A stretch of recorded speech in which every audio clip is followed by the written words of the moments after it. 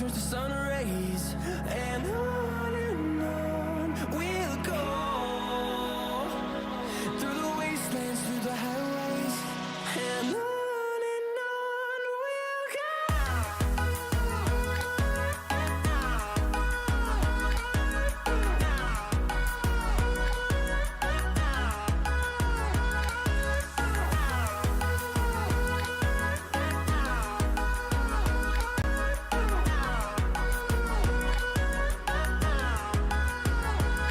And we'll grow in number, fueled by them to see the horizon, turn us to thousands.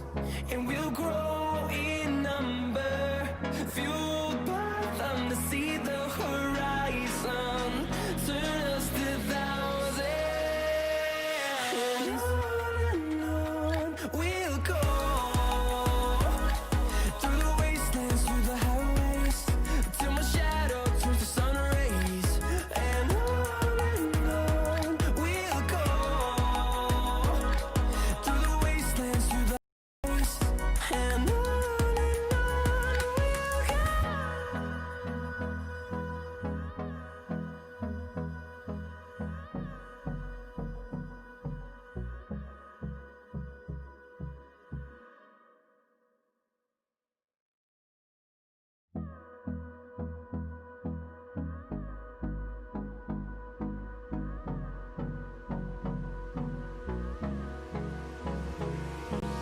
Hold me close till I get up. Time is barely on our side. I don't wanna waste what's left. The storms we chase are leading us, and love is all we'll ever trust. Yeah, no, I don't wanna waste what's left. And on we'll go, through the wastelands, through the highways, till my shadow turns to sun rays, and on we'll go, through the wastelands, through the highways, and on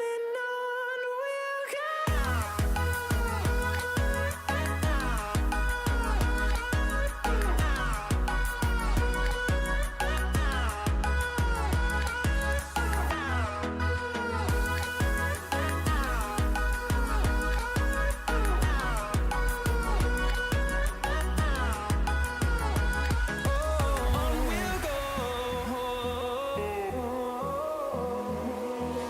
Finding life along the way, melodies we haven't played. No, I don't want no rest.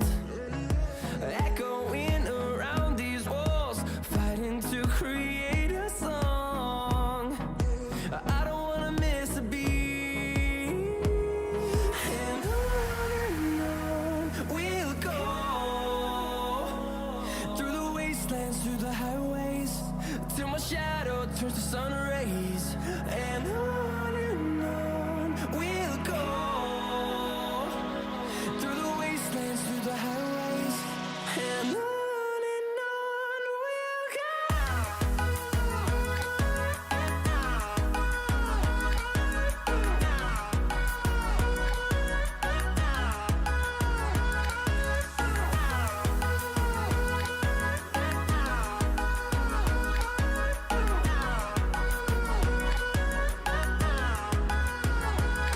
And we'll grow in number, fueled by them to see the horizon, turn us to thousands. And we'll grow in number, fueled by them to see the horizon, turn us to thousands. We'll go, through the wastelands, through the highways, till my shadow turns to sun rays, and on we'll go.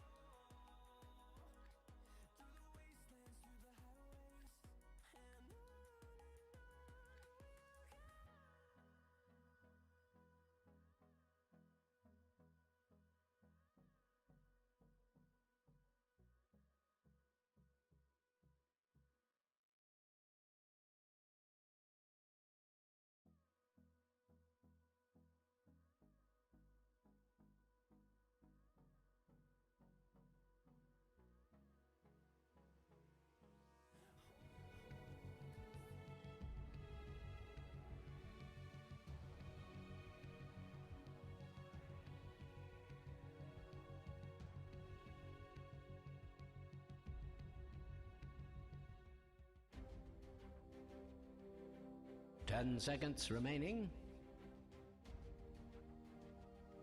5 seconds remaining.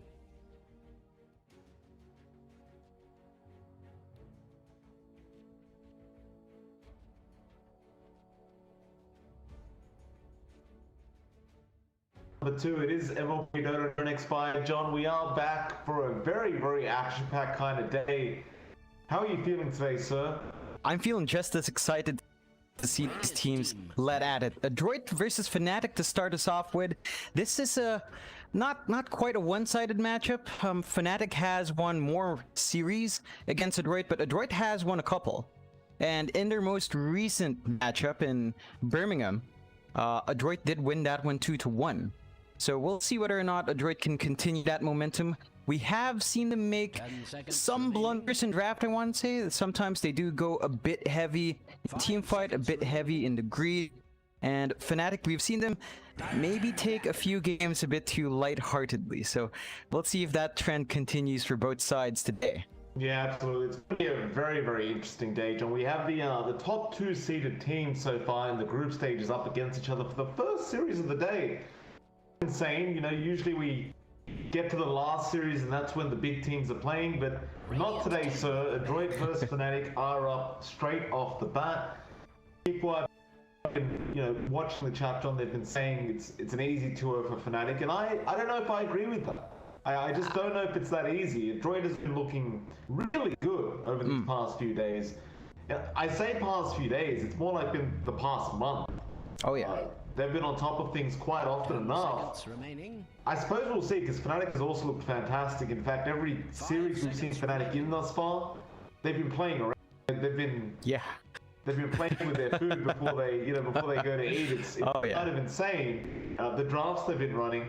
I have a funny feeling they probably won't do that up against Adroit, but I'd love to see it. I'd love to see them feel that confident. I guess only time's going to tell.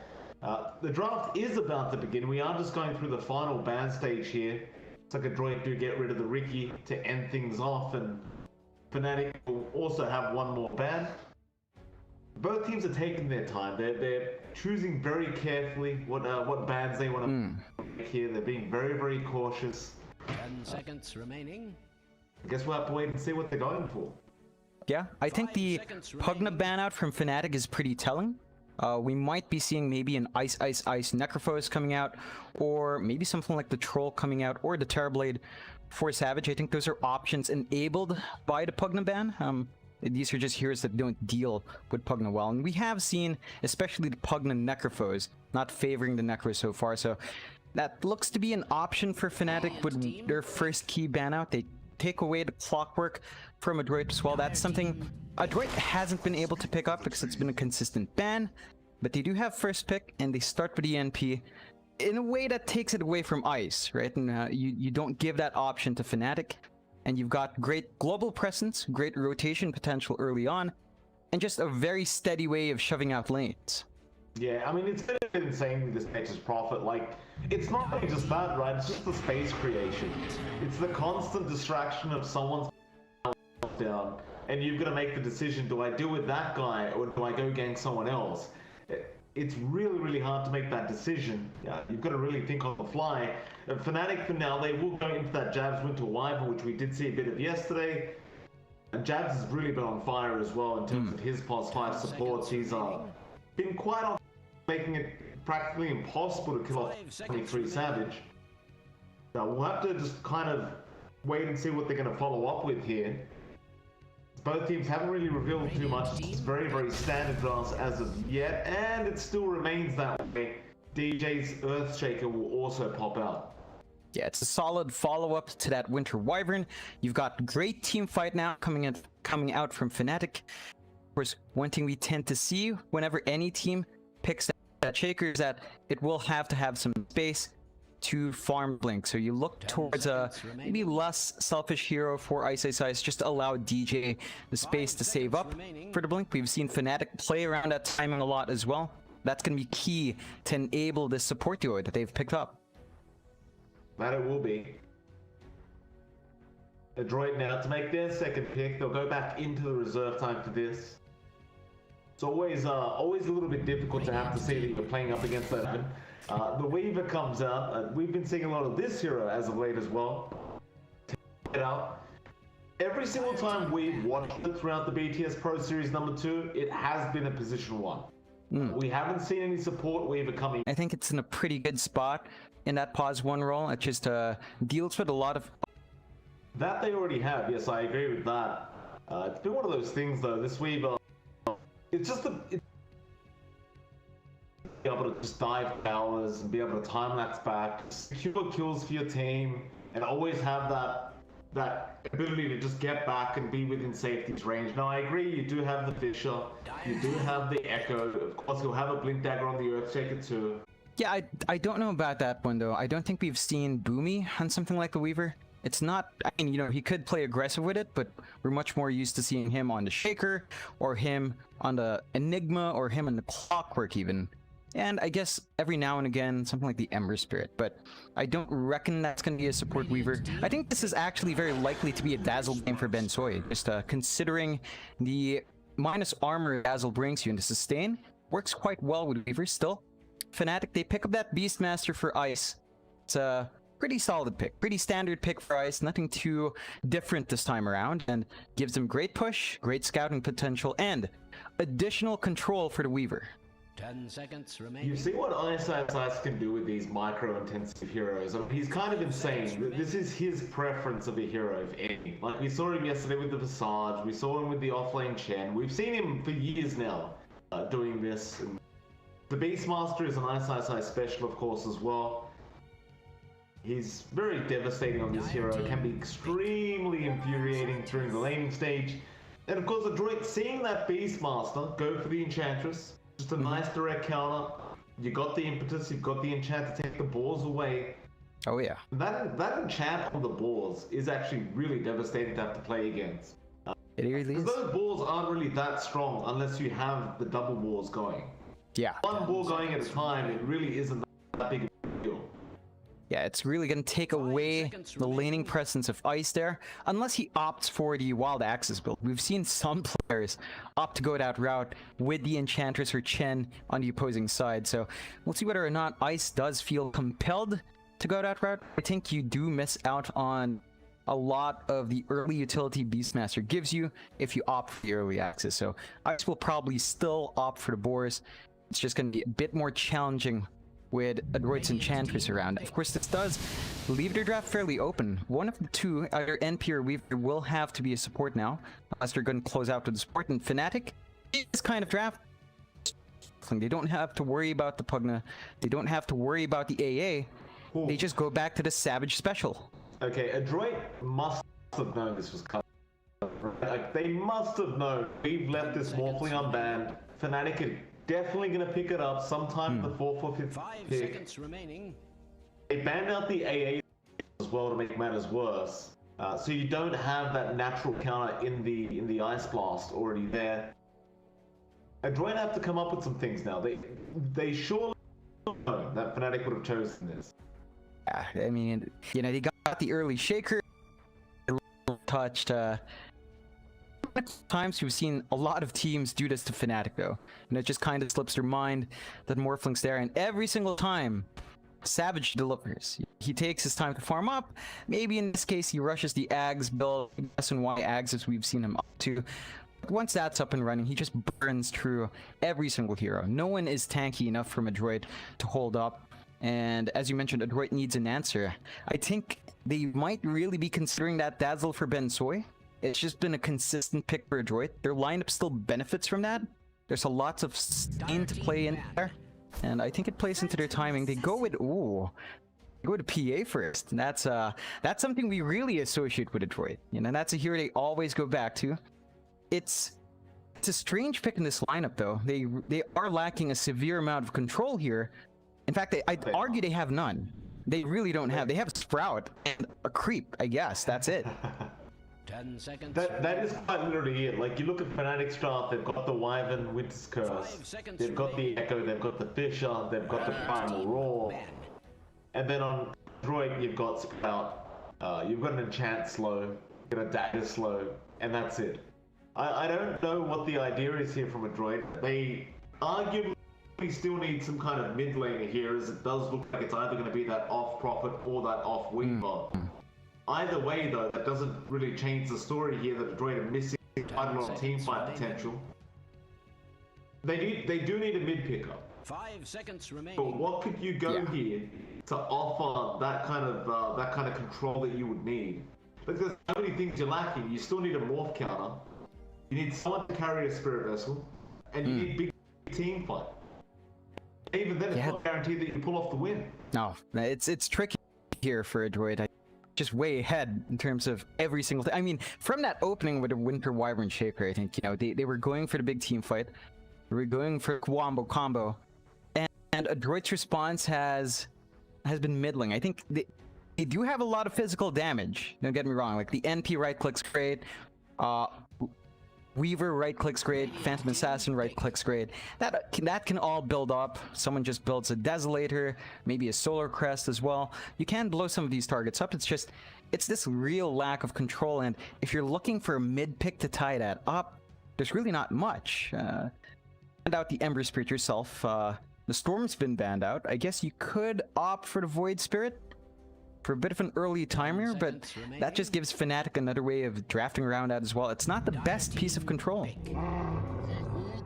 Okay, that's the answer. All right. We forgot about the PA mag. A droid does love running the PA mag. If they do get the option, they feel like they can make it work, they'll try and make it work.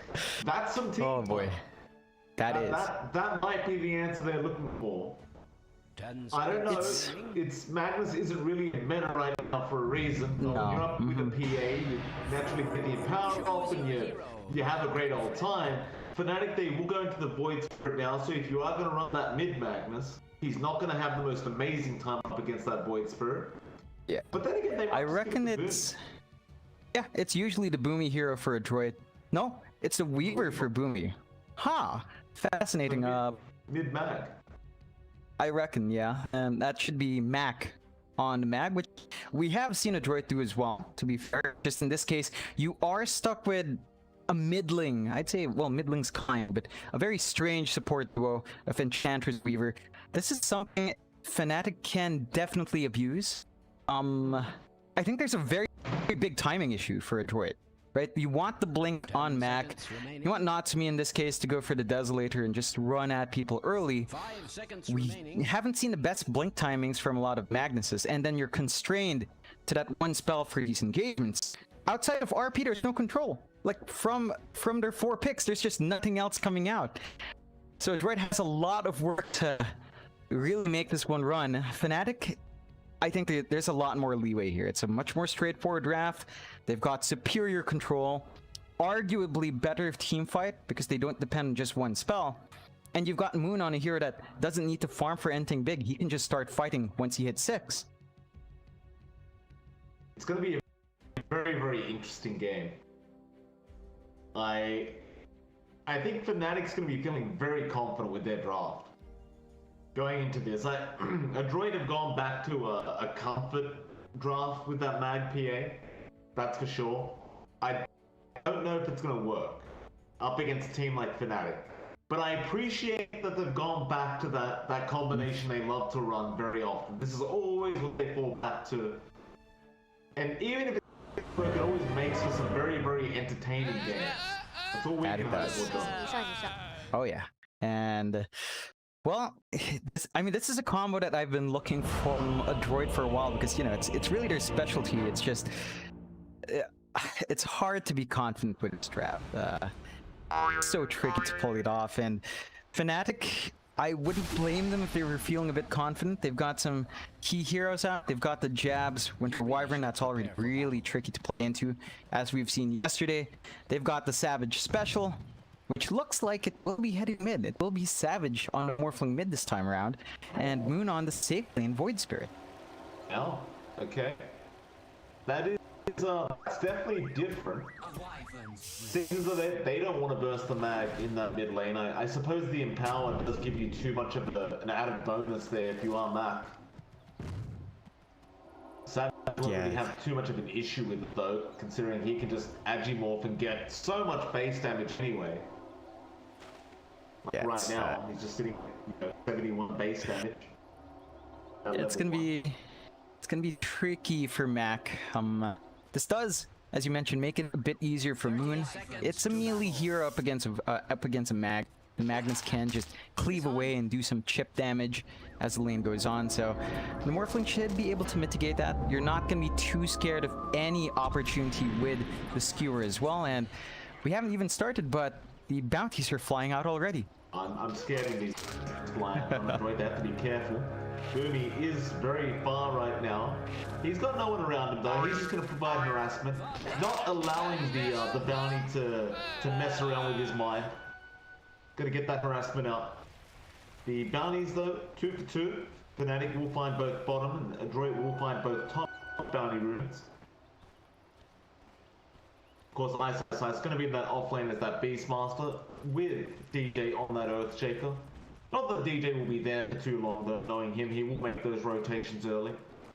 I guess there's another thing though, it is kind of nice to have a mag mid. Because you can just skewer past the Fisher if you do find DJ coming in for a gank. DJ, he does go in for those gank attempts very, very often in that mid lane. So it does kind of help that you have that escape mechanism. Yeah, it definitely does. We'll look to see whether or not Mac does opt for it at level 2 though. This is not really a lane where you'd want to invest in that. It's really just a farming lane up against the Morphling, and in that case you would want the additional wave clear a bit earlier. So there's a bit of a timing window for Fnatic if they want to get a successful early rotation, but looks like DJ will just opt to soak down bot for a bit longer. Oh, naturally, of course, it's going to be there till at least level 2. See if he can mess with Natsumi's last hits. In fact, Natsumi was going to go for a bit of harassment there onto Ice, but oh boy, here we go again. Before we logged on, I saw an update on Dota and I thought, okay, maybe they fixed the server issues. I guess time is going to tell whether that's true or not. What do you mean fix, Mike? There's nothing to fix. And, I want to point this out. Ice, level 2 now, did go for the Axis build, Mike. So he doesn't want to deal with his boards being stolen away. But CML, knowing this would happen, just goes for Impetus. So he still has great harass coming out from this Ench. He used to go for the enchantment level 2, surely. In fact, yeah, there it is. Yeah, he does. He goes for the slow. This could be a killer Ice. In fact, it's almost guaranteed as Natsumi does claim the first blood. DJ at least does get CML's courier as they were doing that, but I think Adroit aren't going to mind too much. In fact, CML does split out DJ's courier, but won't really be able to reach it for a second. In fact, he misses the first one anyway. Bit of bad luck there. Regardless, we should have a look at the top lane as well. Of course, Moon is there on the safe lane. Void Spirit up against Ben Soy on that Nature's Prophet. And I've got to say, in terms of farm potential, Moon can't really be stopped.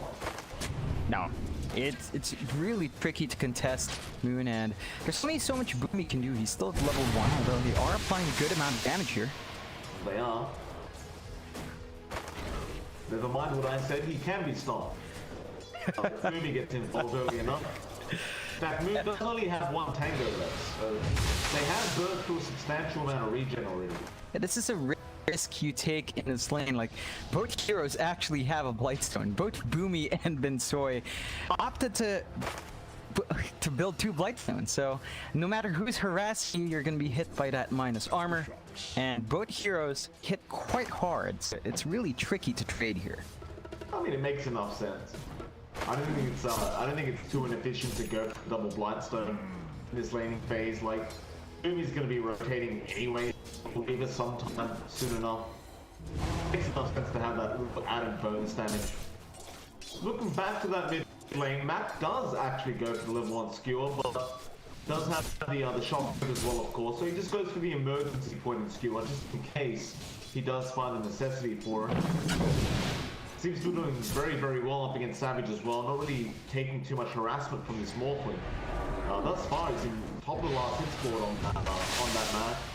top lane. Ben Soy going to be in trouble now. In fact, no, never mind. It's Moon that's in trouble. He will try and juke and jive with that assimilate, but Boomy is on the chase. Gets another pulse off, but in fact, Jab will die, and now Boomy still going Moon.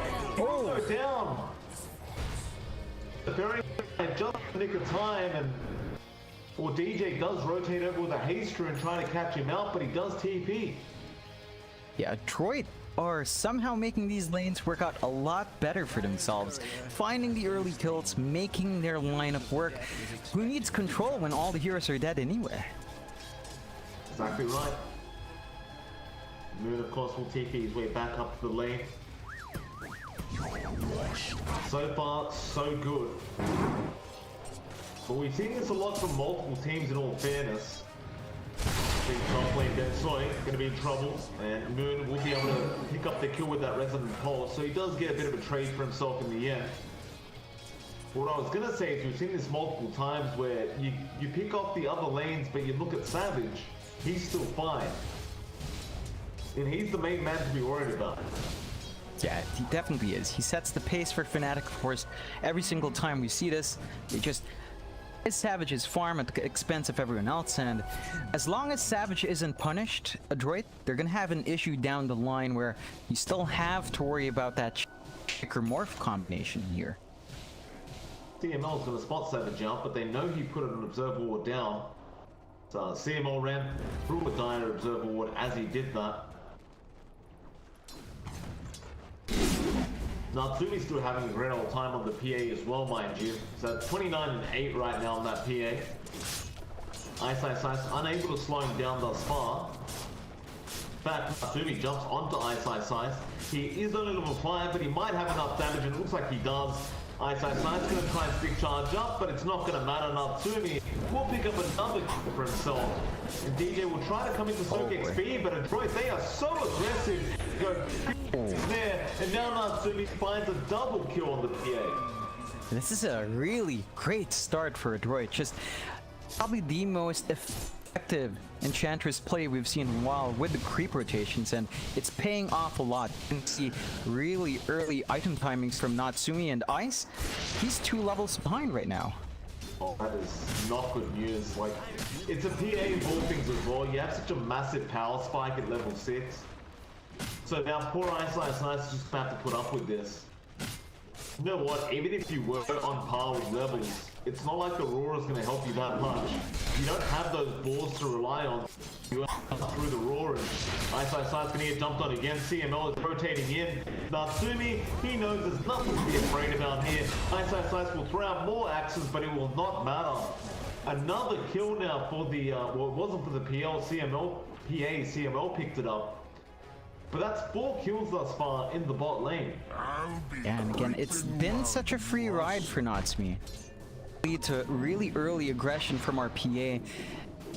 And once more, this is something Detroit likes to play around. They just need a blink up and running on Mac after the Echo Saber. Once that's ready, the PA Magnus combination does kick in. Now Fnatic, they're not lagging behind too hard. It's only a 1k advantage for Adroit here at 7.5 minutes in.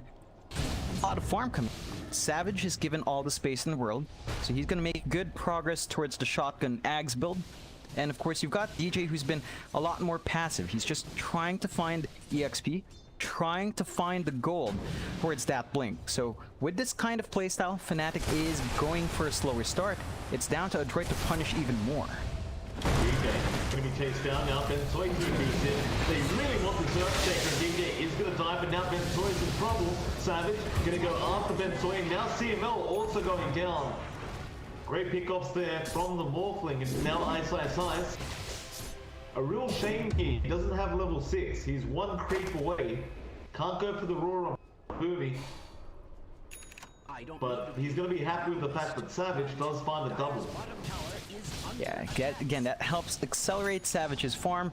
You are stalling out DJ's blink, but I'm sure in that kind of exchange, DJ wouldn't mind too much. There is a roar now on Ice, and he is chasing Boomy. He will commit. DJ's going to be there with the follow-up and Chant Totem hit, but now Natsumi jumps back in with CML. He wants to get Ice up down again. They try to stun him up, but Ice just told his teammate the lane.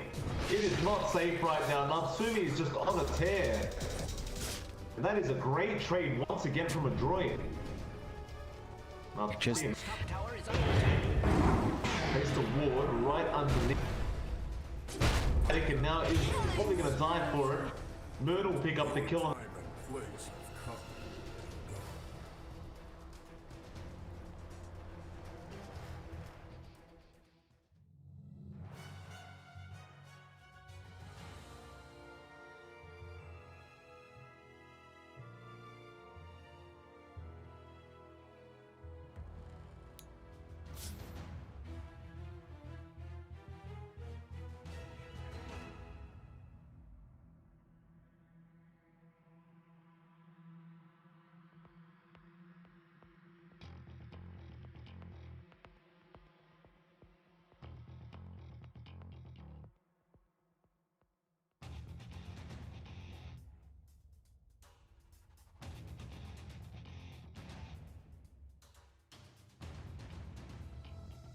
Radiant's bottom tower.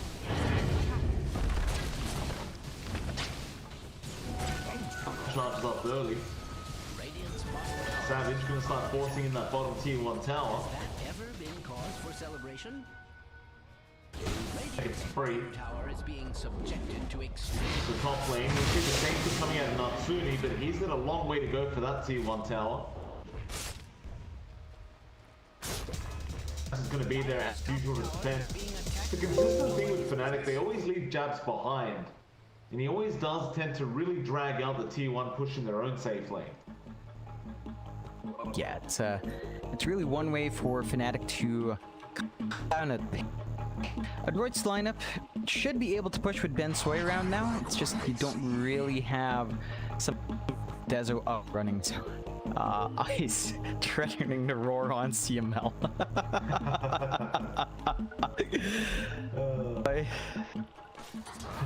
He has backup. He's trying. He's got double damage as well. Moon is going to make the chase. A through him does not land. And uh-oh. They put the bounty on, but they couldn't raid. Ice is not happy about it. Under attack. They're still. Tower is under attack. I mean, Fnatic is 8-6, but they're only 1k behind. So there's a lot of reason to still feel confident. They're still applying the pressure down mid as well. They do lose their top tier 1, but making good progress down mid. I've got to be careful though. Matt has the Echo Saber up now. Got the RP as well, sitting at almost 11 on that mag. They paid too much attention to this Magnus either. After though, Fnatic, they come in with that T1 mid. And a Droid, they are really not going to respond to this thing. They will go down. Yep, looks like a Droid are just happy enough to trade these objectives. They have space for their PA farm up in. For Mac to make progress towards the blink. They can't really afford to risk missing out that blink on time because there's just where Fnatic's vulnerable, but once you let that slide by, you're looking at potential Echo Slams coming out, you're looking at Winter's Curse ruining your initiation, so they really just have to play a bit of a pain as well, but Fnatic are going to build up. Like, you look to Savage, uncontested, unpunished, is saving up and building quite steadily towards that shotgun first. He's going to have it pretty... Ice now still has that roar up as well, so he wants to try and make use of it. Down to the bot lane, Boomy would be an easy target to go after, but DJ gets caught under that Observer Ward, so he takes a bit of T1 damage.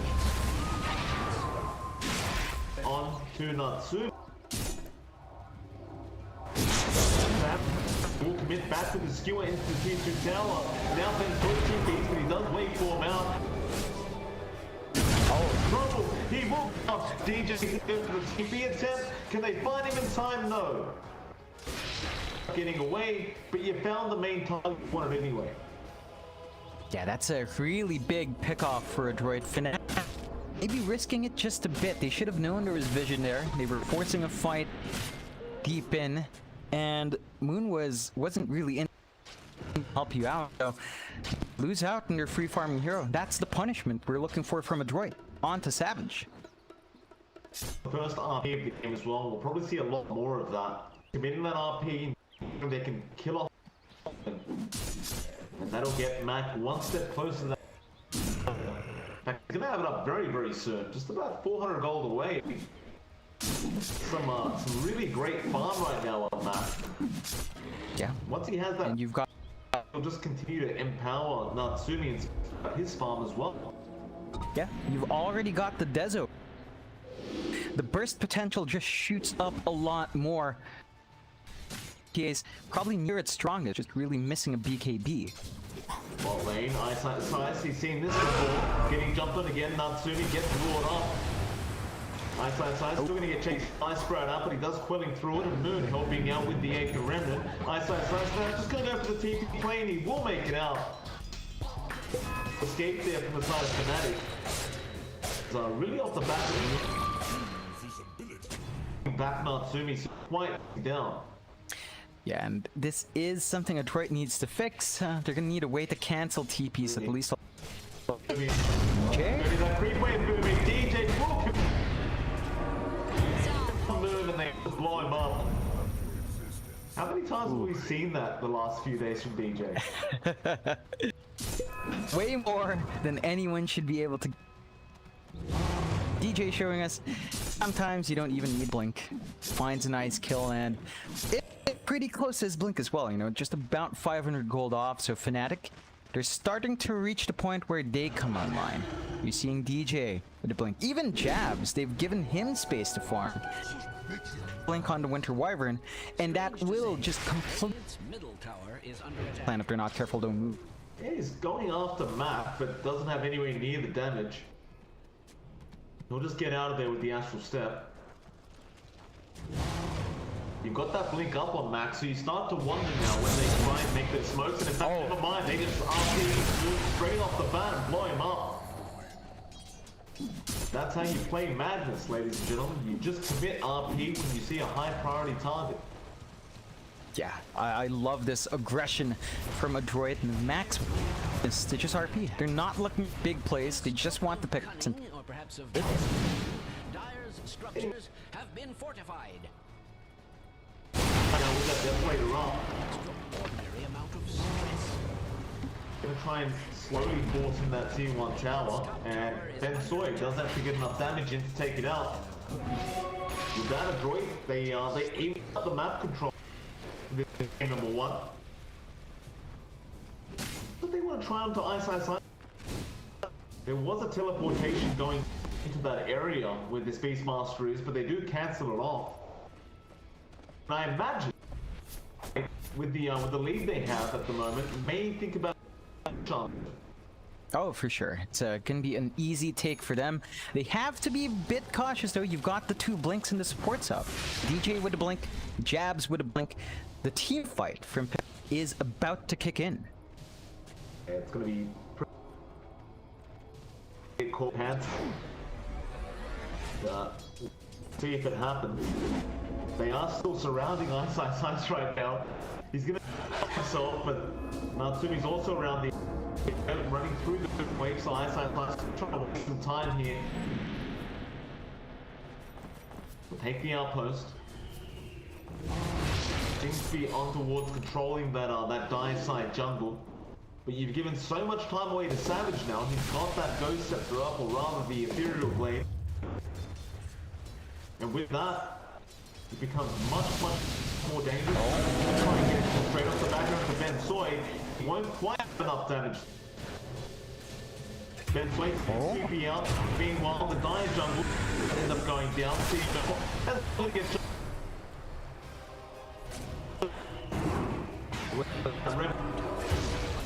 and will secure the kill. Ever been cause for Yeah, so celebration? good set of pickups for Fnatic. They did have to defend the slam, but it is worthwhile just to find a couple of kills for yourself. It's unfortunate Savage can't find a burst. Just the entire combo off. That toy was preemptive. It's the RP and the skill button. Oh, Natsumi gets the last hit crit. I tried before the skill was there, but Matt was already mid-skill when he did. with that. Soy. Damage comes in. There's a but there's a wind's curse on Soy. No critical on Natsumi. He does allow his teammates to survive, and now it's onto the wall. There's jabs on the Wyvern. Chase down right now. Natsumi, can he get lucky enough to try to just walk his way? He does the fury with himself, but with that there is a vessel and they should have control. Savage will lose blood. And now a droid. Objective do you want? They are running towards that Roshan. It's gonna be really straightforward for them. They to force Fnatic to use all their big ults, so they're not gonna have the option to just play inside a pit just yet. And this Aegis should give a droid a lot more leeway. I love just how aggressive a droid's been. Fnatic do their team fight, but a droid's not letting them play that way. They're not pumping S5. They just hunt his twos, hunt his trees, and build off from there. Now you've got an Aegis to deal with on Natsumi. He hasn't played this game yet. He's 6-0 with 4 assists. With that Aegis, he's going to be feeling a lot safer. This shotgun build from Savage just hasn't really killed anyone yet. It's still waiting for the right. That CML should go down, but Savage, no, doesn't climb that either. CML will be taken out by Moon, it seems. Seems like the Morphling might need a few more stats. That's not really gonna move that Chantress too much anyway. No, it's not the biggest loss, and you are still seeing that shotgun. It's not enough. An instantaneous burst. Really sneaky smoke. Yeah, spotted out. Are aware of this. The bounty has been placed on Ice Ice's head. Both coming in. Fisher is going to be there. On to do the RP. Again from Mac, and now with the empower of the PA. Savage has the best of the own. They just wait now. Winter's Curse from jabs on Natsumi. It is nice, but there's no damage coming out of the PA. It least for Savage to get out of there, but not Ice. He's going nowhere. He gets hit by the shotgun. Not do enough to Natsumi. They will back up. Yeah, it could have been a lot messy for Fnatic, and a droid just pretty happy with the fact that they take DJ out before the slam is to follow up. So again, Fnatic not able to maximize their combo with the Wind Wyvern and the Shaker, and they really do need that control to come in, although Natsumi being chased. Oh boy. DJ died. Just chasing a PA at this point with the items Natsumi has, not quite advisable at this point.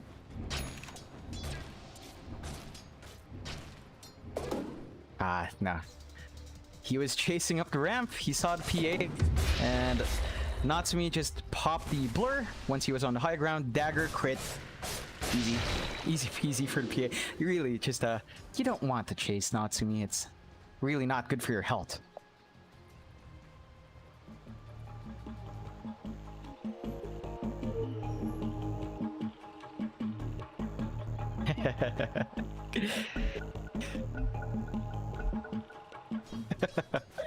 Oh, you know, I disconnected earlier as well. Just, yeah, and then on top of that, sometimes the game crashes. You know, just good stuff for a game in beta.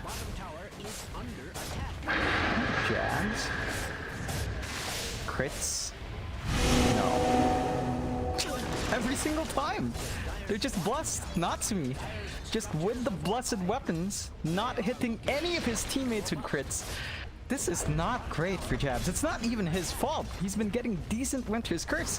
You're just never able to find any kill.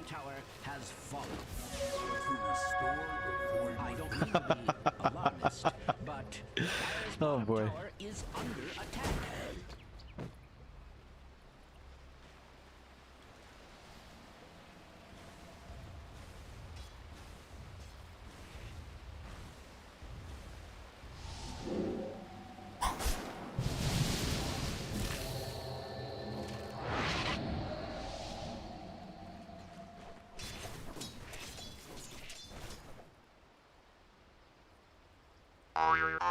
It's a great weakness of Detroit. I think we saw a bit of this yesterday, and yeah, there you go. Server issues.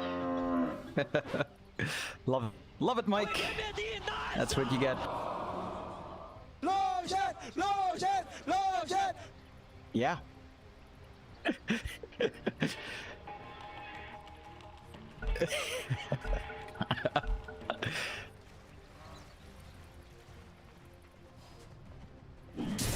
No.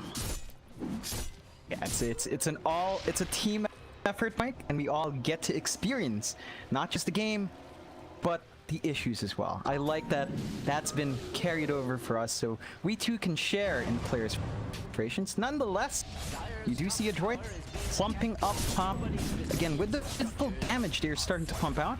The push doesn't take as long as you expect. In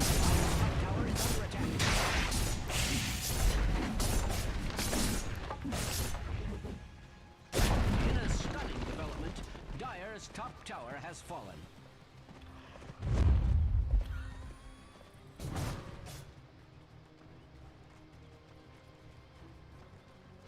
Oh yeah.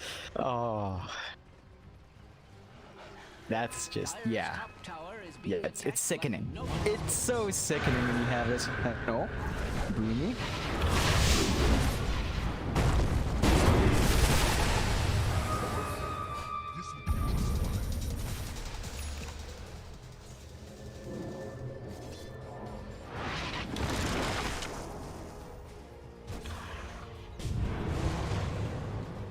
Oh.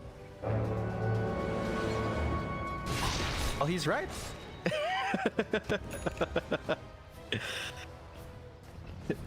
Well, they've got the Basher in Natsumi, so that replaces the Aegis, I suppose, and that gives them a stun.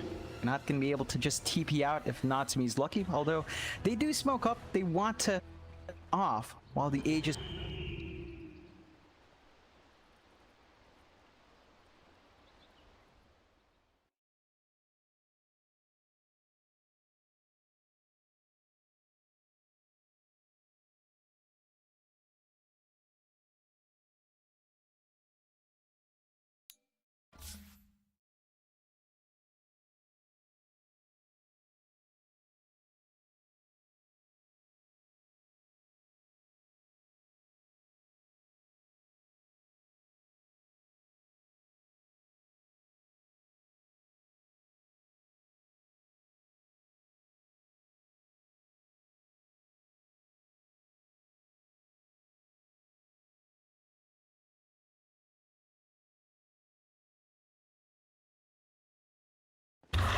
Dire's middle tower has fallen.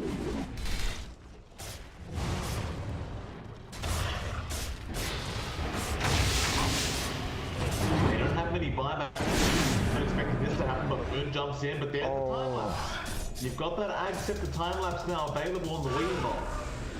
And it becomes seemingly impossible to kill anyone, but now Ben Toy just jumps off the rule was there from my side. He's sure brought the EJ. Big echo coming out. Ben Toy does go down, but now Natsumi does big heavy up. This get flying. Savage trying to go up back. Should kind of the no. It's up again.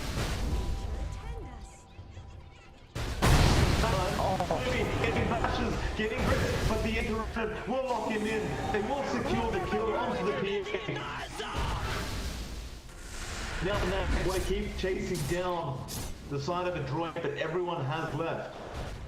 Yeah, they find probably the biggest kill they could hope for in Natsumi. A massive streak going away there towards Fnatic, and just a bit of an overextension.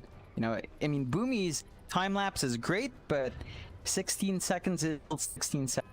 You're gonna have to really try to wait that one out. It would have been nice though if they Savage, but the bleed out, shift, and it'd be fine. Nothing necessary is expended from the weight up the down. Yeah. He did not do so that last fight.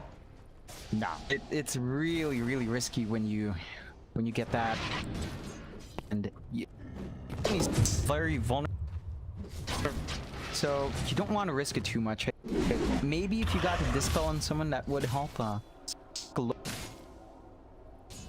not Bottom tower is towards that just.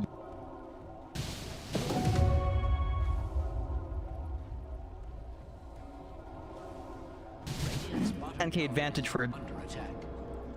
Has that ever been cause for celebration?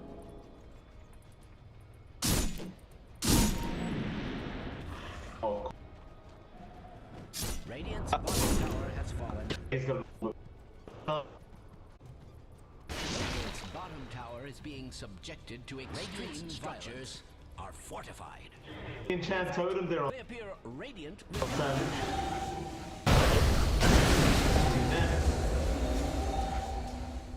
That'll be it. They take about the tower's HP. Prevent yourself from being caught out, although maybe you switched it out. Yeah, went for the market first though. Probably not gonna have that soon, but tech onto me, and you do see a droid. They want the Roche. They're a bit too early. They should spot it in the next 10 seconds though. Up 5 now. They know the timing. They take out the Hawk from my side. Let's scout it out, but there is another Hawk here from my side. Hidden spot of the Roshan here. Roshan will get started. They're gonna try and burn down ASAP. But they on the side of Fnatic, well, they're gonna hurry because that's crit. Make it very, very quick. If he gets lucky enough, they are moving their way in. Jab, work now. Oh, don't get the Aegis! RP is back for the great con breaks out, so they can't really do anything right now. Savage gonna wait for him out. Back up to Booney, gets a nice quick drop, but now Natsumi will BKB. There's a roar out for my size. Time lapse there on Booney. What's the 5? DJ, don't set the wall out into this. Back onto the PA, trying to burst out Natsumi, but he will blink strike out of there. But Fnatic, they have the Aegis. All that matters is Soy as well. Then Soy, do you actually get out of this? Not to me. Not to me. He was not swimming. He does get it. And now the Nature's Proper. They knew that Ben Soy was going nowhere. They knew that Natsumi had to die first and Savage somehow find it. Oh man, it's a droid. Radiant's middle It's a tower big is mess up under there. They saw jabs go in. You saw the BKB from Mac, but Natsumi didn't pop his. Really heavy punishment from Fnatic, and they should be able to find a lot off the back of this. There's no RP for another minute. Be able to clear a few more objectives for themselves and do some significant damage on these tier 3s. Savage will take it very, very quick. Sanji Nashi now up as well. She just wants more oil attack potential. The wall jump. Who is he actually bouncing? He's on the wave. They have to make sure. Radiant's middle Savage. He just puts up CML, but now the skill from Matt. Has he gone too far? No, they don't. They can't actually lock Savage down. Radiant's middle tower has fallen. A droid loses rats anyway. It's just 2 T3 towers. Detroit, they lost out on a 10k lead. It's now less than 1k away. Fnatic, everyone's managed to catch up, except, well, Ice is still lagging a bit, but really doesn't matter at this point. As you do see Fnatic edge away in objectives, and Adroit, they need to land this team fight. They need to not hit that BKB.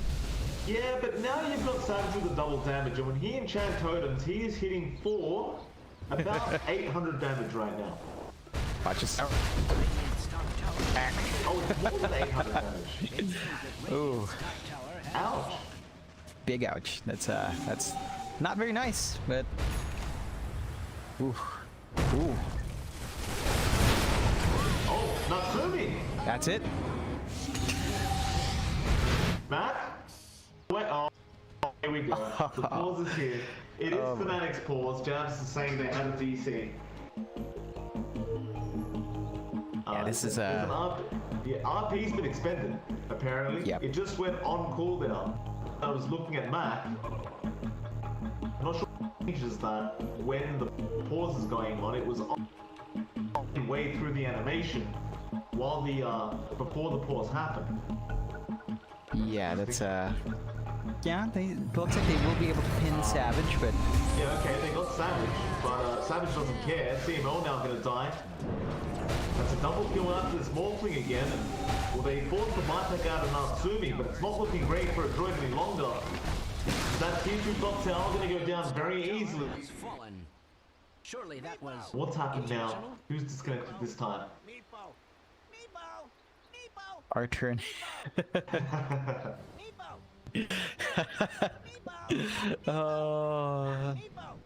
Volvo.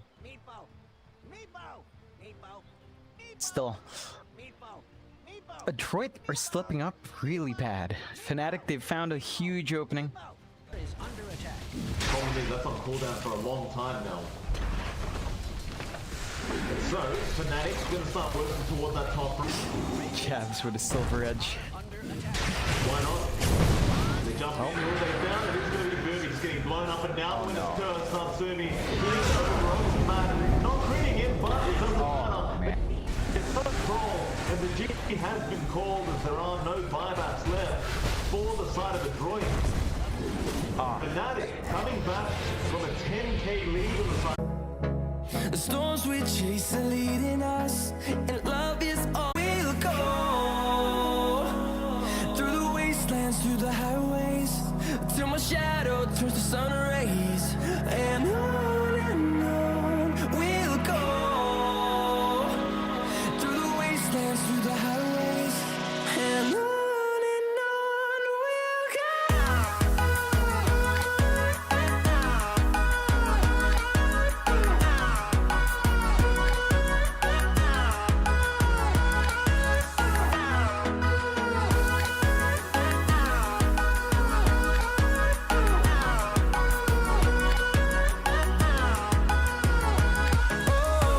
we'll go. Finding life along the way, melodies we haven't played. No, I don't want no rest. Echoing around these walls, fighting to create a song. I don't wanna miss a beat. And on we'll go. Through the wastelands, through the highways, till my shadow turns to sun rays. And on we'll go. Through the wastelands, through the highways, and on we'll go.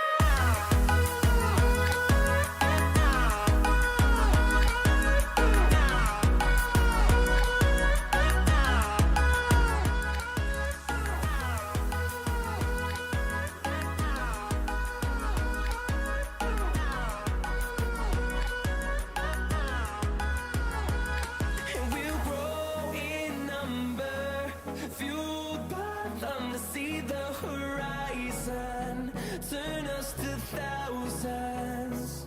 And we'll grow in number, fueled by them to see the horizon, turn us to thousands.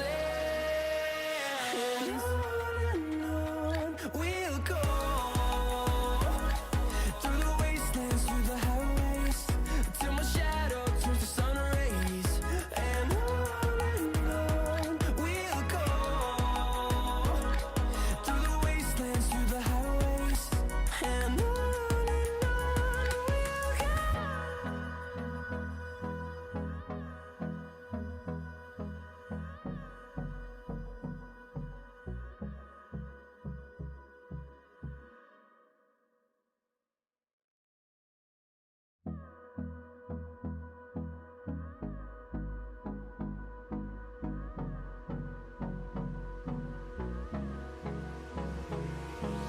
Hold me close till I get up.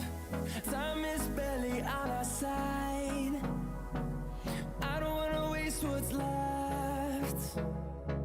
The storms we chase are leading us, and love is all we'll ever trust. Yeah, no, I don't wanna waste what's left.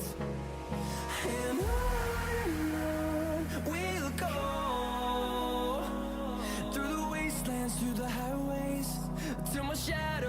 sun rays, and on we'll go through the wastelands, through the highways, and on we'll go.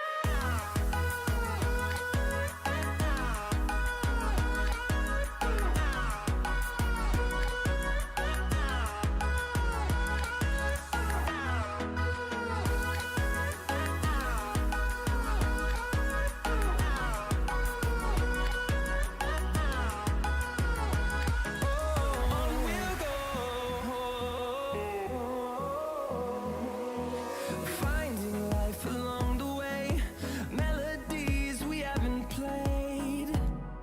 No, I don't want no rest. Echoing around these walls, fighting to create a song. I don't wanna miss a beat. And on we'll go through the wastelands, through the highways, till my shadow turns to sun rays, and on we'll go through the wastelands, through the highways, and on we'll go.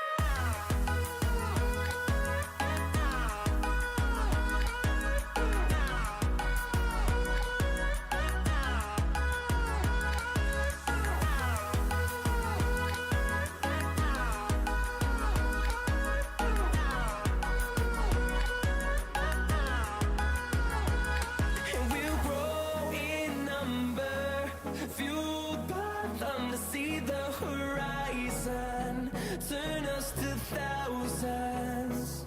And we'll grow in number, fueled by them to see the horizon, turn us to thousands. And on we'll go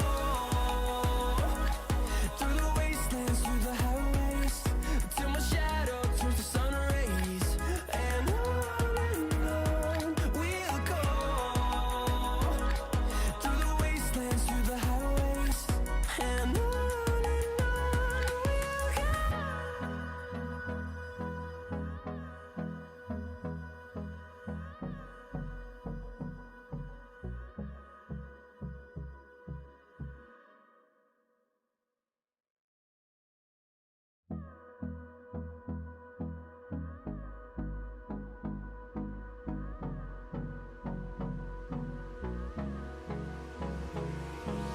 Hold me close till I get up. Time is barely on our side. I don't wanna waste what's left. The storms we chase are leading us, and love is all we'll ever trust. Yeah, no, I don't wanna waste what's left. And on we'll go through the wastelands, through the highways, till my shadow turns to sun rays, and on we'll go through the wastelands, through the highways, and on.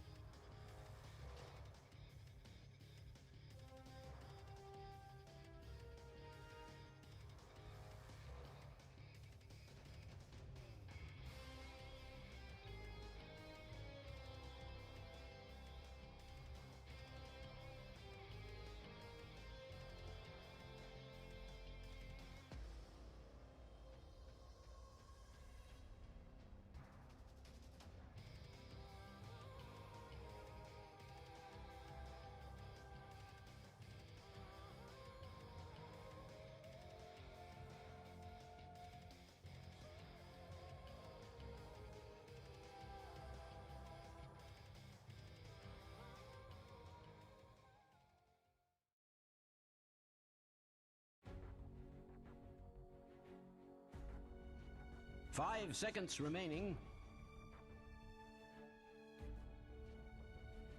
Dire team ban.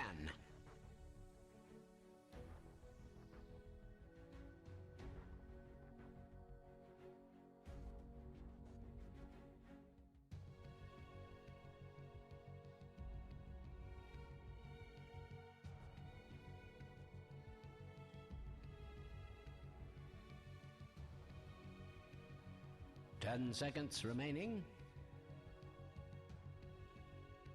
5 seconds remaining.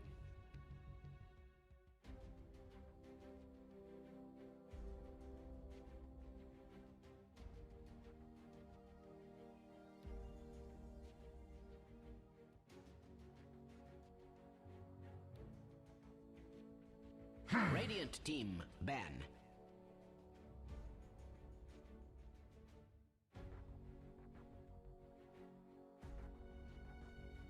Dire team ban.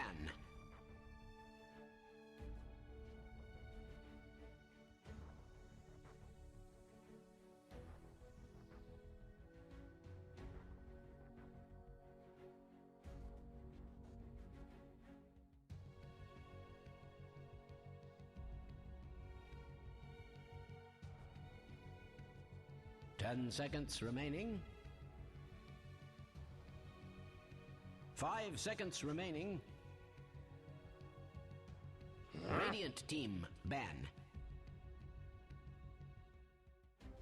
Dire team ban.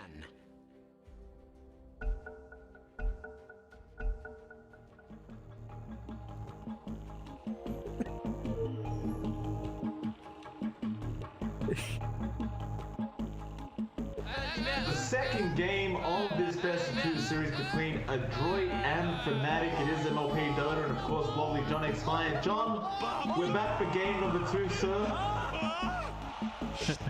As you can hear in the background, the old chat's going off. How you feeling, sir? I'm feeling great. That was a fantastic game 1 from both teams. Adroit managing to corner Fnatic for a while there and just slipping a couple of fights, letting Fnatic play their draft. In the end, slipping out from a win, but we are seeing it. Adroit can bring that fight to Fnatic, and as long as they get their draft, as long as they get their timings right, they can punish the way Fnatic's been drafting. They have been going for a bit greedier, especially in that last game. You looked at Jabs farming up a blink, DJ farming a blink. You needed a shotgun and the Ags build up on Savage's Morphling. You know, you had to completely sack Ice's lane. So that was something Adroit managed to manipulate. It's just, again, they gave Fnatic an opening, and Fnatic just takes that opening, shreds it really wide, and just bursts right through. So Adroit has to be a bit careful about slipping up like that still. It was really impressive what they did there. It was. They were just so close, it felt like. They were so close to be able to take that game 1 off Fnatic. But Savage, it's Savage, right? He's had his Morphling. See you later, You know, you can't give him Morphling and just leave him alone. He's gonna catch up at some point and he's gonna just finish the game off for the side of Fnatic. And funnily enough, John, Morphling is in the pool right now. Oh man. I believe Fnatic will wait to the later stages if they do wish to pick it up. But Fnatic do have first pick. There's also an Earthshaker in the pool right now. And they will take that Earthshaker every time. Why not? Yeah, and this time Adroit, they're ready. They got the AA first. And they have a beast chance. Alright. Yeah, so they've got the control for the Morphling. They're expecting this. They don't want to deal with it. They'll leave it in the pool. But they've got the combination to counteract it. Fnatic, though, they're going a bit different. We do see the Clinks make an appearance again. This has popped in a couple of times, right? It can come online fairly quick. It does a lot of damage at the start. A lot of flexibility. We've been seeing that in support. We have seen the odd game where it's core, and I think it's a solid pick for Fnatic if they do want to play a bit of a faster game. The Clinks will enable that. 5 seconds remaining. Yesterday and the day before that, and even the day before that, John, every second game Fnatic plays, they tend to play it funny. It's more of a troll draft. Like, they run memes, right, in their drafts. I'm wondering after game 1, is this the start of a new meme draft for Fnatic? Are they was game one close enough for them to take this game too seriously up against the droid, or are they gonna meme around? I don't know. I think the Clinks is a great pick. We've seen Moon play the Clinks very effectively. It can be run as a support as well. We have seen Fnatic, I believe it was, run a position 5 Clinks once, which didn't work. But Yeah. I'm wondering now, is Fnatic gonna start messing around with this draft? There's a possibility. I wouldn't say they should, mainly because that game one was, it was really tight. It was really close. It was all on a droid actually slipping up. So whether or not they should, I don't think they should. This is not the clearest matchup. A droid has beat them before. You wouldn't want that to happen again. Of course, they are kind of tied up for first right now. Like Fnatic is 3-1, a droid is 2-1. So really don't want to give a droid just one win away. You know, like if they do be 3-2 and 2-2, so the gap doesn't grow any wider. Okay. The Titan pops out. Now this is a hero that we don't see very often, but I do like the combination with the Beastmaster. Excuse me, that aura does lower your magic defense quite a lot, and I believe it's your base defense as well, right? Yep. So it's, you can get a lot of damage out once that roar is there. As long as the other Titans around, they are very, very susceptible to taking a lot of damage because you have so much base armor and so much resist removed thanks to that Elder Titan aura. As well as that, the control from Elder Titan is kind of insane. Like, you tend to forget how quickly he can stop a team fight in its tracks and allow his team to reset and either back off or reinitiate the way they want to. Yeah, it's a really strong tool. I think a droid, we've seen him play these big team fight heroes a lot. Of course, the ET is kind of the same kind of playstyle. More than likely. I mean, it's there, but again, droid's really right. They've got the AA, they've got the Beastmaster. Even the Elder Titan can drop that guy down fairly low. So there is certain things to watch out for from a droid. And yeah, they just picked the Void Spirit themselves. They've got a solid way of jumping in. They don't want to play it against it. We saw what happened in the first game when Moon did manage to start applying aggression. So a droid, I think, still have a pretty good pace here. The push potential, it's not as wild. You are only relying on that Beastmaster so far. And their team fight, well, it's not as scary as a Magnus PA, but you do have some potency there. Really have to watch out for what they do last pick next. Fnatic, we've seen this matchup before. They know the Void Spirit's there. They take the Storm Spirit, and to be fair to a droid, they don't have too much control outside of the roar. Like, you've got the sleep, but that's not the most reliable against a Storm. Right. My question is though now, where is this Clinks going? Like, you've got the mid-storm there. Is this an off-lane Clinks or is this a safe lane Clinks? I don't remember seeing Savage play Clinks. No. I think it's Ice, probably Ice. I can see him being highly disruptive on Clinks. I think that's the best slot for it. You're definitely not flexing it as a support, not with the Shaker and Wyvern here. Jabs, they just play those too often. So if there was a safe bet, probably Ice, but and say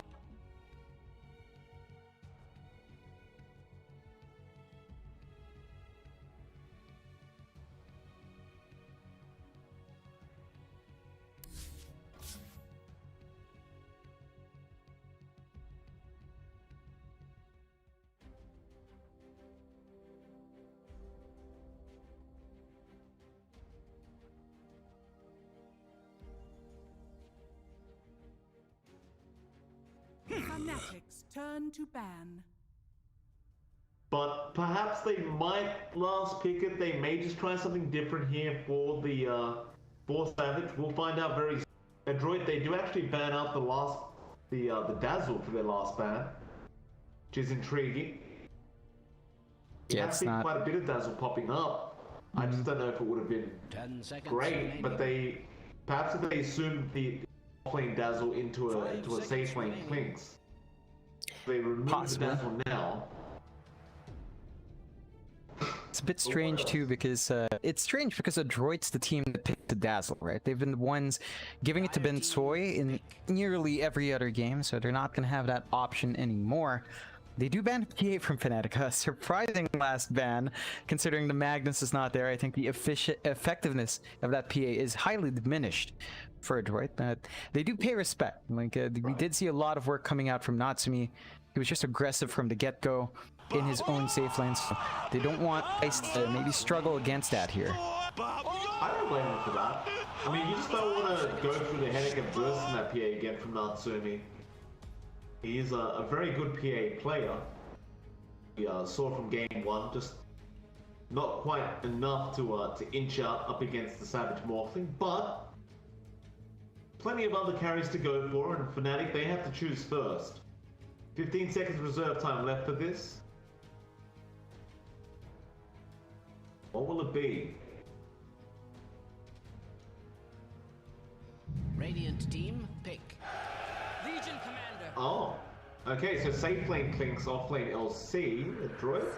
Okay. Ooh. They take the Spectre, which was left, and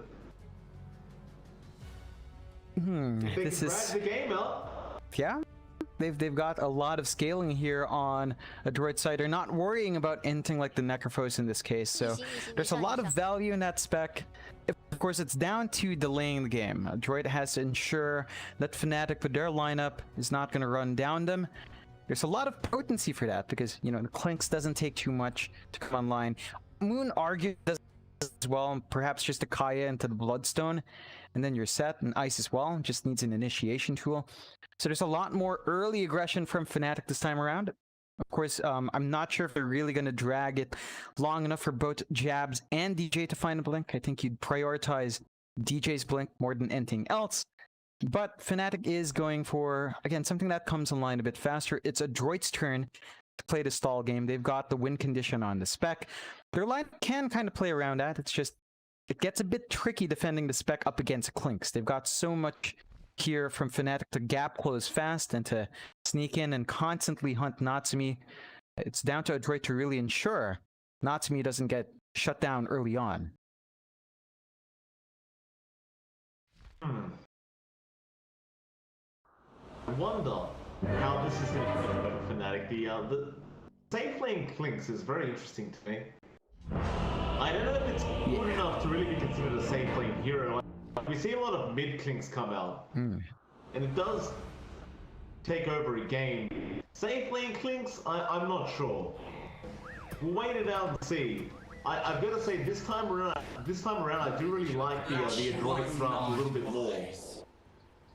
You've also got some nice global presence there from the Adroit draft as well, right? Like you've got Raw into Ice Blast into Horn, and essentially just blow someone up. Yeah, it gives a lot of potency for Adroit to perhaps play earlier with Natsumi. Not sure how much they'd want to commit that. They would still probably just look for the safe farm.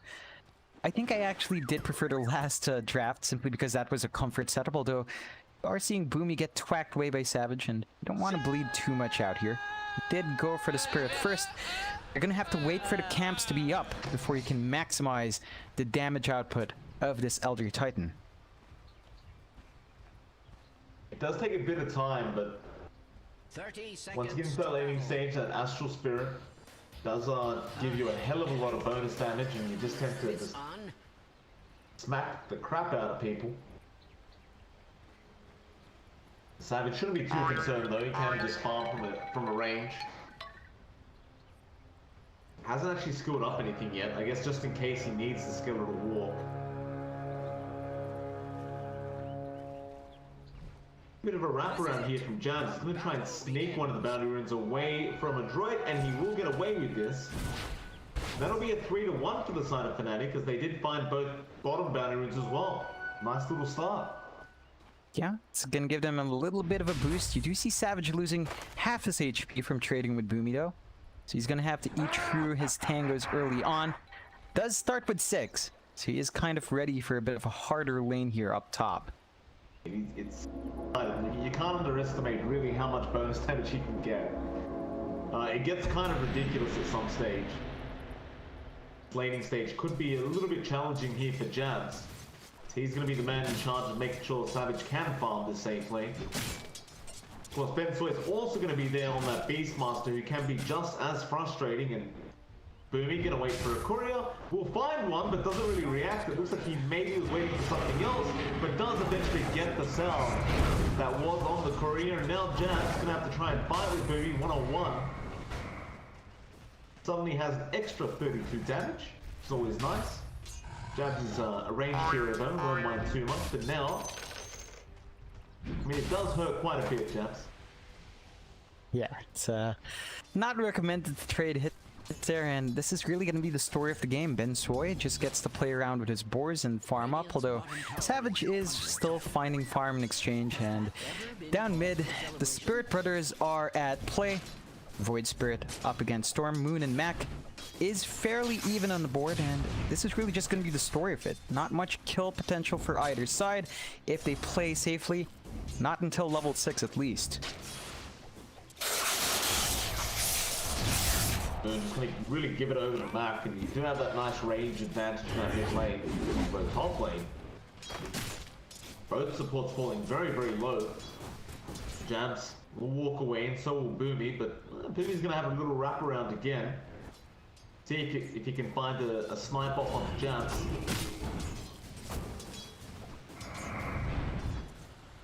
He'll make it pretty obvious with that Spirit flying out. I think Jabs should be okay. Ladies and gentlemen, Well, that bot lane, CML and Natsumi, having an okay time so far, but Einstein Science gonna be feeling very safe on that LC. It's probably gonna deny the living crap out of Natsumi. Natsumi really only finding 8 last hits so far on the Spectre. It can be a little challenging up against that LC though. Yeah, it's kind of the same story for Natsumi and Savage. They're just not finding the best of farms, although. Yeah, top lane, Boomy does end up going down. Jams picks up the first blood and immediately gives the tip over to Boomy. Ooh, yeah, that's a great little start for him. He was the one being bullied out earlier. In the end, Boomy just overextends a bit and is punished. Boomy's holding on to 2 of his obs wards as well. Gonna have to plant those down to gain a vision advantage in order to keep applying that harass. And stuck at level 1 means you're really not applying as much damage as you should be. Going on to Savage now, again, just trying to get through all the regen Savage has, and he's doing a great job of it, but now he's going to have to take some harassment back. Because level 2 Searing Arrows do a lot of damage. This is giving Ben Soy a lot of space on that Beastmaster to get to secure farm, and now Stomp will fly out. Savage, he may have stuck around too long here, and looks like he has. Underestimating the level 2 timing of the Auto Titan, he will end up dying. That's a lot of gold going away, and again, you are keeping Savage in check. This is something that wasn't really done in Game 1, but is most certainly a highlight here in Game 2. His farm is probably just going to be continuously contested in this laning phase. Mac mid lane got Fisher blocked there from his own tier 1 tower. And unfortunately for him, he will also miss out on a power rune.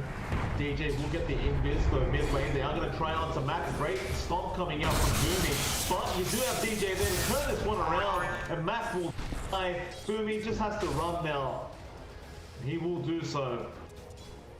They must have expected DJ just left the lane, and that was not the case. He was really not that far away. Again, this is something really well. The early rotations in DJ this time are making an appearance. They can apply that pressure mid, and this is most certainly going to hurt that early farm for Mac and Boomy's progression, as he is forced to be just as active on the map as well.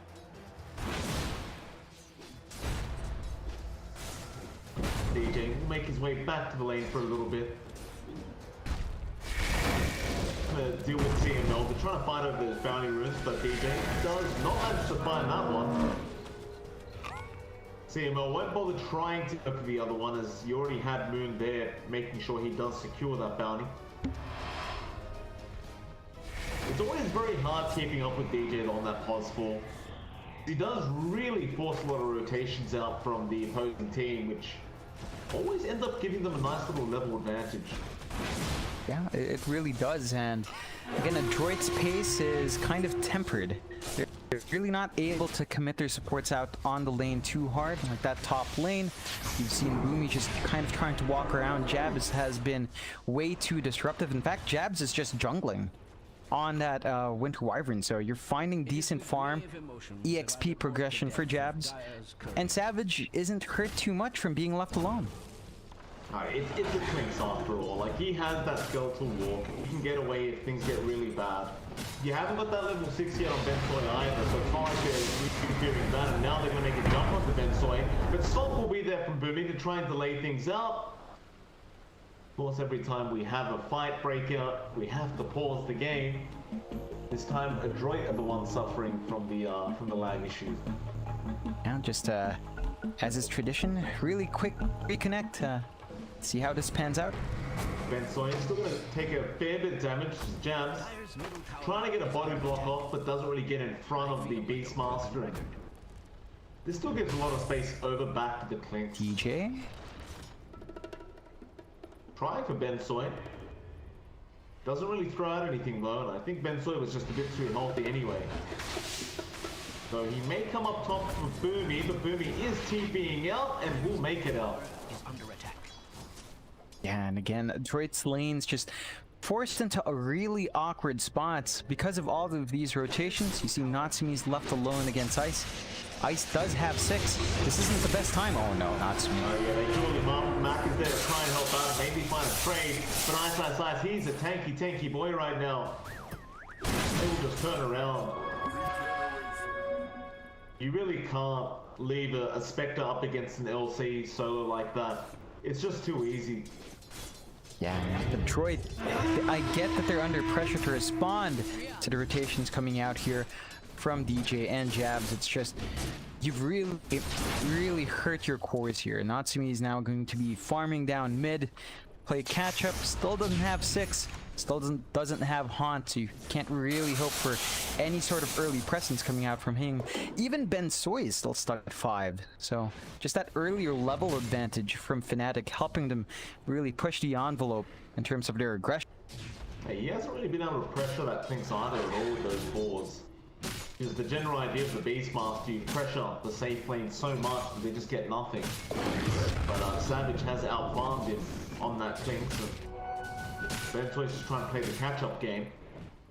Desperately needing that level 6 to try and find a pick off here for the side of Adroit. Especially, like, you want to kill off the Storm right now. Moon's almost hit that level 8 mark, but he's just got free reign over the mid lane. He finds an illusion rune for himself.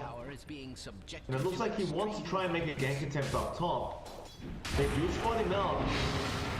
Is it going to matter though? Boomy's kind of just continuously farming up anyway. Jabs is slowing him down. They do TP one up in the forward match, but Moon doesn't care about that. So Pseudo after Boomy.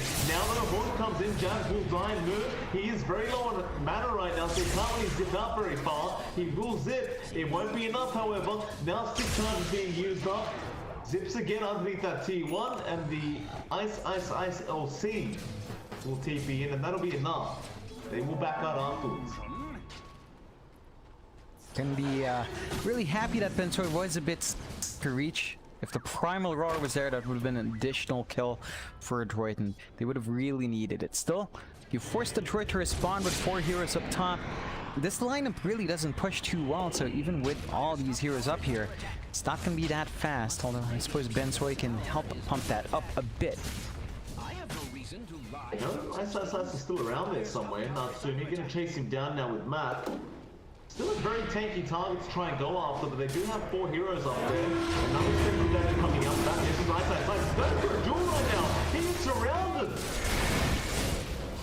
He doesn't lose anyway, and he will go down, but had he not been stunned for a second there, he would have actually found that on CML. Yeah, would have been a nice pick off before he died, getting himself some bonus damage. Still, forcing Detroit to clump up like this early. How you want your Spectre to farm. This is starting them with EXP and DJ. It's going to be a nice roll around from Bensoy. They'll take the outpost. Get the time as well. And a nice pick off onto that Earthshaker from Matt. But I feel good. Still not really dealing with the big problems though. Moon and Savage are going to start rotating now as a duo. Down in that bot lane it seems, where they'll find CML and they'll also find a T2 tower. He's coming out onto that AA. I wants that duel damage. If it's from a mile away, it's going to be a very, very easy duel. You're not really going to finish that TP, are you? He does, man. We'll try and go for something here. Fnatic will not actually try and fight him back, maybe assuming the rest of the droid was around.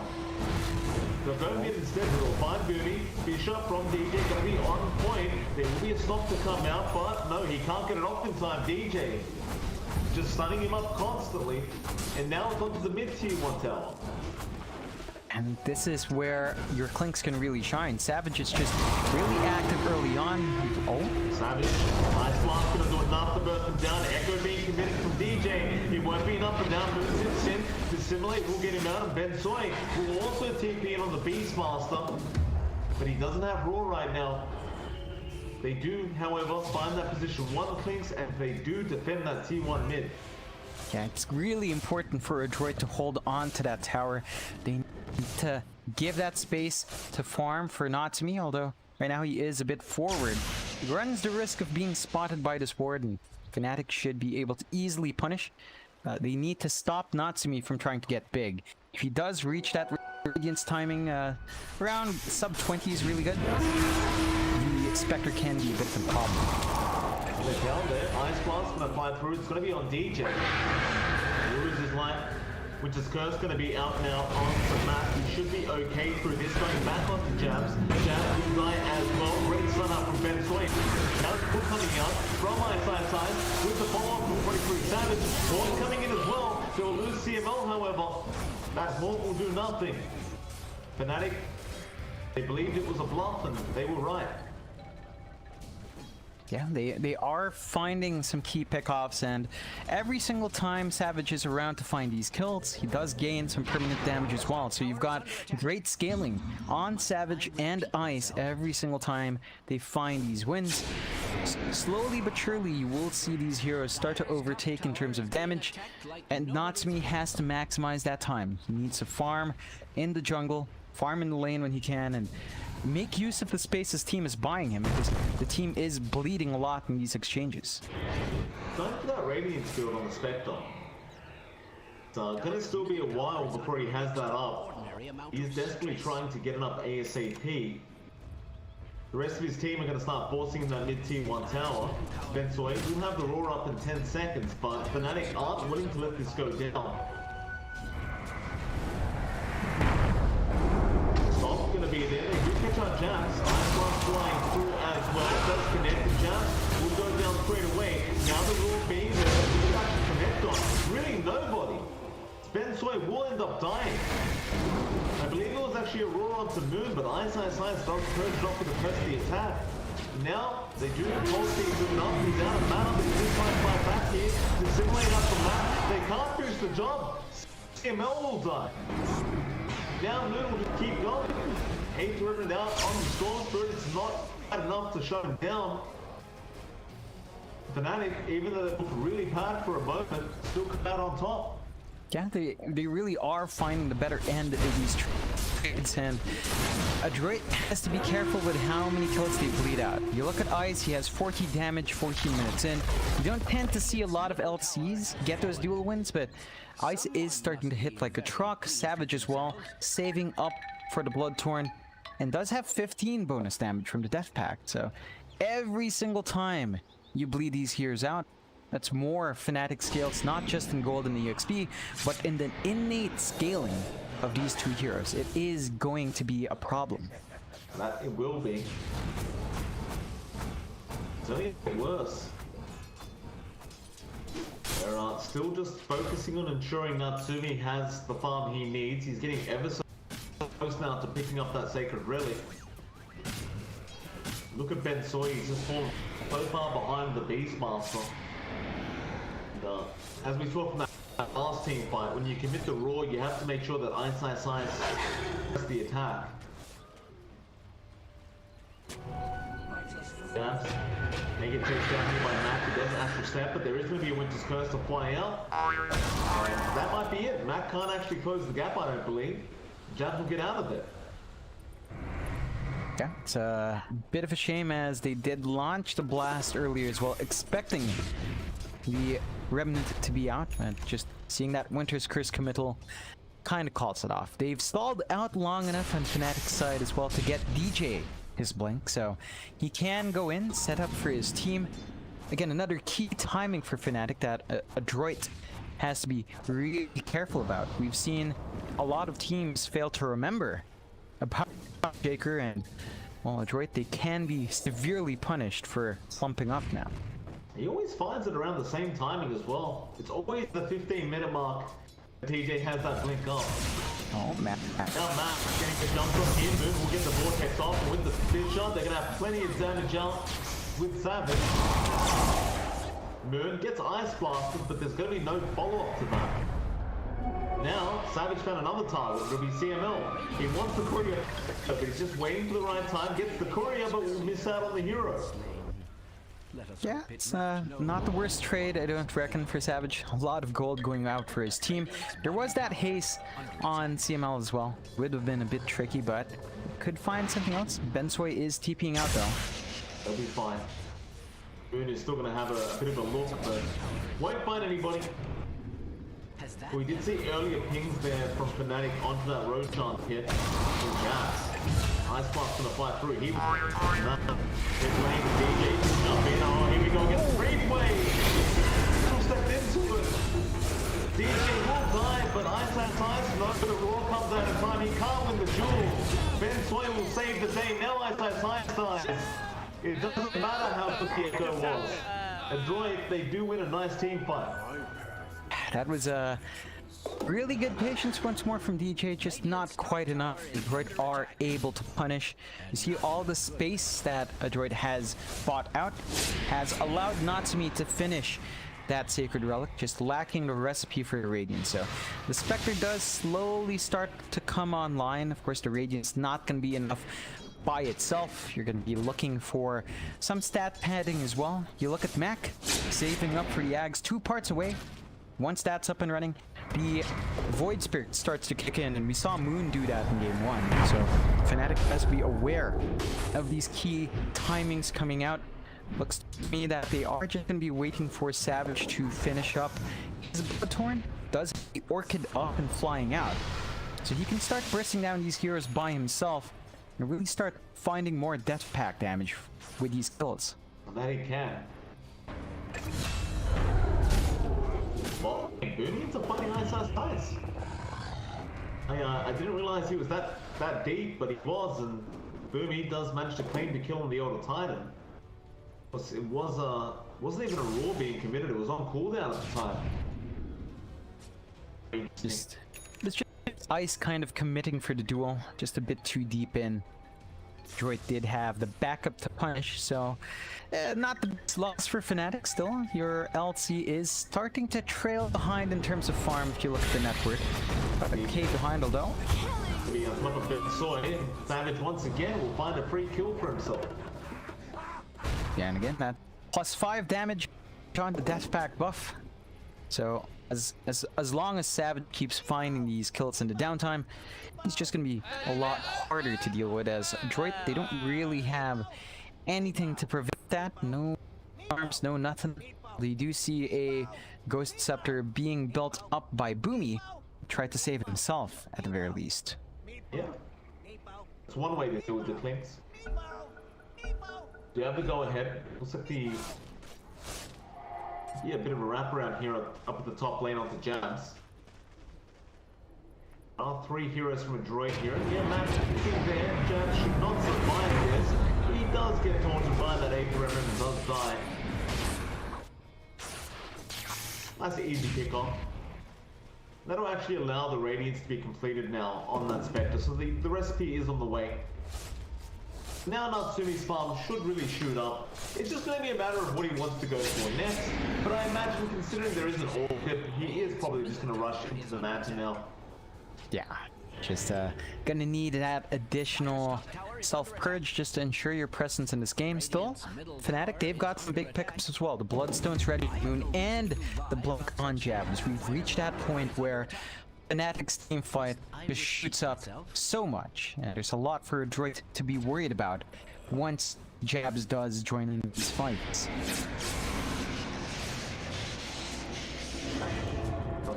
Zipping into the top lane, just gonna take you out of there. Dire's top tower is under attack. Now this ward up now, Ben Soy does see him. Ice Blast's gonna fly through. Not great news to give a kill away like that. He was underneath the sentry wall at the time. Now Ben Soy takes advantage. Slip-ups like that can give Adroit a lot to play with. They are going to be building up into a push up in the tier 2 off the back of that kill. Not the fastest push. Don't quite have the numbers there, so it's going to take a while to whittle that one down. You have the axe up now though. Matt gonna have that AoE silence. And suddenly Adroit, they look really, really strong.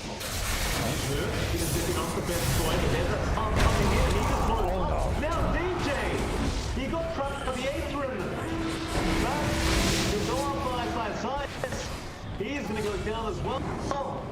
And now another Aetherine.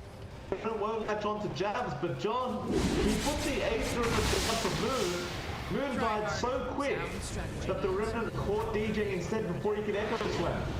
That was really fortunate for Adroit. That was going to be a really good setup from Fnatic, but in the end, they don't manage to get that done. So the team fight that we were expecting, not quite ready. And Adroit finding the kills to turn it into a 1k advantage for themselves. So they are starting to kick in. As you mentioned, Natsumi is rushing the Manta. Not going to be controlled up by your flanks with that Orchid, so there's a lot of room for Natsumi once that item is up and running. And Adroit slowly but surely taking control over the map. They've got some good wards in this dire side. Could be able to freely farm in this area.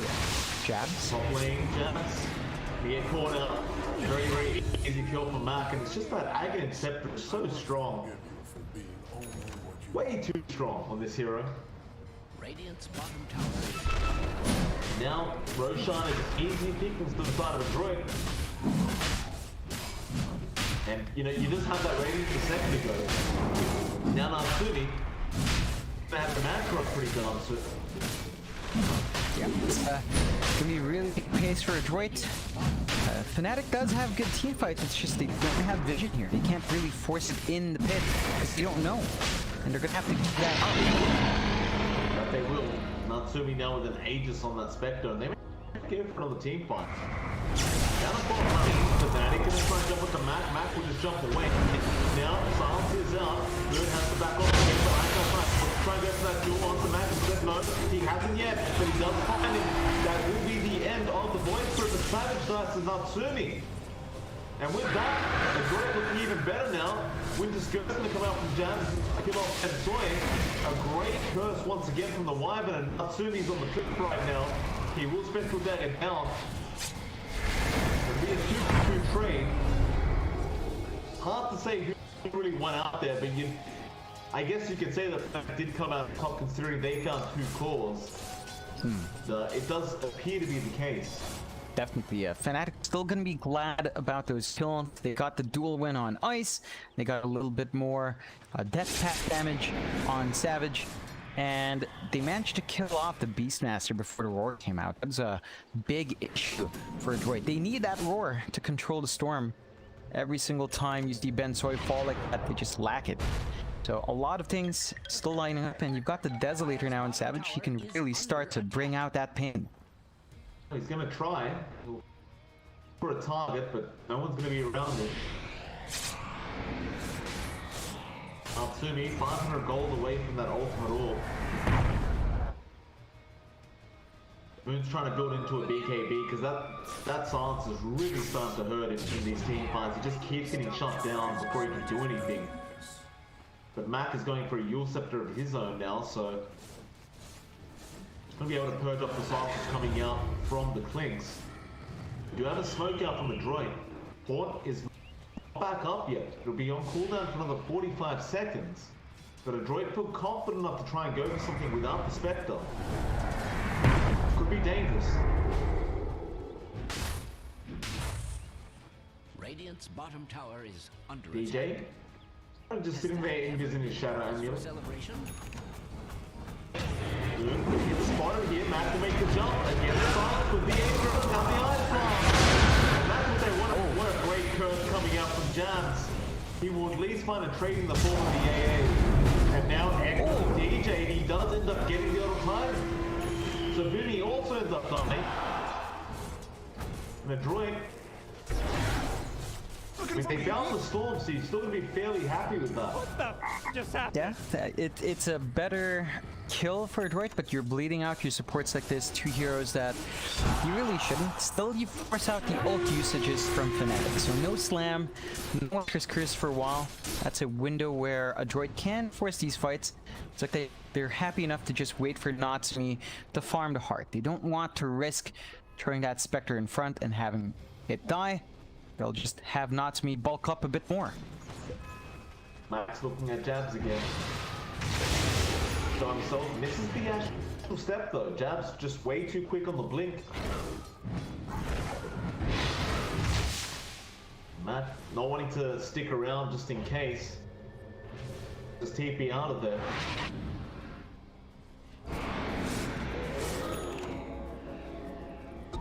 Net worth graph's been really up and down this game. Currently just staying around 1k is the way of the droid.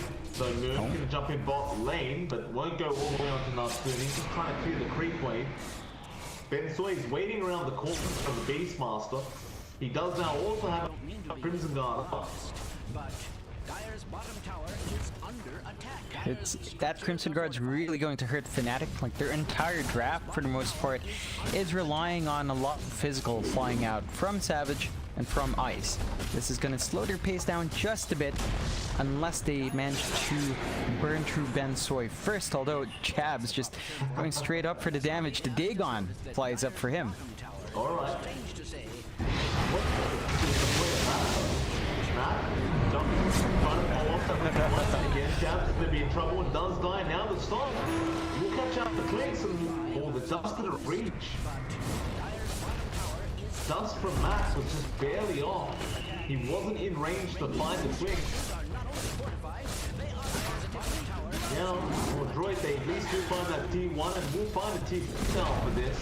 They are feeling very strong, especially with that Aegis. They'll just go back to farm.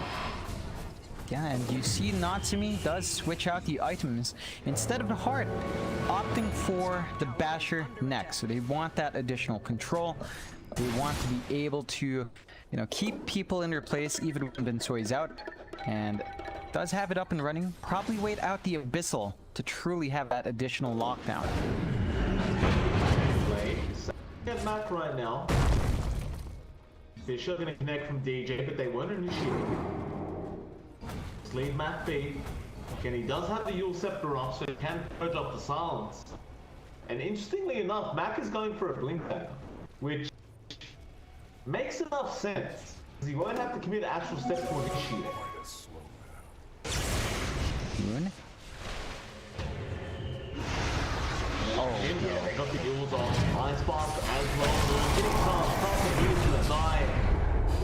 Another huge kill from the droid. This voice spirit is doing so much work this game. Oh yeah. Just straight into the smoke as well. They've got Haunt. They can find a couple of big pickoffs with that spell use. Love to start with DJ. We'll jump in. Orn's gonna come in as well.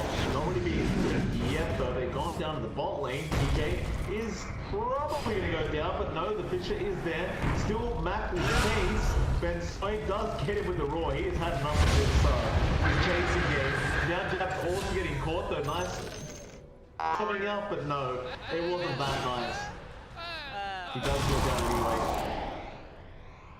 They don't find a core, however. Dire's middle tower is under an extraordinary amount. Yeah, they spot Savage. They did scan him out. Savage does not have a TP, but looks like a droid will just settle on pushing that tier 2 mid instead and slowly chip away on the high ground.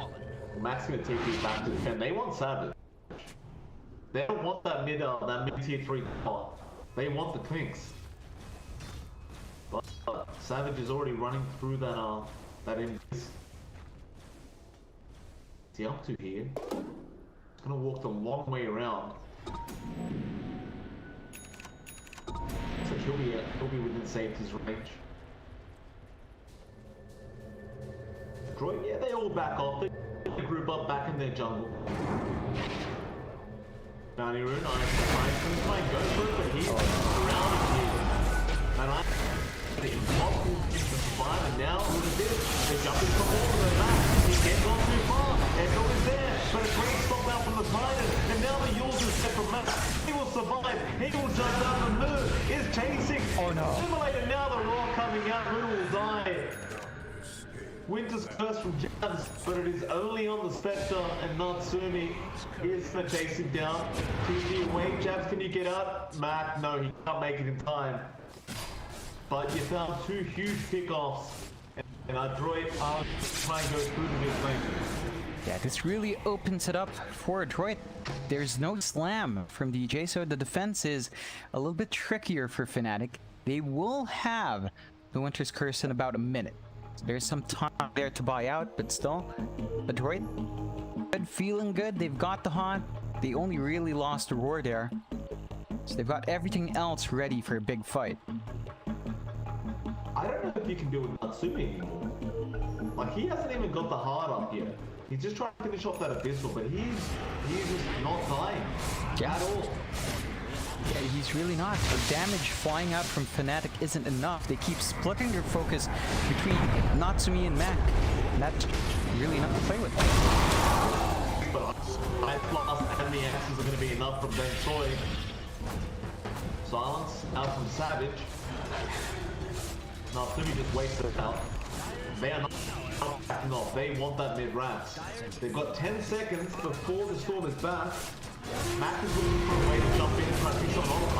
He goes in by a drop, he's taking there as well. The Zal's not enough, but maybe they can clean up after Natsumi ends up dying. No, maybe not. They go after Savage though. The Prince is gonna die. Ice falling over Moon, trying to save. He will at least get Fumi. Now Mac needs to get out of there. Moon is on the chase, getting caught by that extra remnant. Mac will be fine. A 3-for-3 trading mid lane. Fnatic to successfully defend that mid-rat. That is really scary for a droid. Like, we've seen them in this situation before, where they push the higher ground, they don't really find the biggest objectives, and Fnatic manages to make use of those deaths and start building in. So a droid has to be careful with how much they trade out, and Mac is still being chased. No. No, Silence is there. Ice no. Too far. Other Silence out. Mac has a double damage rune active as well. Natsumi said it best, I guess. Ice. He tried. Yeah. that was pretty optimistic though, and Mac does manage to slip on by. Still, Fnatic, I think with a couple of fights they could still turn it around. A droid really ahead. They've got the Abyssal finally up on Natsumi, so the additional control and tankiness is there on their spec. They just need to be careful about tossing bodies like that. Again, that's very reminiscent of Game 1, where they just couldn't breach that high ground, and if you give Fnatic the room, they will be able to bounce back. Although, I say that, but you take a look at Moon. Man, has he hurt in that storm. 6 charges of Bloodstone. It's not the best spot for a storm spirit. It's bad, that's not... When you get that low, you know you're kind of having a bad game. Moon is not going to enjoy that at all. And the bot lane DJ, spot Boomy. He's by himself though, but his team is slowly making their way down. They're not going to catch up that over time, or maybe they are, because he has run back up to the high ground, or no. It's the road shark hit where the droid is. And well, Scan is out now from Fnatic. They seem to be where it's happening, but can they make it in time? I don't think they can afford to lose it. Now we might see Moon jump in, But no, he's running the opposite way. They're just gonna let that Roshan go down. So, Hort gonna come out, getting vision. Savage? Oh, alright. They left the Roshan, they went for the Savage kill, and now they'll go back. Ben Swace is getting bashed by Roshan while the Spectre's gone. I mean, that's a big kill. Savage, of course, is one of their win conditions. He is the one trying to pump out the damage and the control of the nullifier. With him out of the picture, it gets a little bit easier to commit. I'm surprised they're not finishing it yet. No, not soon now, but there's a fight breaking out, rolling out from Ben Soy. There's the Aegis, jumping in again with that silence. Now the dagger flying up, but Ben Soy's done sign. Do they have enough here to break? They'll get jabs. There's the Witch's Curse flying out onto that Spectre, but he takes no damage. Jewel in the back, Echo is there for DJ. He does find the Void Spirit. That's just going to try and TP out and should make it out. And it wasn't actually too bad for Fnatic. They give up their Clinks and their Wyvern, but they find 2 in return. They finally end up killing off that Void Spirit Mac. Yeah, it's still a pretty decent trade for Fnatic, and Adroit's not able to cleanly win out in these fights. Got to be careful about throwing Mac away like that. He doesn't really have anything defensive beyond, what? No. He was waiting for the bounty rune and DJ would just come and take him out. They might be able to go for a kill, like you've got Natsumi now. DJ gonna official, doesn't have mana for a TP. They're circling. They are circling, but here comes Fnatic as well. Natsumi jumps into the Abyssal, but there's a cold break there from Jabs, and now maybe they're trapped side by side, jumping in, Earth through there. DJ gets the diver, here comes Savage, and that's the Boomy. Ice, unable to get a pull off, but my god, we have another Oh one. man. Yeah, this is pretty ill-timed. Boomy did pop the Ghost Scepter, but Savage does have the Nullifier, so that's just completely gone. At the least, he did force a Nullifier use. Natsumi should be able to stand and fight, although he's out of mana. It's a bit of an awkward spot where he's not going to be able to dagger around to chase these heroes, and if you have backup coming in, Bensoy does have a Roar. Let's see who he does target first. Now, Super got the chase in the backpack. They'll go after Ice. But no, both teams just gonna back off after that pause. I say that, but Ice Blast flying through. Won't. Almost does Ice. Just on the tail end of that. Bensoy? Nice down for the duel on Bensoy, who just ran around him, but there's a Horde coming up from Natsumi. They do trade away their Beastmaster, but they go after 23 Savage with that Visual Blade, but Savage trying to walk away. He does have the Indians right now as well. Oh, the Great Curse, but no, Matt, he does jump in and secure the kill of the Clinks, and now Jans is going to try and run away, but there is nowhere to run. That Void Spirit is back up. You just can't fight apparently if you are Fnatic. And even mid-lane Moon getting caught out in the storm, but he will be able to zip up. Yeah, again. Oh, Matt. Is under attack. Didn't have the Resonant Pulse that time. It's a lot of back and forth from both sides, and Adroit, I mean, they're still gonna be glad they hold on to that Aegis. They still have the cheese. Natsumi's still getting bigger and bigger, saving up for the butterfly next. They should really start to try taking objectives. That's something Fnatic's been really great at. These fights are so far away that Adroit can't follow up with objectives, and even Ice finding that top tier 1 to give themselves a bit of an injection as the defense has to break out here. The mid barracks it is. Savage, 14 seconds away. Natsumi does not feel confident. He is very, very close to buying out the full butterfly.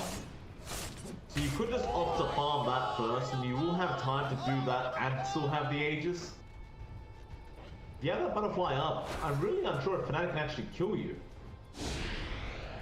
They start to lack a bit. I think you're going to be depending on focusing everything on Natsumi, which just gives Mac a bit too much space. The target priority does get a bit wonky once Natsumi gets to that point.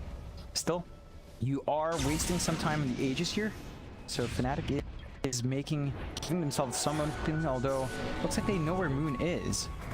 Problem. They chose themselves. The Savage also going to be scouted out. They want the Storm. He's almost out of mana. Icebar's going to find through. He does avoid that. Natsumi's still chasing him down. They know how short he is of mana. This guard, Winter's Curse going to be there. Moon going to go for the TP play. Oh. Yeah. That's awkward. Mac does have the blink. Yules could chase Moon. They know where he is. He should definitely be able to find him though. So 2.4 seconds to get that Yules off on Moon. There you go. Down the 8th remnant. That's a big one. No buyback on Moon. Yeah, it's gonna give an opening towards right to try to finally push out the lane. They still hold the Aegis, although I do believe it's going to expire very soon. It's gonna have to watch out with how far forward they put Natsumi. He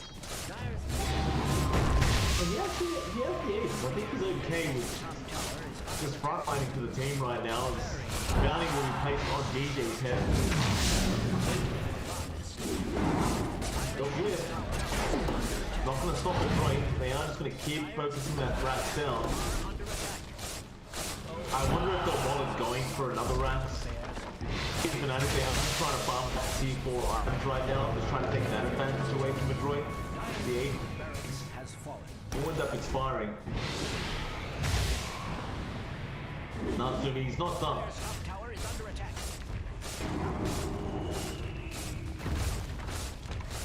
Slowly but surely, being away. Nice jumps in, gets the shoe along, Matt is right in the back foot with a 3-man pass to get. Now to assimilate. Ice done by Natsumi. He will actually go down to jabs. But 2 heroes dying for the price of that. Do they want to keep going here?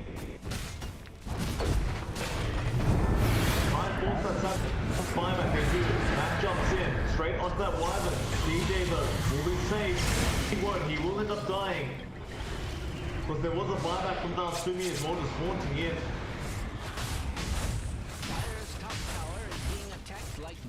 Back up to that top Rax it is. Yeah, no buyback on DJ. He's still held on to the Echo. So that's a lot of Fnatic's teamfight just gone. This should be an easy set of Rax. Jumping by Matthew, just chasing him out. Grabs his line, flies back immediately. Moon gonna be in trouble. He vortexes himself. Oh, you can't vortex the Lotus like that. Now, well, a droid. One more Rax to take.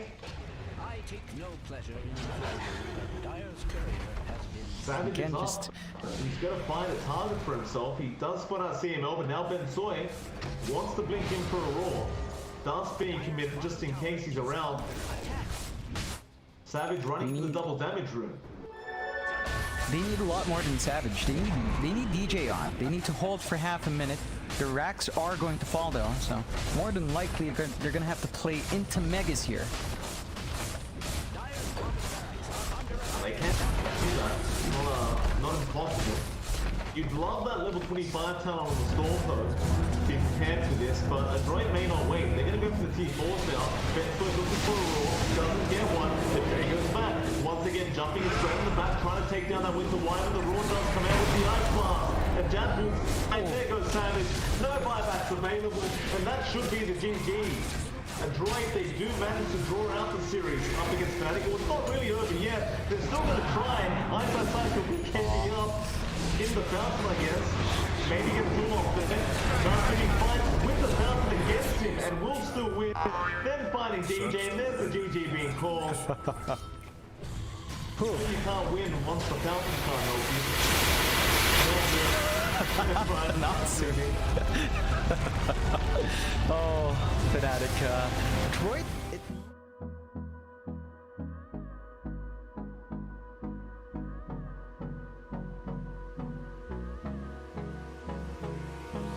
Hold me close till I get up.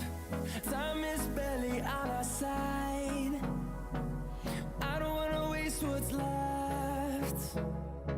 The storms we chase are leading us, and love is all we'll ever trust. Yeah, no, I don't wanna waste what's left.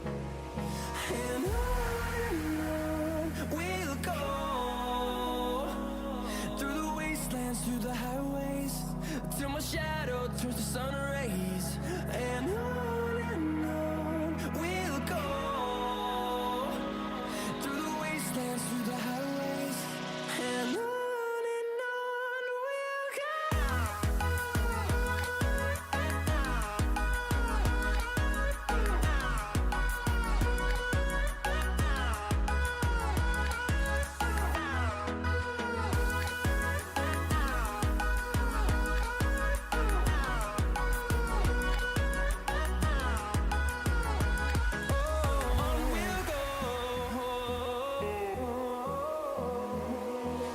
Finding life along the way, melodies we haven't played. No, I don't want no rest. Echoing around these walls, fighting to create a song. I don't wanna miss a beat. And on we'll go, through the wastelands, through the highways, till my shadow turns to sun rays. And on we'll go, through the wastelands, through the highways, and on we'll go.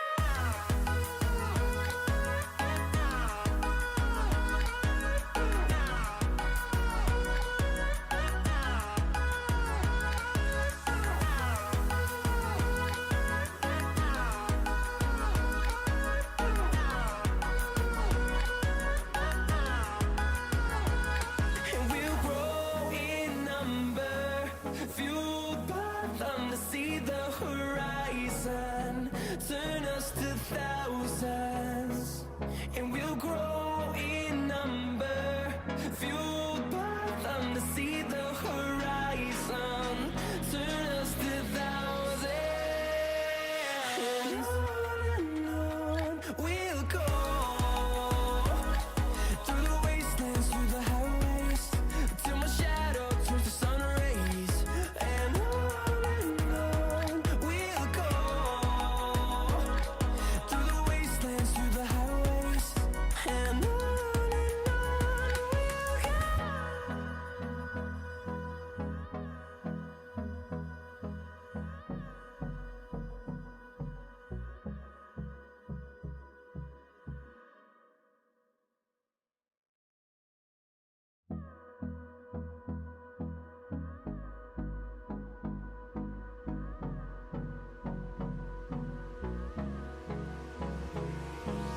Hold me close till I get up.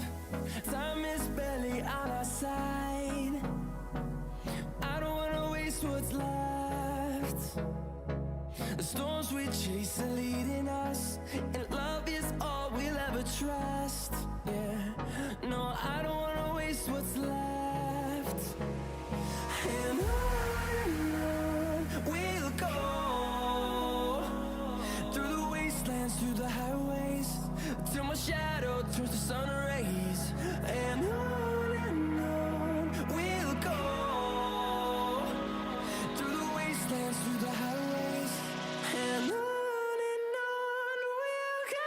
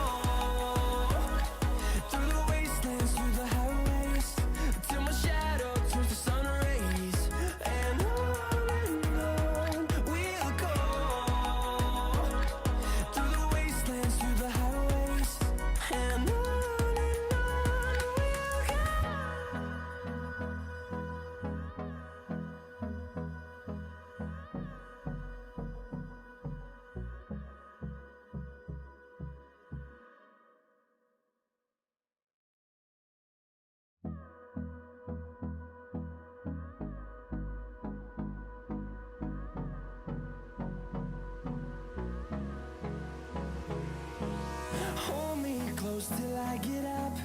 Time is barely on our side. I don't wanna waste what's left. The storms we chase are leading us, and love is all we'll ever trust. Yeah, no, I don't wanna waste what's left. And on we'll go, through the wastelands, through the highways, till my shadow turns to sun rays. And on we'll go, through the wastelands, through the highways, and on we'll go.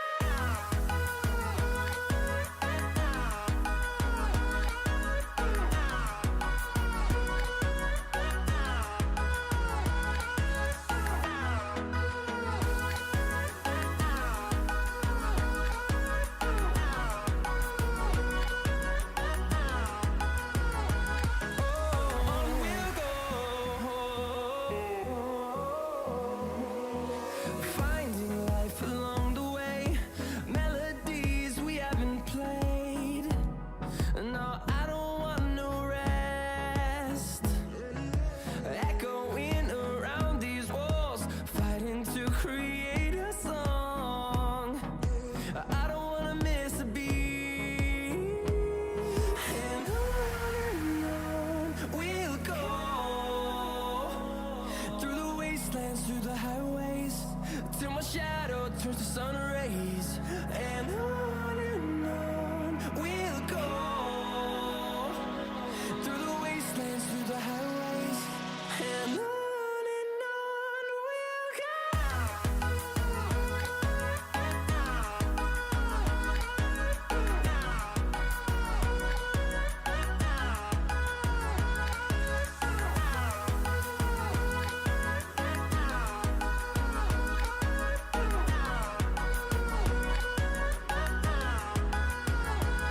And we'll grow in number, fueled by them to see the horizon, turn us to thousands. And we'll grow in number, fueled by them to see the horizon, turn us to thousands. And on we'll go, through the wastelands, through the highways, till my shadow turns to sun rays. And on we'll go, through the wastelands, through the highways, and on we'll go.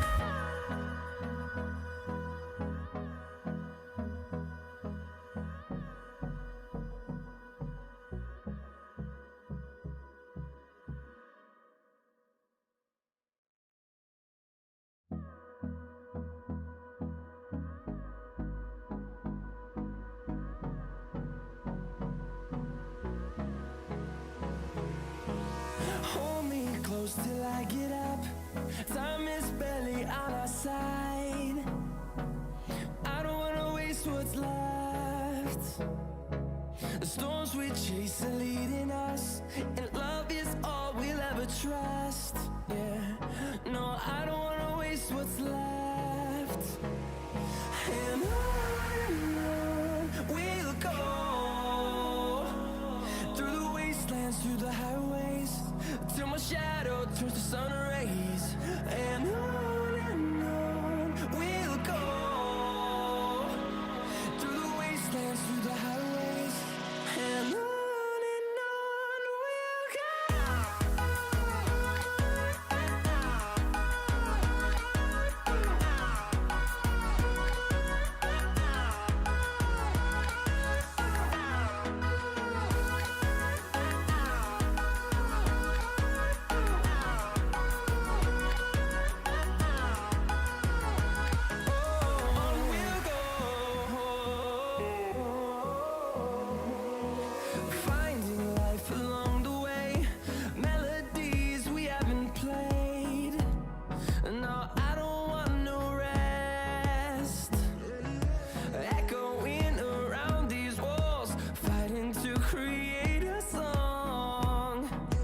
I don't wanna miss a beat.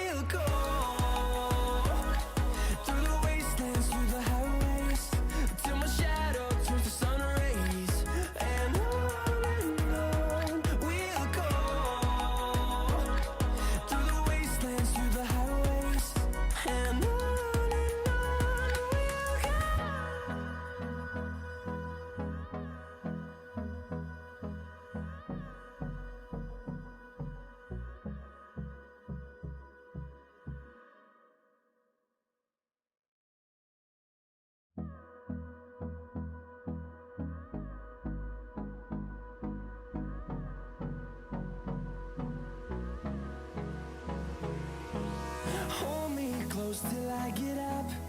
Time is barely on our side. I don't wanna waste what's left. The storms we chase are leading us, and love is all we'll ever trust. Yeah, no, I don't wanna waste what's left. And on we'll go, through the wastelands, through the highways, till my shadow turns to sun rays. And on we'll go, through the wastelands, through the highways, and on we'll go.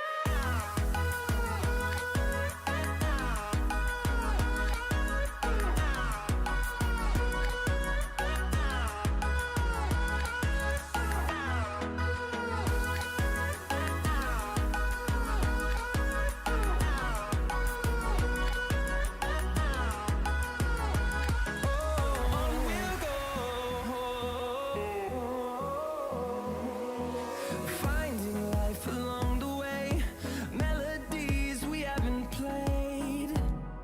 No, I don't want no rest. Echoing around these walls, fighting to create a song. I don't wanna miss a beat. And on we'll go, through the wastelands, through the highways, till my shadow turns to sun rays. And on we'll go, through the wastelands, through the highways, and on we'll go.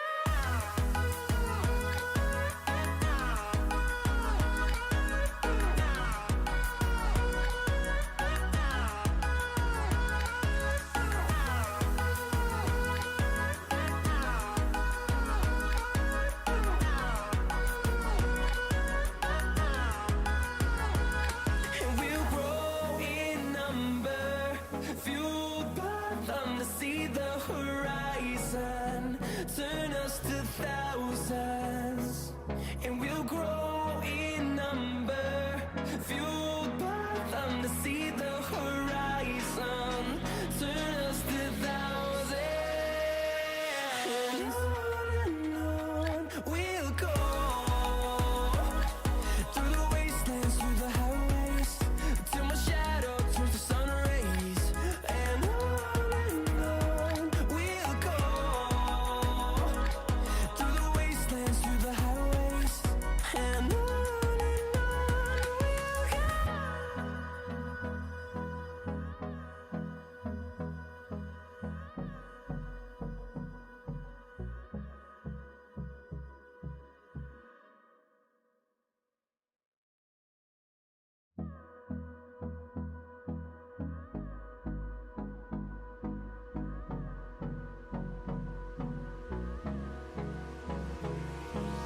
Hold me close till I get up.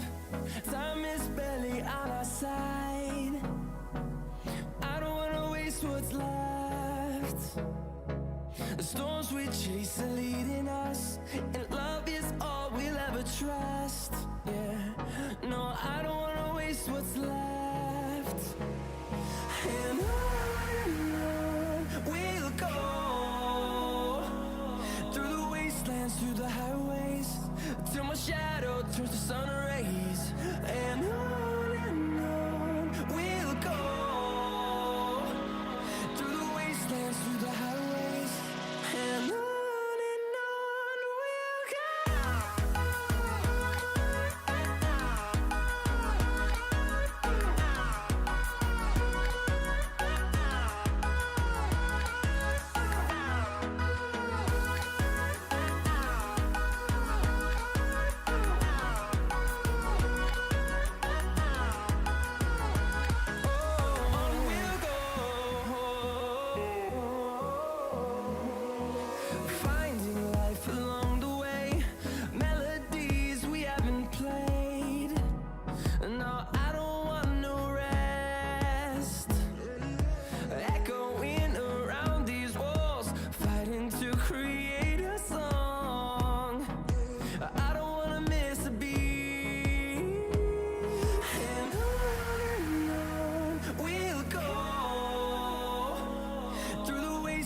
through the highways, till my shadow turns to sun rays, and on we'll go through the wastelands, through the highways, and on we'll go.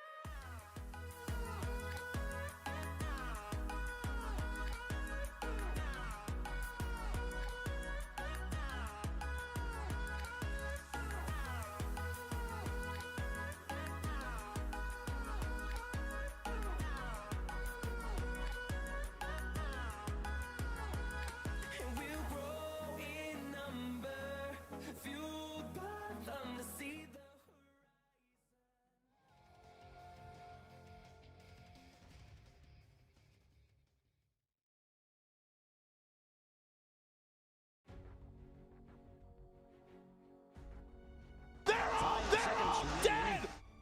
Dire team ban.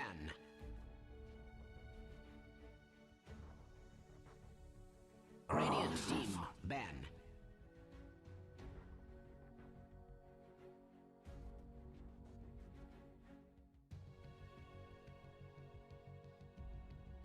Dire team ban.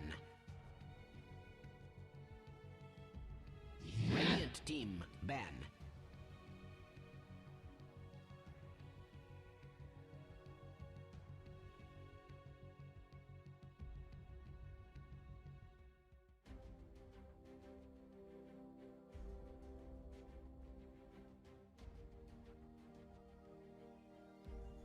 Dire team ban.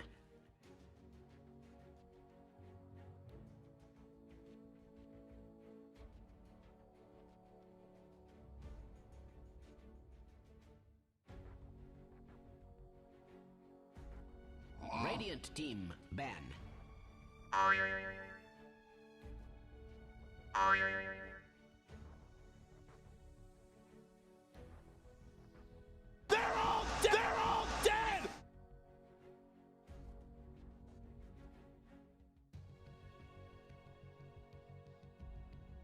Dire team ban.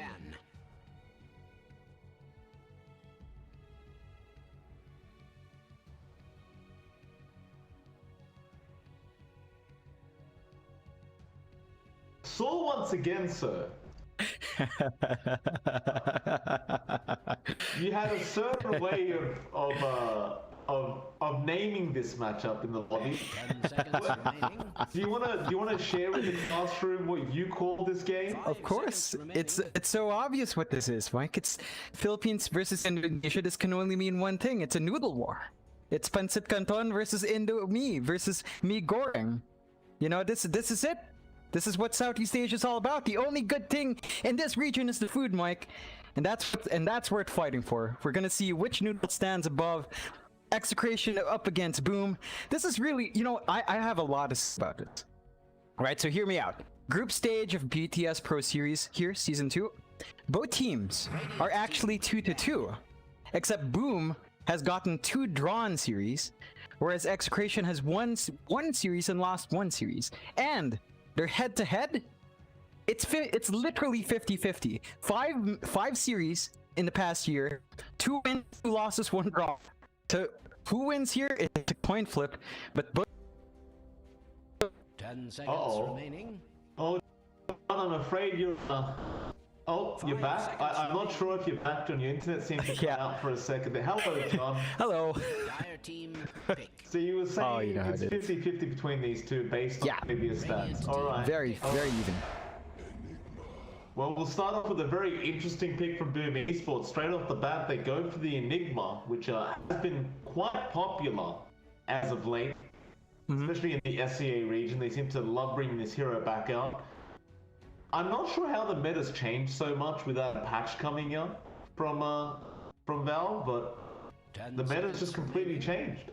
Yeah, it's just down to how teams play. You just adjust to the popular picks, and certain teams come out, certain comfort picks start to become priorities, and you know, it just changes like that. For Boom, the Enigma has been consistent. We've seen this from them a lot of times to pretty good success when they can pull it off. We'll see if they do get that space to get it done here. Of course, Execration responds with a Beastmaster, so they've got their own solid offlane now. Not much flux in that beast, so it's more than likely a core. Boom. They've still got the flexibility of perhaps giving Hyde the Enigma this game and just having him save up for the blink and start to go in for the fights. We do tend to see that from Enigmas, right? It's less about the heal and the push. It has actually grown into the black hole again as the focal point, so we'll see whether or not Hyde can get that done. Execration though, Jakiro coming out, so you've got superb push from these two heroes, right? Beastmaster, Jack, they can melt towers if you leave them alone. Yeah, not only that, but now you have another nice way of cancelling off that black hole. Assuming there's no BKB available on the Enigma, you can just Ice Path, and it is going to be relatively effective. Still, Boom Esports probably won't be solely relying on this Enigma to set up their team fight anyway. I'm sure they'll have something else popping out now to really deal with this Beastmaster or Jakiro going into this match. And it will be the Pangolier popping out. So that's a lot of team fight coming out from Boom Esports already. Black Hole and Rolling Thunder going to be there. So matter of really who's playing core between these two, but I do believe it should be the core Pangolier and the position 4 Enigma. Yeah. But it can really go either way. That it can. That it can. And you know, we've seen this a lot of times from Boom. I don't think we've seen both of these heroes together, but as you mentioned, team fight is excellent with these two heroes out. I do personally prefer something like the Phoenix Enigma. I think that combination is a bit more consistent. It's just very constrained in cooldown. So with a Pangolier, not as long of a cooldown with a Rolling Thunder. You have more uptime for that hero, so you can play a bit more active. So that's something that helps Boom out. I think there's one cause of concern though, Mike. As long as that Raid King is not banned against Boom, I'm always going to expect it for Dreamocell. I mean, I will never forget that match where he just wouldn't die. Yeah. And that is still a factor here. That could just come out. It is true. The Skeleton King could be back for the side of Boom Esports. I wouldn't blame them for going down that route. It already seems quite nice as well, right? Against the Beastmaster, you've got those 2 lives, so they're going to have to commit Roar on you once, and then they're going to have to find another way of dealing with the second life. And if anything, you know, if we can go off anything from the previous time we saw it, you're going to have to go through multiple lives. Oh yeah. You know, like kind of like 4 or 5, or just unlimited lives apparently from the Wraith King. Still, Execration still looking for that 5th ban out now. Radiant team pick. It'll be the DP, which it's always surprising to me that this DP kind of makes it so far in to this ban phase, but apparently there were too many heroes to ban up for Execration, so they do get rid of the DP now. And their 3rd pick, perhaps a position 4 to come out now from Execration. They banned out that Earthshaker, which has been extremely popular, so you won't have that option. It's a bit tricky for them. I think their draft is fairly open for that. Would have loved the Underlord over the Beastmaster, honestly, just because BHM has been consistent on the Underlord. His Beast is still pretty solid. They could build off the back of that. They do end up taking the Weaver. So that hero again making a great appearance. We have seen it in support and kind of in the core role, although even as a core, right, you're still going for the Ags, trying to save your other cores sometimes. That is still somewhat of a priority depending on the game. So there's some flex there from Execration, whether or not they're going to give this to Palisade or whether it goes to the support role with the Jack. There is room there. The Jack can be a bit more selfless, but you do have options and it can be potent, like Beastmaster Weaver. We've seen this kind of build up before. Once you have the Desolator, objectives will melt. That it will. But heroes will melt as well. The Weaver's quite nice into the Pango Enigma. Not to, right, because for a hero, it's very hard to catch him out in that Rolling Thunder, in the Black Hole. Sure, if you catch him in the Black Hole, he's very susceptible to just dying. But even later on, assuming you get the Black Hole or anything else on a hero, and the Weaver's gone for an Aghanim Scepter, suddenly it doesn't matter. He's just completely time-lapsed him out of there. And it's just going to mean nothing. But now Boom Esports going back to the Enchantress, which we've been seeing consistently as a pos 5 for a lot of teams, just to dominate the lane, right? You're up against the Beastmaster, you're up against the Weaver or a Jakiro with that Beastmaster. Just have an Enchantress. Yeah, we've seen this in response to the Beast multiple times. In fact, we saw it in the last series. Of course, you can opt for the Axis build. We'll see if that's something Execration will consider, or if BHM just doesn't care and goes for the Boris anyway. Either way, that lane does get a bit trickier for Beast and Boom. They give themselves a nice little edge. You know, you've got a favorable matchup already. You've got a decent sustain coming out with the ENG, and once you build up the creep army, you can really shove in quite a fair bit, especially with the Enigma. So there is push potential, although you do have to watch out for the wave clear. Execration does have that. In two of their heroes, the Beast and Jakiro can melt those waves. There is. I just realized Execration, they have Lycan available, right? Oh yeah. Yeah, because every game it's been banned at the 5th stage. Especially if there's a Beastmaster, it's been banned out every time. Boom banned the Riki instead, so Lycan is there if they want it, but no, the Morphling will come out. Interesting choice, to say the least.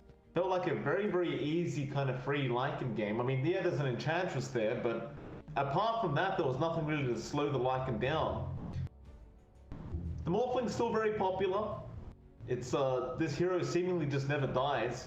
Once you nerf it, and it will be back for another game. Yeah, you don't have the Shaker combination for Execration in this case, so it's probably just going to be a traditional build into the E-Blade, and just an E-Blade rush after a Morbid Mask and a couple of Rate Bands. We'll see how fast they can get that done. Boom! They see the Morphling, they pick the DOTA. And I do kind of like that in here. Like, you've got a lot of potency now. The combination with the Black Hole and the Stone Gaze is really potent. You do not want that to go off back to back. That's a lot of control Execration has to contend with. So the team fight from Boom is most certainly looking really strong. I think right now Execration, they need a bit of a solution for the Medusa, although Weaver with the Diffusal does handle the shield well. So you've got that kind of built in.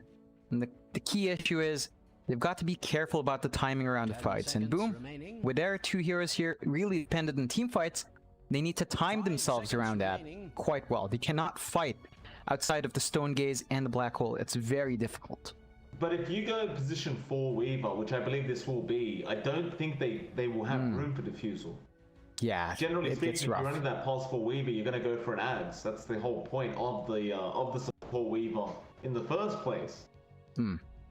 So, I mean, apart from that possibility of the Diffusal, even then with the Diffusal, I don't think it's going to be enough. You need to really focus on making sure that Medusa doesn't have a good time at all. Perhaps just try and finish the game ASAP, which is where you would have loved that Lycan.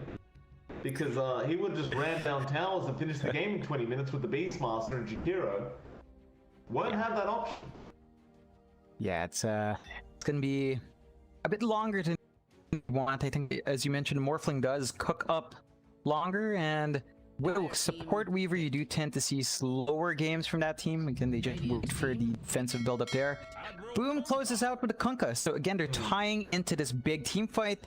They have really great timers on every hero. Even the Medusa, we tend to see, doesn't take too much. They just go Mask of Madness plus 1 item, then they're ready to go. So the timer from Boom is actually fairly short. The hardest time for them is that laning phase, because you've got the Enigma, Tango, and the ENG. These 3 heroes are fairly greedy, no matter which one's the support. So there's some way for Execration to punish early. Their heroes are a bit more selfless in that regard. Alright, well, going for the TA on Execration, I think they realize they can't drag this game out. Even with that Morphling, they need to get that push going. They need to try and finish this game before that Medusa gets out of control. It can still be done. Palos can try and opt for an earlier build, like maybe the Russia build that we've been seeing on the Morphlings. Just go for that right-click style. Whether it works out or not is a different story. I do like what Boom's come with though. Right? Yeah. That Medusa with the boat run buff is going to be so hard to get through. It really is. It's going to be too tanky, and I think the closeout from Execution is super risky. It's TA against Kunkka. Kunkka naturally burns her refraction with the X Torrent. The durability of that hero is not going to be amazing, and you have the control. X just stops you from playing around with your blink with a refraction. So the answer is there from Boom. Execration, they need to find that early start. They just need to snowball. As you mentioned, the TA can still get that done. There's still a window where Execration can come out stronger. They're gonna have to play really aggressive to find that, though. To be fun. First game between Execration and Boom Esports for the two. Execration currently sitting there with 1 win, 1 loss, both 2-0s. Boom Esports actually just under them because they've only had draws so far. Looking for their first win today. Yeah, it's been really even. That's basically 2 losses for each side in terms of games. So again, very even performance from both teams. Historically 50-50 in terms of beating each other out. And I wouldn't be too surprised if each team takes a game each in this series. It's just that cutthroat between both sides. Well, it's not a good sign, John. Palace is not high-fiving our That's a... They know about it. They know what's happened.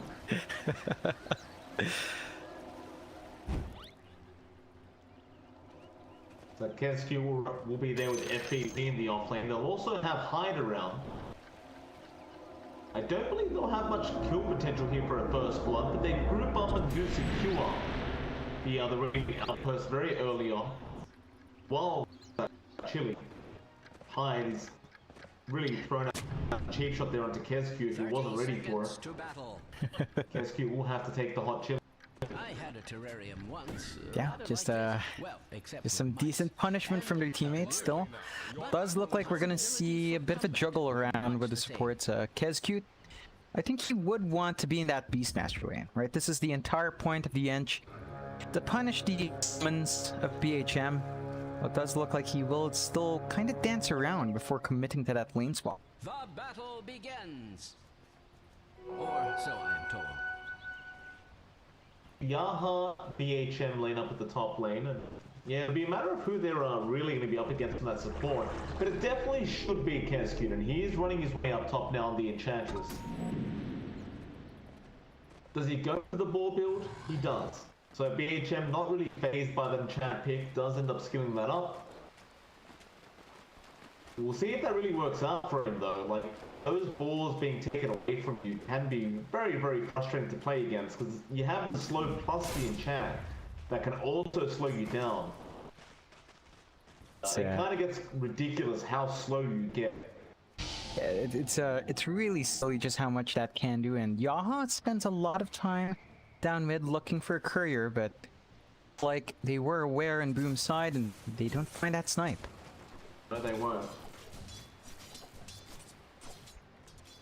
Bottom lane, FBZ. Again, going to be up against Palos there on the Morphling. RR going to chase him down with Jakiro.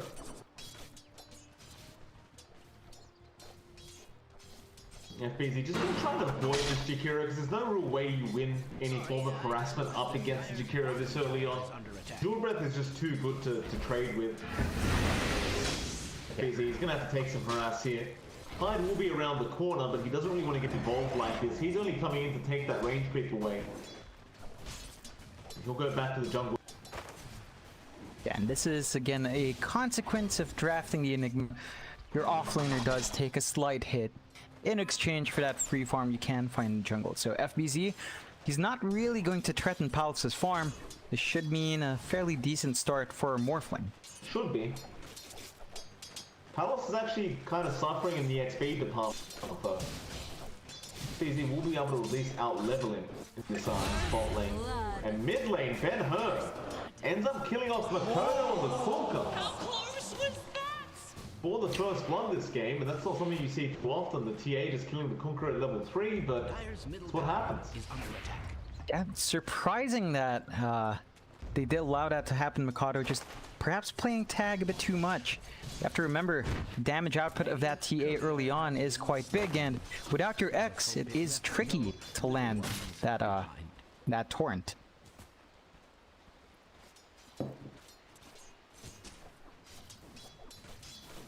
So is having a great old time up in the top lane as well, that Medusa. Very hard to try and slow down this Medusa with this draft that you do have on Execration. Again, like BHM just can't do anything here. Does still go for the ball build as he already kind of went for that level 1. Yaha's going to come in and try and deal harassment, but you see that impetus damage from KSQ. Just kind of ridiculous how much you can deal with that ability, but Yaha not going to be dissuaded. Does come back into Medusa, but KSQ is right behind him for another 52 fuel damage before Yaha backs off.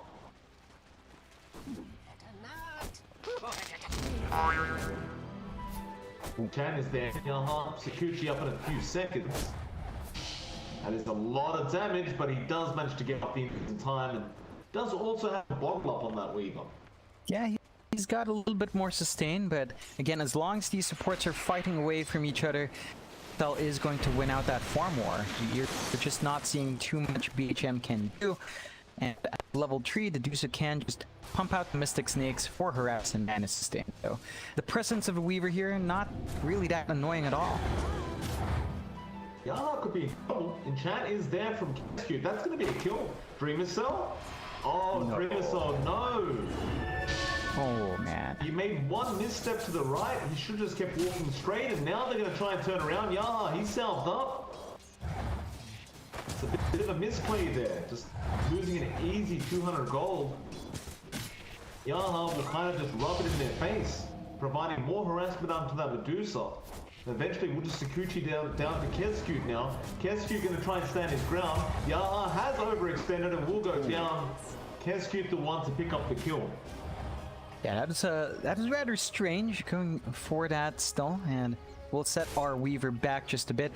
Rather interesting that he is just queuing up the Ags. I mean, yes, that is what the Weavers go for, but it's rather optimistic to buy each part. It's going to be a while for Yaha's build-up.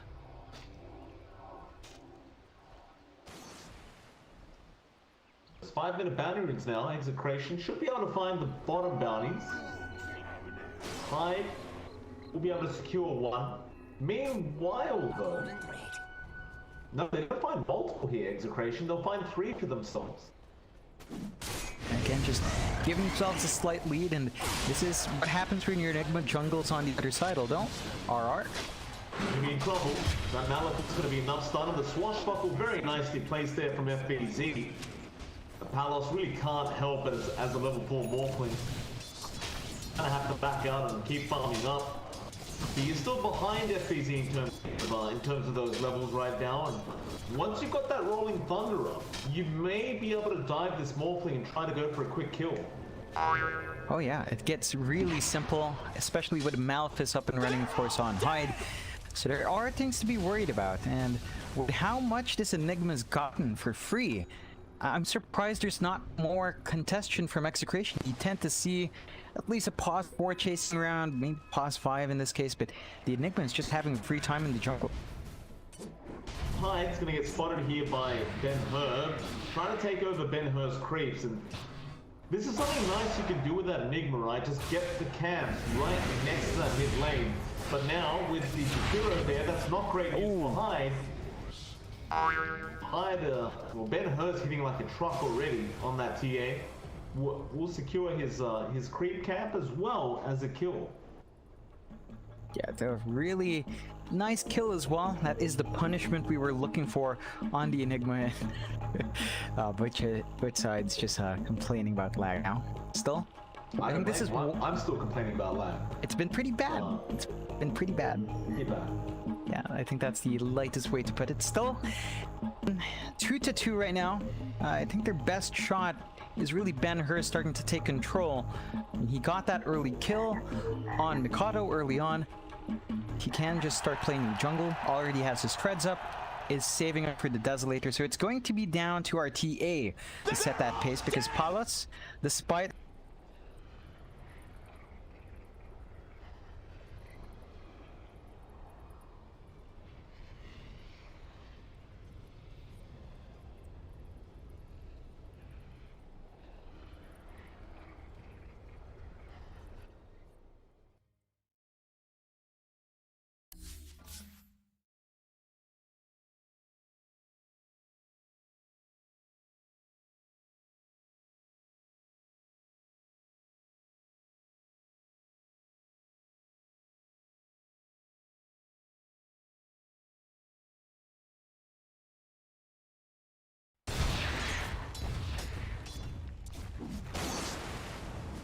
up very, very soon.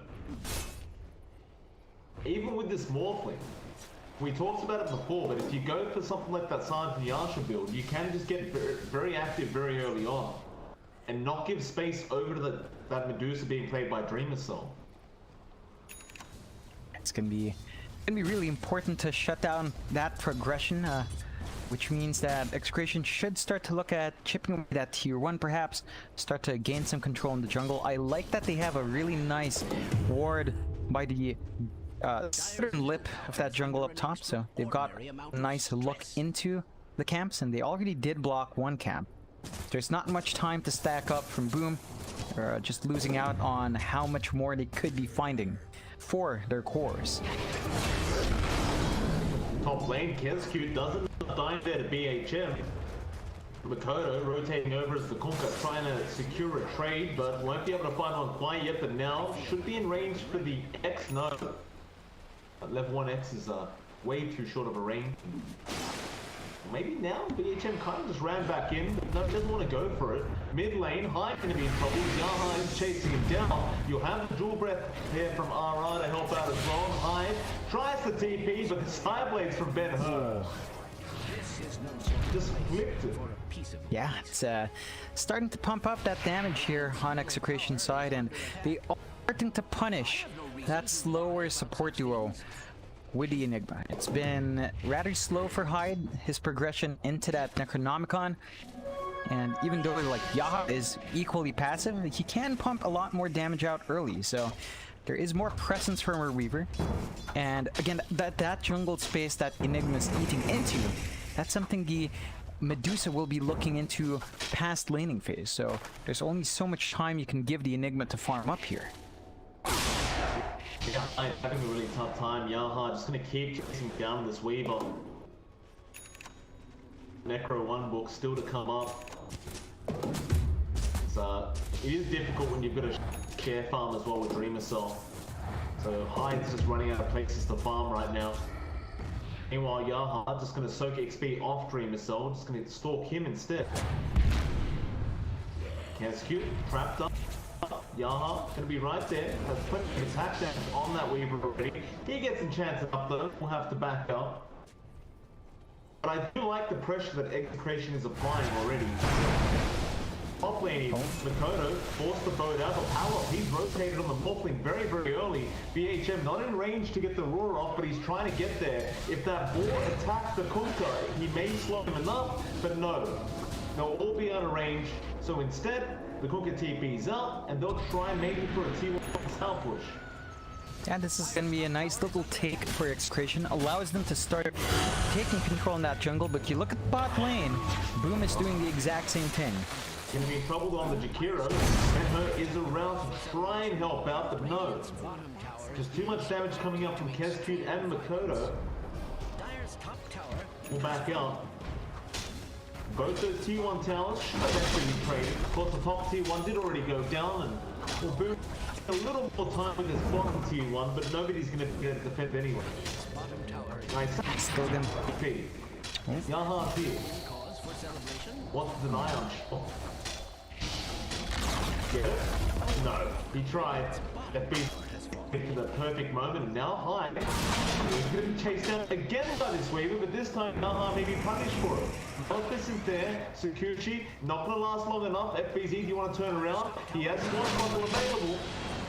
Let's get him, but Yaha has another Sakuchi, and he will be saved. Whew. That was a bit too close. Yaha's gonna have to be careful about that, FBZ. Still trying. Yaha gonna kind of limp his way back. Top lane, Makoto does rotate onto power. This is the torrent, however. Didn't wait for the X timing, but I guess he just wants Palos to get out of this lane. There is a smoke up for BHM. He does have the raw to the Necro Google. Great target. They do get the raw with the Magnifier right on top. And now the Ice Pass. And Makoto is going to have no chance to get the boat out. Another fantastic game from the Radiant side. Yeah, it's just so simple. They've got the setup. They can maximize the macro pyre. find some pretty big kills. You look at Ben-Hur as well, Mike. He has that Desolator, so the damage flying out from our TA is up a lot more, and he was already melting heroes earlier. Boom, they've got to be careful as to where they stay on the map. They are keeping Dream of Salt safe, and he does have the Mask of Madness, so our Medusa is shooting up in farm. They are losing ground on the map. Well, that's the thing, right? They're gonna have to fight soon. They're gonna try now. Top lane is better. It's going to be with Dream of Salt, but it's gonna be on BHM. Ice Farm who completely hits FCC. Rolling Thunder hits the wall. He can't get there. Instead, he'll have to swashbuckle onto Ben-Hur. Hide as well. Has the black hole if he wants to hit. He just needs to get into range and. Well, Bounty, Ben-Hur does pick that up. Torrent, however, going to connect it down on the black hole. Just to make sure they get the kill. But it's not even over. Yamaha sticking around too long. We'll end up dying in Boom. 3 kills. They did lose that tier 2 top tower, but they get some important kills on their side of things. Middle tower is under Again, the Medusa, once you have that Mask of Madness, you can fight around it. And it is kicking in for Dreamosel. He is starting to take over. Does have slightly more net worth than Ben-Hur. So the TA has to be a bit careful, although Palos. Alright. Feels pretty safe though, because he can just juggle his strength and Agi. It's a lot of damage coming in. He wants a Necro Creep, but it's denied off by the Dakota. Yeah, he'll just be fine. They don't really have a Spirit Vessel or an Ice Plant from an AA that really just lock him down with the bot lane. FBZ in massive trouble. BHM committed the rule for that, but gets a great kill. Yeah, just a pretty good pick-off for him. This should allow them to perhaps shove in that bot lane a fair bit. Do have Ben-Hur around as well. My turn to disconnect. It's alright. Not much is happening. Just a bit of a push into the tier 1. Some TP's coming in from Boom. They do send Dreamosel. He does have Stone Gaze up. That's enough to dissuade Execration from fighting in.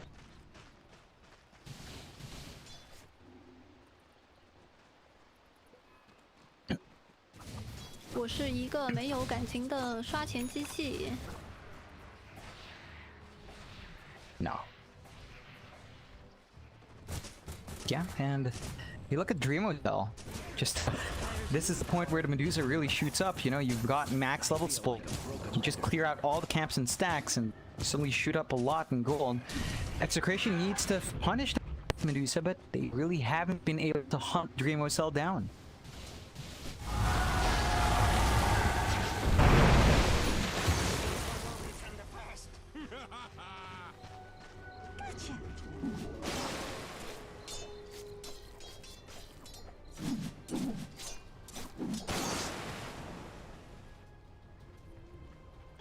Step lively now. Your admiral is on board.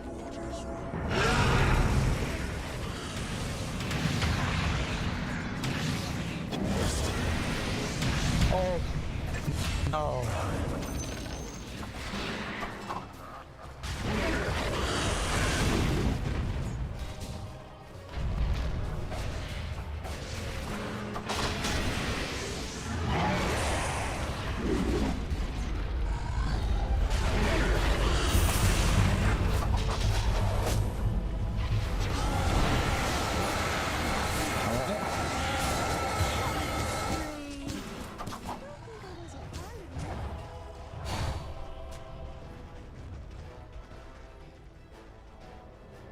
Yeah, Boom just kiting around really hard. Managing to punish Execration for that extended chase. Yaha?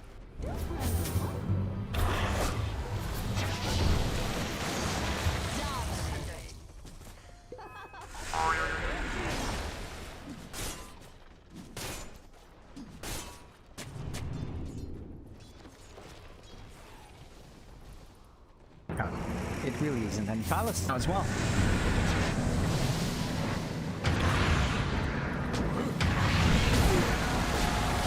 Oh man.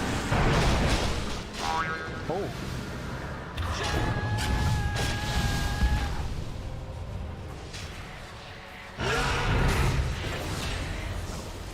Oh.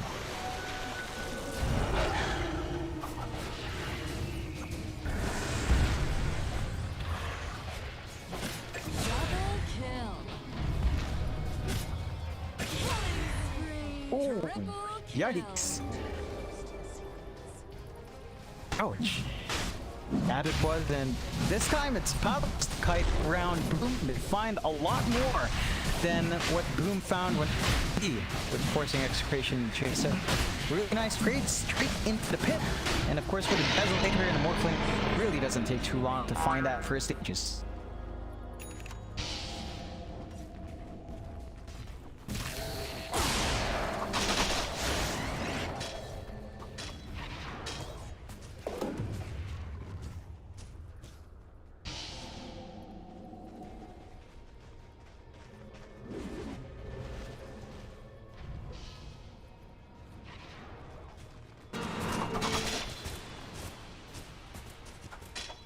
That he is, it's just really risky for Execration to try to push. They have a lot of summons that can be deleted. I think what Execration is looking for is perhaps pick off first, and that could be Kescue. Yeah. 2 hits. That is just 2 hits. Let's see. 761 and 2 hits, literally 2 hits to delete him.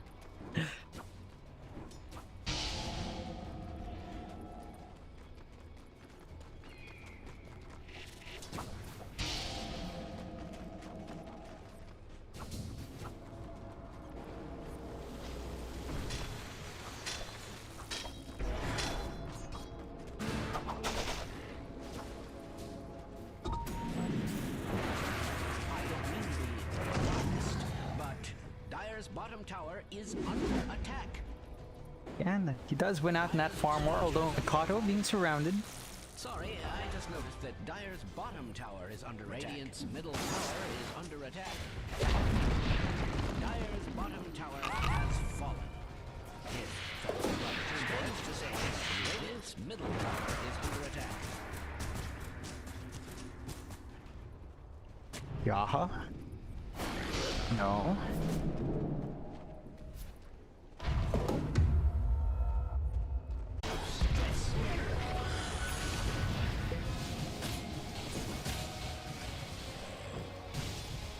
You are seeing a few issues coming out here for Ben-Hur. He can't focus down and find targets as long as FBZ is around with that swashbuckle. So the distance coming out from that, it can really stop the damage from flying in, although Yaha really just middle tower is under attack.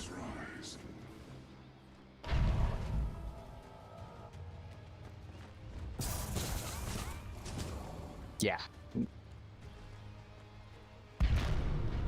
Definitely are. You're gonna have to look to RR to pop it first. He has been playing conservatively from the back, so whether or not you get that done is a different question. Still a smoke on smoke. 2 heroes each side. Doesn't look like they'll run into it.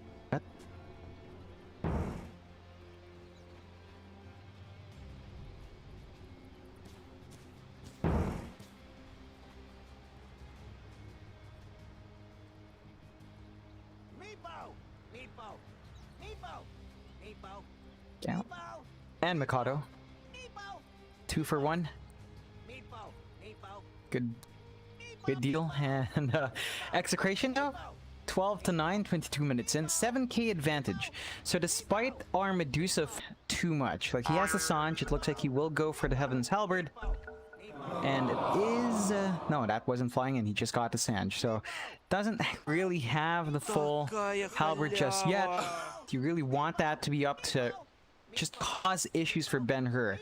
He's already been hurt by the lucky shot. With a BKB, that's kind of taken away. But a Halberd will continue to hurt Ben-Hur. So that's one way for Boom to handle that. They are still building up in Dreamwhistle, as we've mentioned. The Scotty's going to him. And Hyde is trying to save for that BKB. Progress has been slow. So a lot right now is just riding on Dreamwhistle to dish the damage out. Execration, they're still looking good at the 7k lead. It's just there have been issues. They can't afford to bleed in one by one anymore.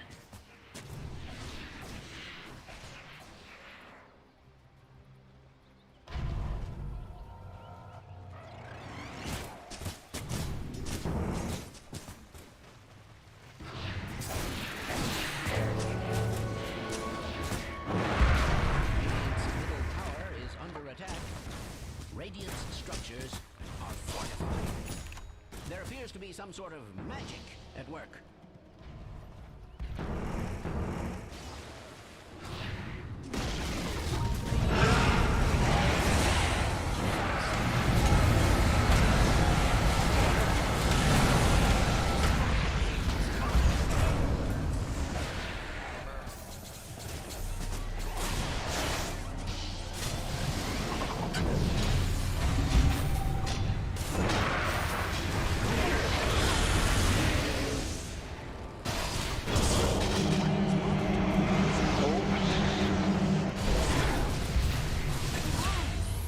Oh.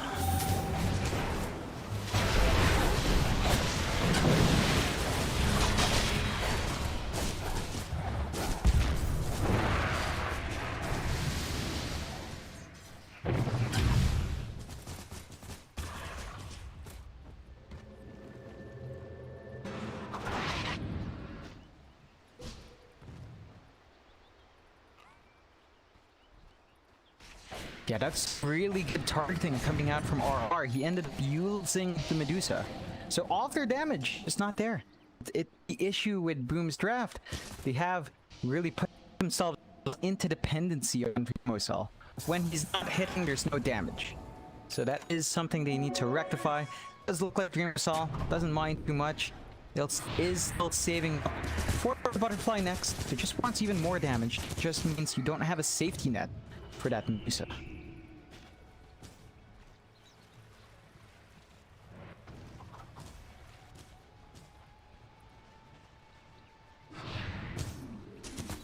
To roar.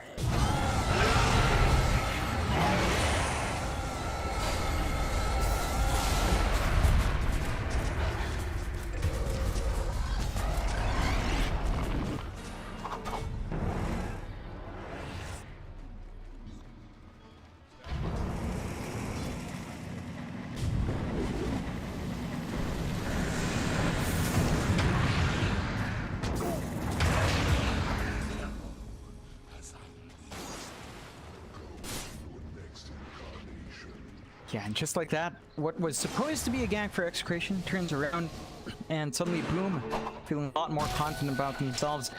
You do have a couple of item pickups up and running on Execration. The Ags is up for Yaha, so that save potential is there, and Execration can play around that.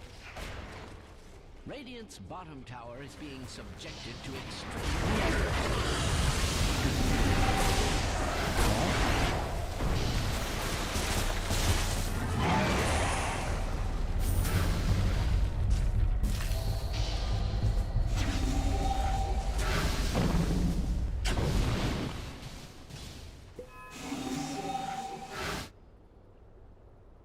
Yeah, they really don't. Not just yet, and they need to start building up. You should look to Palos to really start to dish out the damage. He's not quite geared up there. It's all been defensive. The Manta for stats and the Purge, the BKB, Morbid Mask, no real way of getting the damage out, although he does queue up the E-Blade next. So you're gonna see that burst damage coming in with a shotgun. Still not gonna insta-burst. No, it's really not, but it's the start. At least it's a nice disarm onto Dreamocell as well. So you can prevent that Medusa from continuously pumping out the damage as long as that Manta style is down.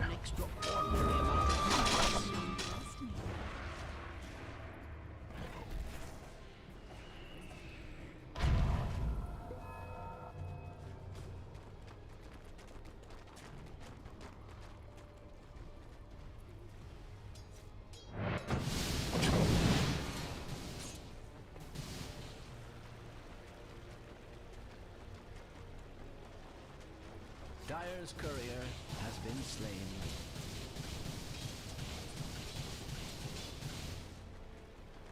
What the f just happened?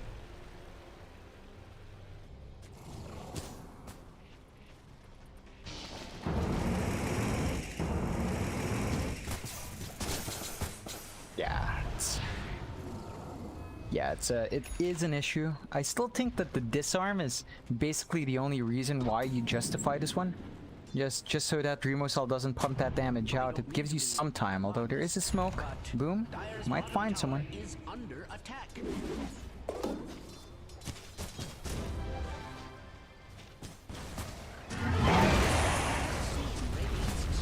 looking so fortified.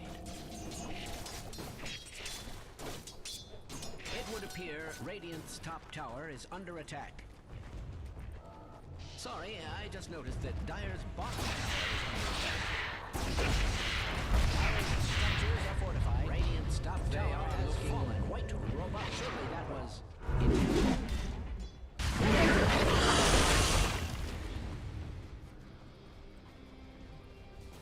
Ooh. Yeah, it's not the worst result for either side. Do have a bit of free reign there for our TA, not being punished, and there it is. It's the start. Bounty up. We've also got the butterfly in Remo's Hall. Bit of awkward timing because Ben-Hur did preemptively buy the MKB. They're still eating through the Medusa if they can get the control out, and that's still something that Remo's Hall has to be wary about. TA.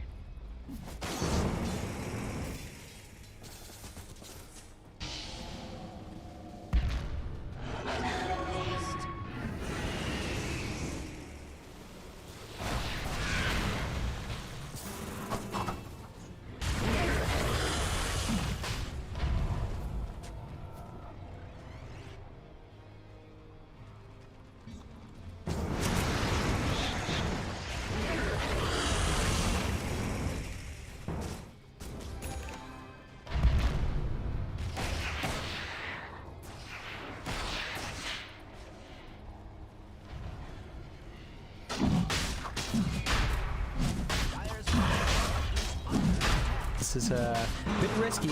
Execration knows because they have that trap.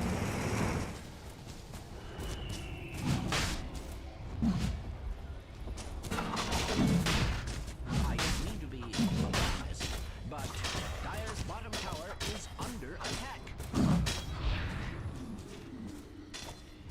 Sorry, I just noticed that Dire's bottom tower is under attack.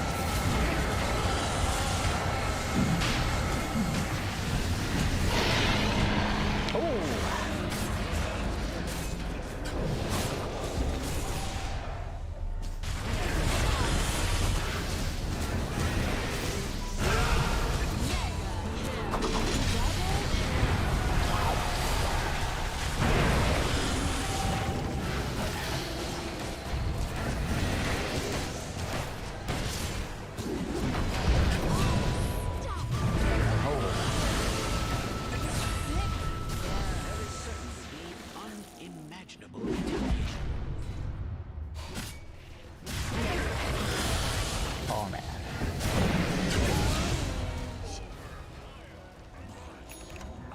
Dire's middle tower is under attack. Oh yeah. They are starting to build up. They're running their draft excellently. Palos with perfect timing in. Dreamo Salt's preemptive Stone Gaze costed him. They need that in the team fights. They need him to have the control to freely hit. And Hyde being taken out earlier with a shotgun, just completely taking away the black hole you were talking about. It would have been a great area for the black hole. As long as Hyde's dead, that's not an issue. And without a BKB, Hyde can't survive.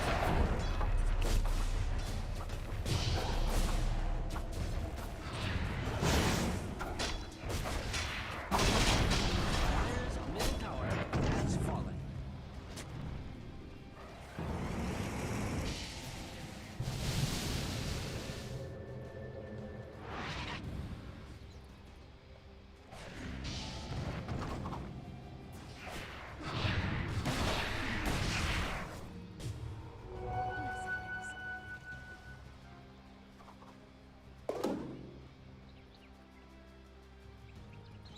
Yeah, They are starting to secure out the map.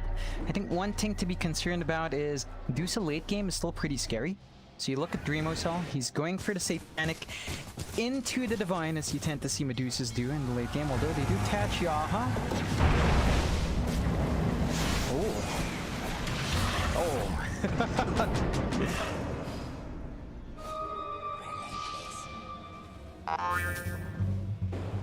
Oh.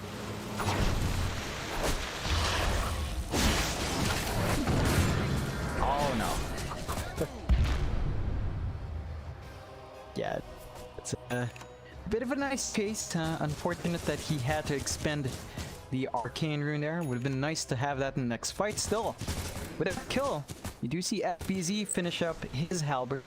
And of course you had the halberd on Mikado, so you have the disarms to deal with both the TA and the Morphling. Watch out for that, because that is going to put a big dent in their damage output. That can really ruin a couple of those engagements, although you do have a Satanic in Palace, so he is starting to bulk up on the Morphling. It's gonna be hard to handle him as long as he isn't disarmed.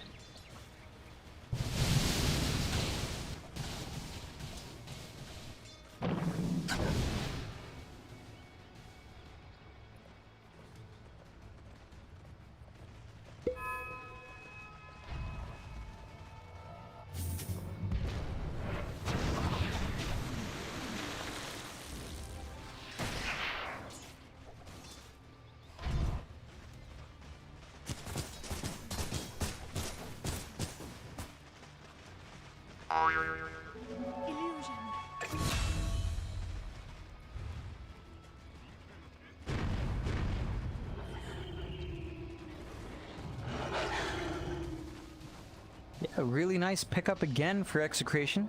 Should give them some leeway to push out that bot tier 2. Last outer tower for Boom. Going to be blown up here and doesn't take long. Palos just right clicks really hard now. Blow to the Dire. Their bottom tower has fallen. Radiant's top tower is under attack. Oh.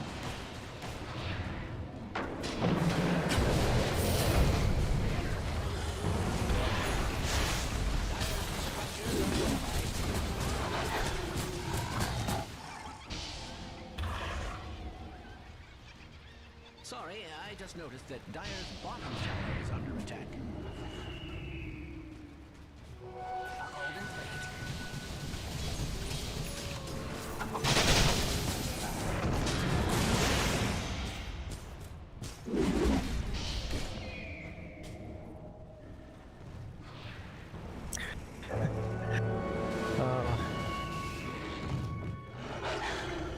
That does mean that they will have to play a bit more conservatively. They do pull back. They have at least taken that tier 2 bot earlier, so the map is completely naked now for Boom. Don't have any real easy access points into the jungle, and that means it's going to be harder for them to find that jungle farm, something Execration can really maximize. They're just hanging outside, continuously keeping these waves shoved out, and as you mentioned, just slowly into the butterfly for Palos. Once that's up, his repluck damage is way up, his shotgun damage goes way up as well. Although this is giving time for Dreamosol. Like, he finished up the Satanic, he is slowly building into that Divine, and once that's up, the high ground defense becomes very hard to pierce, because you've got the Medusa, you've got the Enigma. Boom can just hold for as long as possible up against what Execration has.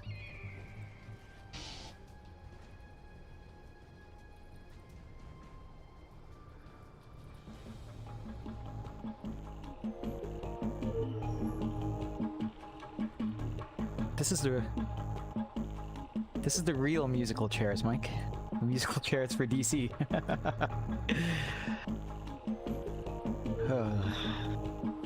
Still, yeah, it really is.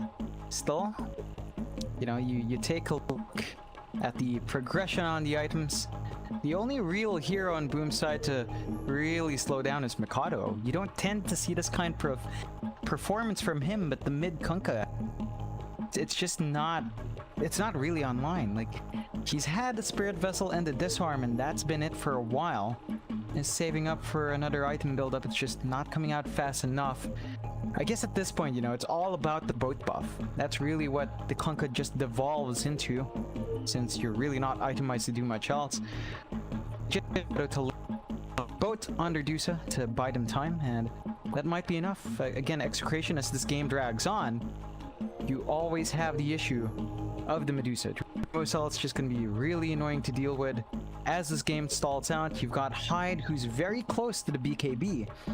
And so the Enigma is going to be a big factor as well. You're going to have to conserve the roar of BHM on that Enigma just to stop the black hole.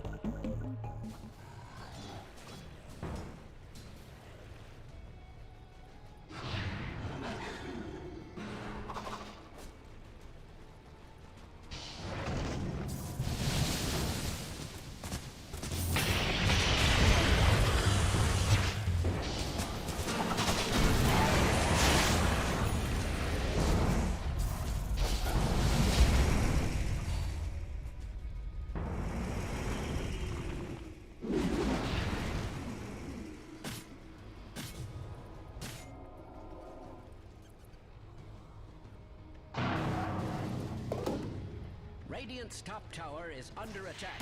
Really, it's again that the high ground defense potential from Boom. They just have such great spells for these tight areas that can be a bit intimidating to commit.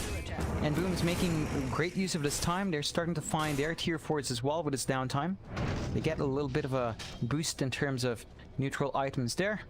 Of course, the same thing is happening for Execration.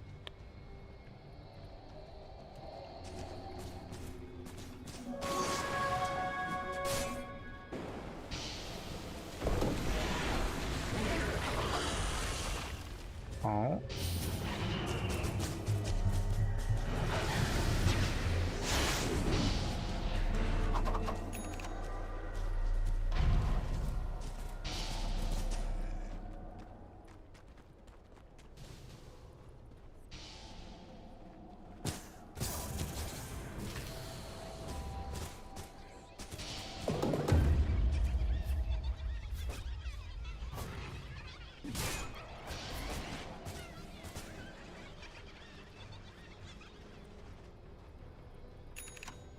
Yeah, I don't.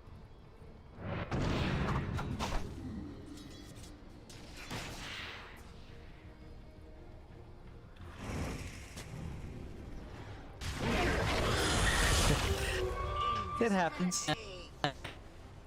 You're gonna enjoy the fallout. I think once you have the Divine on Dream Assault, again, high ground just becomes obnoxious. It already is obnoxious for Execration. I think at this point, Execration might just be looking for the next Roche. It is still a minute out, but they're just playing really conservatively. They understand that they lose one fight, it turns around. They do have the leveler on Palos, so they can swap that in from the Orb of Destruction, and you can really start to chip away at those racks a bit faster if they want to keep playing that time-lapse game. It's just, it's been so long that the melee racks is slowly healing back to full.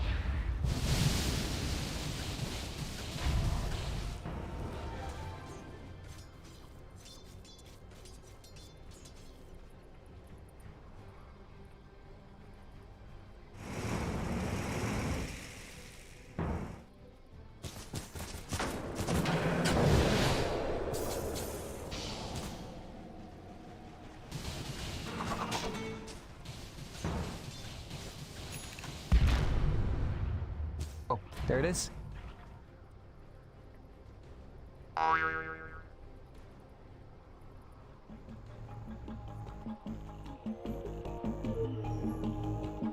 It's just a really tall order to get that done. I think Boom has a lot of ways of forcing Execration to always think twice. They just haven't been able to commit to any hero for a while from Execration. Of course, as you mentioned, if you do manage to take Dreamosell out, it's a big win.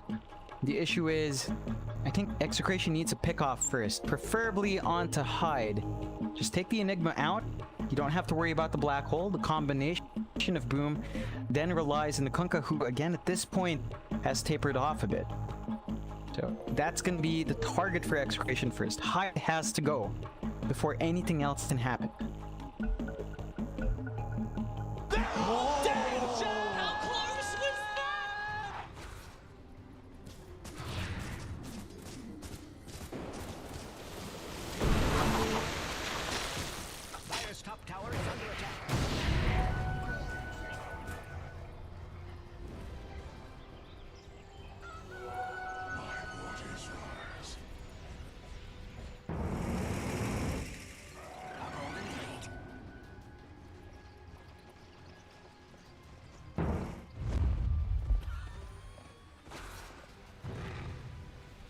No.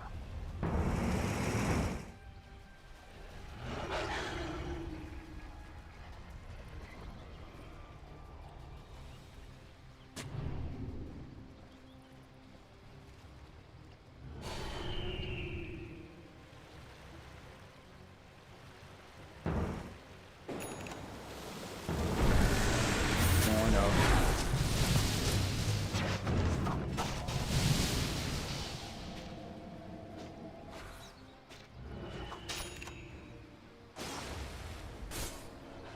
Yeah, they're just gonna try to take their time. You do see the lines drawn out. It looks like Execration actually wants to go for a push instead. So if Boom does commit for that Roche, they're gonna have to contend with Lost Raxel though. No, they're gonna rotate around as well.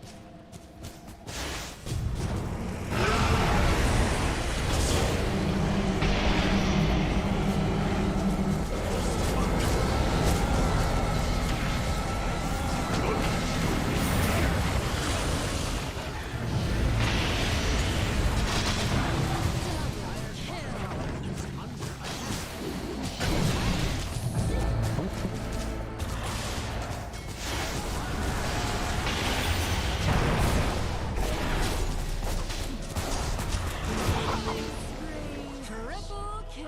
Sorry, I just noticed that Dire's bottom tower is under attack. It would appear Radiant's top tower is under attack.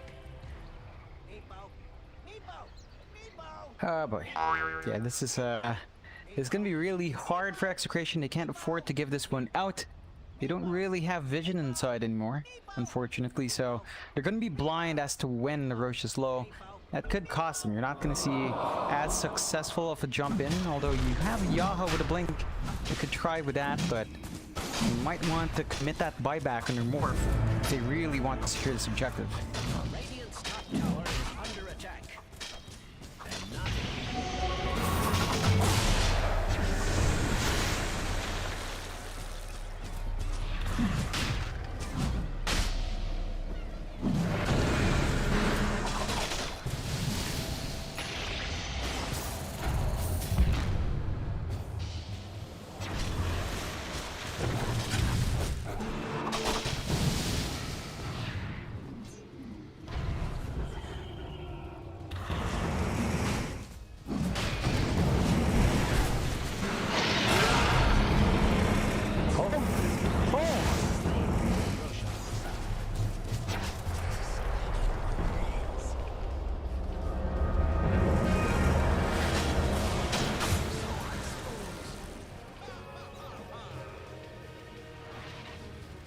Yeah, he had that plan for a while, but he got that, he got the cheese, he got the axe, he got it all on that Weaver. So nothing coming out for Boom. That's going to be a huge help for Execration now, as they don't have to contend with 2 lives. They're still at a risky spot, with no buyback on their morph. And Boom are still in a position to get a shove in, but without the Aegis, they've got to tank twice with that Divine Rapier and Dreamo Cell.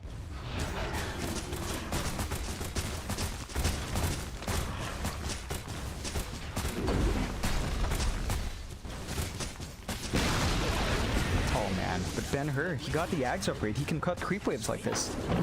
are under attack. Radiant's structures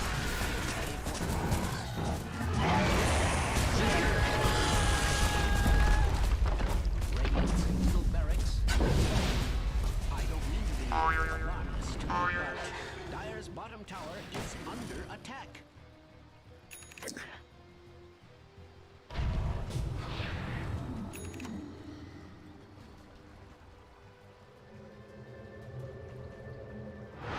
Yeah, this does bring us to a bit of an impasse. Every single time Boom will try to push, their waves will be cut in. There's not much coverage in the top lane. That is a bit of an issue for Execration, but Ben-Hur will go to rectify that shortly. And, 44 minutes in, you've got the Ags, of course. I mean, you've had the Divine for a while in Dreamo Cell. You do see Palos go into the Eye of Skadi. So he's got a way to mitigate their sustain as well. You gotta ask yourself, what comes next? They have issues with damage. Funny enough, like they have a TA, they have a morph, but the damage is not enough because of all the disarms Boom is throwing at them. Again, you've had it on Mikado. you have it on FBZ, and you have the lucky shots to worry about. All these ways of from flying out really hurting Execration's fights.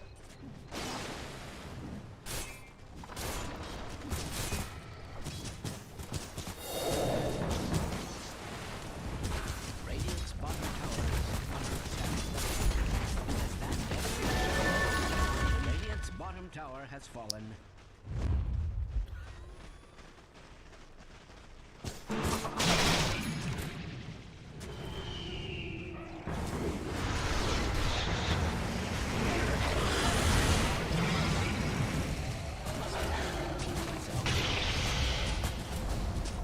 Dire's top tower has fallen. Oh, the split push? Palos up top. Dire's top barracks are under attack. Dire's top barracks are under attack. Someone might want to Dire's top barracks has fallen.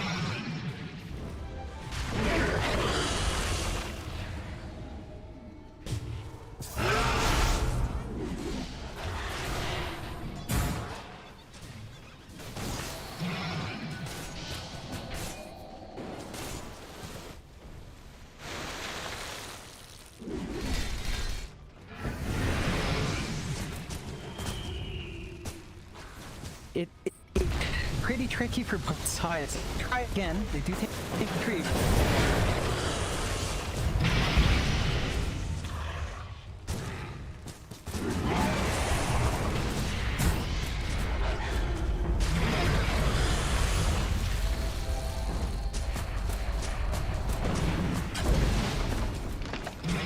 Bottom barracks has fallen.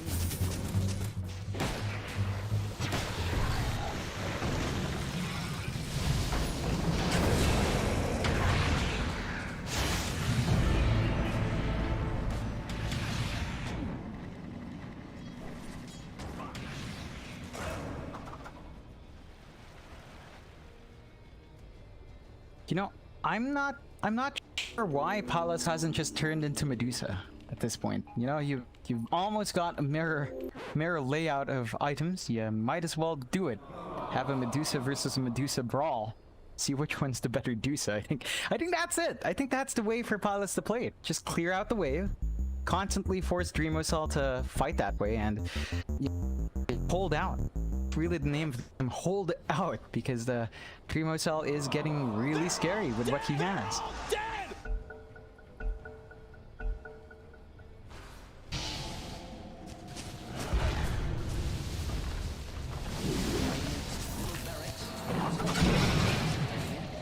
All is not lost. Radiant's top tower is under attack.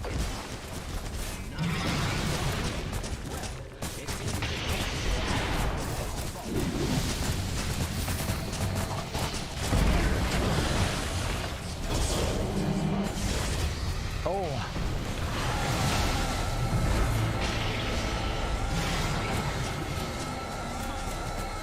Oh no.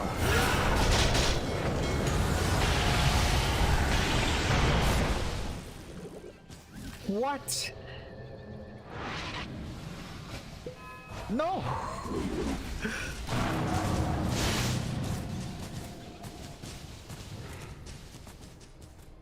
Dire's top barracks are under attack. Oh. Oh no.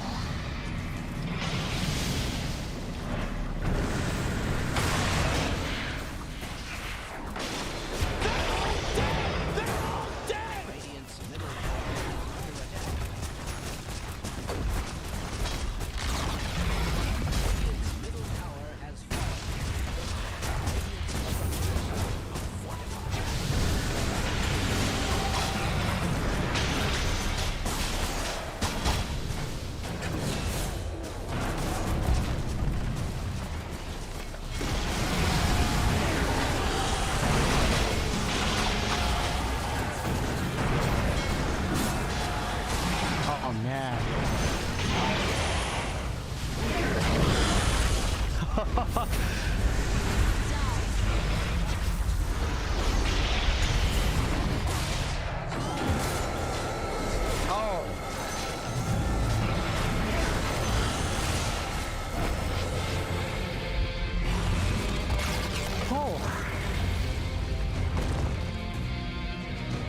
What a game one. Just a lot of back and forths, execration, having the greater start, Boom bouncing back once more with Dream Assault's hero. This is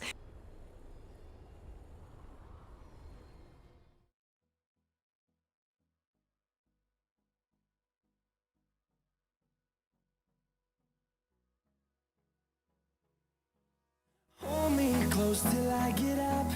Time is barely on our side. I don't wanna waste what's left. The storms we chase are leading us, and love is all we'll ever trust.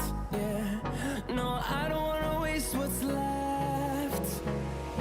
And on we'll go, through the wastelands, through the highways, till my shadow turns to sun rays. And on we'll go, through the wastelands, through the highways, and on we'll go.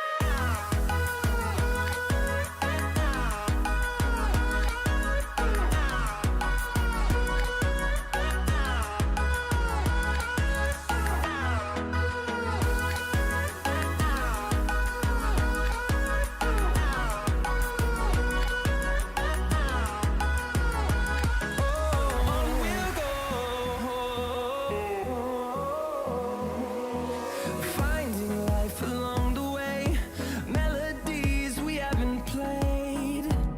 No, I don't want no rest. Echoing around these walls, fighting to create a song. I don't wanna miss a beat. And on we'll go, through the wastelands, through the highways, till my shadow turns to sun rays. And on we'll go, through the wastelands, through the highways, and on we'll go.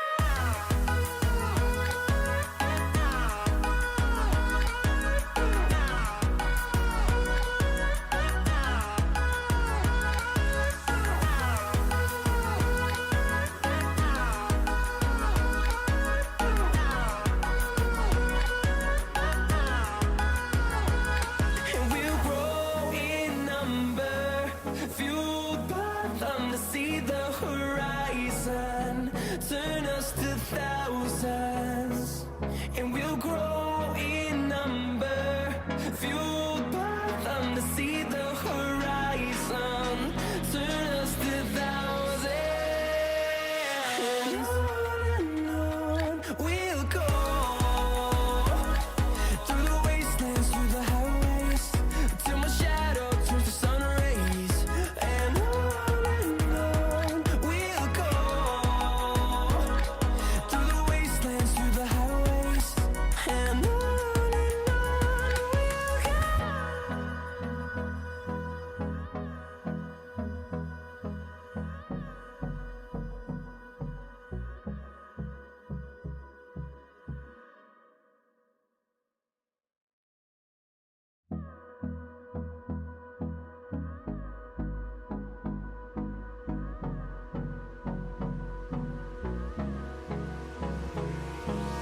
Hold me close till I get up.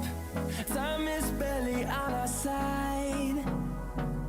I don't wanna waste what's left.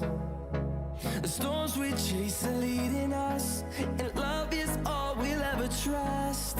Yeah, no, I don't wanna waste what's left. And on we'll go, through the wastelands, through the highways, till my shadow turns to sun rays. And on we'll go, through the wastelands, through the highways, and on we'll go.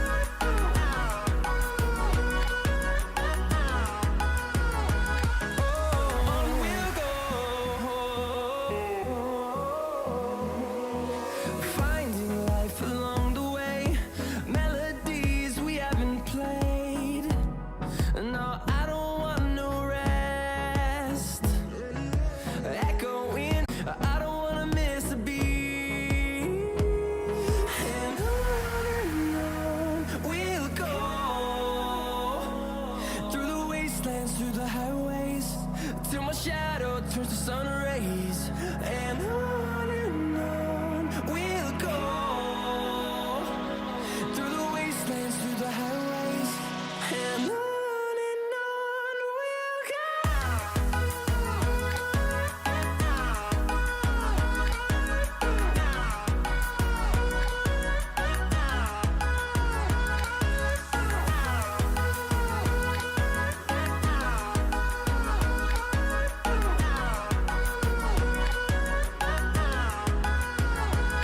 And we'll grow in number, fueled by them to see the horizon, turn us to thousands. And we'll grow till my shadow turns to sun rays, and on we'll go through the wastelands, through the highways, and on we'll go.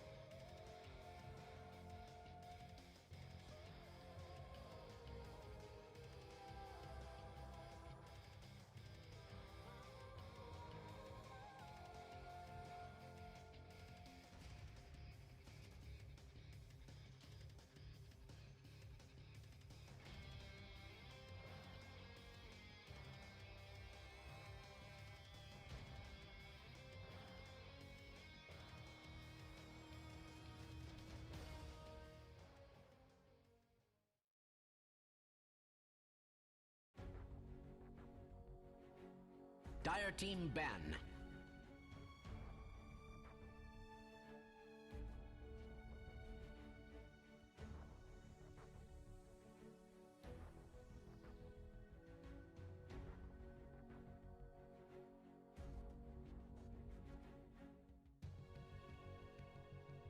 Radiant team ban.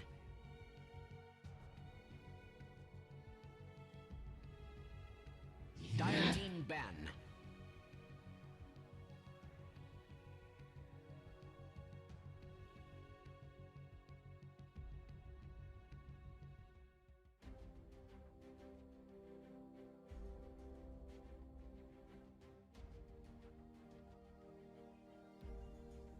Radiant team ban.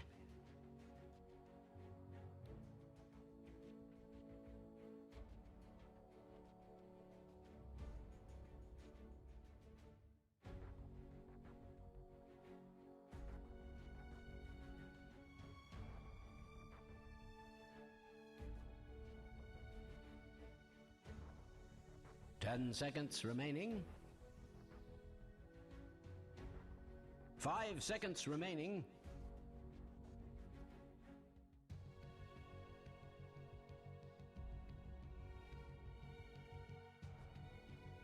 Dire team ban.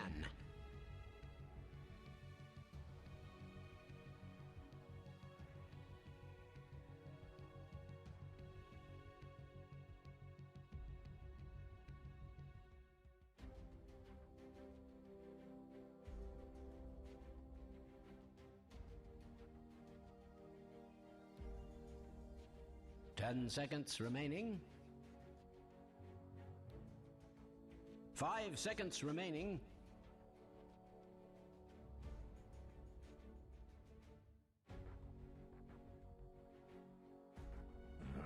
team ban.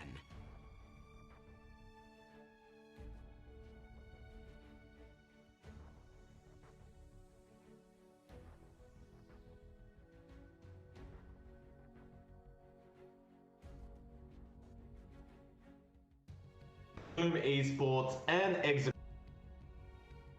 An expired jump game 1. 10 seconds It was going really well for Execration, but Boom Esports just had another hero that Dreamercell proved to be unkillable. Game number 2, where do you think things need to change? I think Execration has to be able to hunt Dreamercell down a lot more. This is how we tend to see Boom win. You know, they buy space for Dreamercell. They may bleed out in that early game, but they have faith in their carry. remaining. He plays heroes that grow big really well, like the Medusa, the Wraith King given enough space. Even the Spectre is something Boom has historically run. So stuff like that, I think Execration has to be ready for those kinds of heroes, and they should really try to punish. There were some good movements early. They never found Dreamercell when he was weak, and that just gives him all the space in the world to really scale up into that late game. That it did. We'll see how they draft this time around. Perhaps just trying to not allow themselves to get cornered by these kind of heroes. Don't die, you know. Ironically enough, both those heroes as well are susceptible to mana loss. The Skeleton King and the Medusa, both very weak if you can remove their mana pools, but both times they get away with it. Oh yeah. But we'll see, because every series prior to this, Boom Esports have drawn. So Yeah. they've got a 1-0 lead now. Dire team Can they keep it up against Execration? Because I've got to say, you know, they were 20k behind almost in terms of net worth. Yeah, they bounce it back really well, and again, this is really in keeping with the story between both teams. Both of them have, every single time they've faced up, it has been 50-50. Historically, just always even, and lots of even trades. 10 seconds So we'll see who remaining. will come out on top. I really wouldn't be surprised if it ended up in a draw. 5 I think seconds Execration, remaining. understanding the issues from game 1, should be able to draft around it. Maybe gives Yaha a bit more of an active hero. He was making space for the Weaver, and this is already a bit more active. You see the Shaker first pick for Execration, more than likely going to be our Yaha hero, of course, and just gives him a much more active pause 4. Still going to be farming up for the Blink, but you know, you can do a lot more rather than just defensively time-lapsing them back, which was strong, but it wasn't enough. Definitely was not enough in the end. Ooh. Boom Esports, Okay. they go for the Venge Medusa. Oh boy. This one is this one's not good to play against. It is not fun at all. No, it isn't. And there's a lot more in the draft that can really maximize this. We might see the Beastmaster Right. make an appearance that Medusa can play. Even see the support Luna, for all we know, coming out here just to give more auras. 5 Build off. seconds We have seen that a couple of times. Execration, they've got to be careful. Boom, even though it's the Medusa once more than likely for Dreamocell, they can play it faster because the Venge just enables it to be in line faster. So there's a lot more aggression that you can expect from Boom in this case. And Execration, even with the Shaker, with a better team fight they're getting there, Team ban. you do still need them to play fast. You want the punishment to fly out.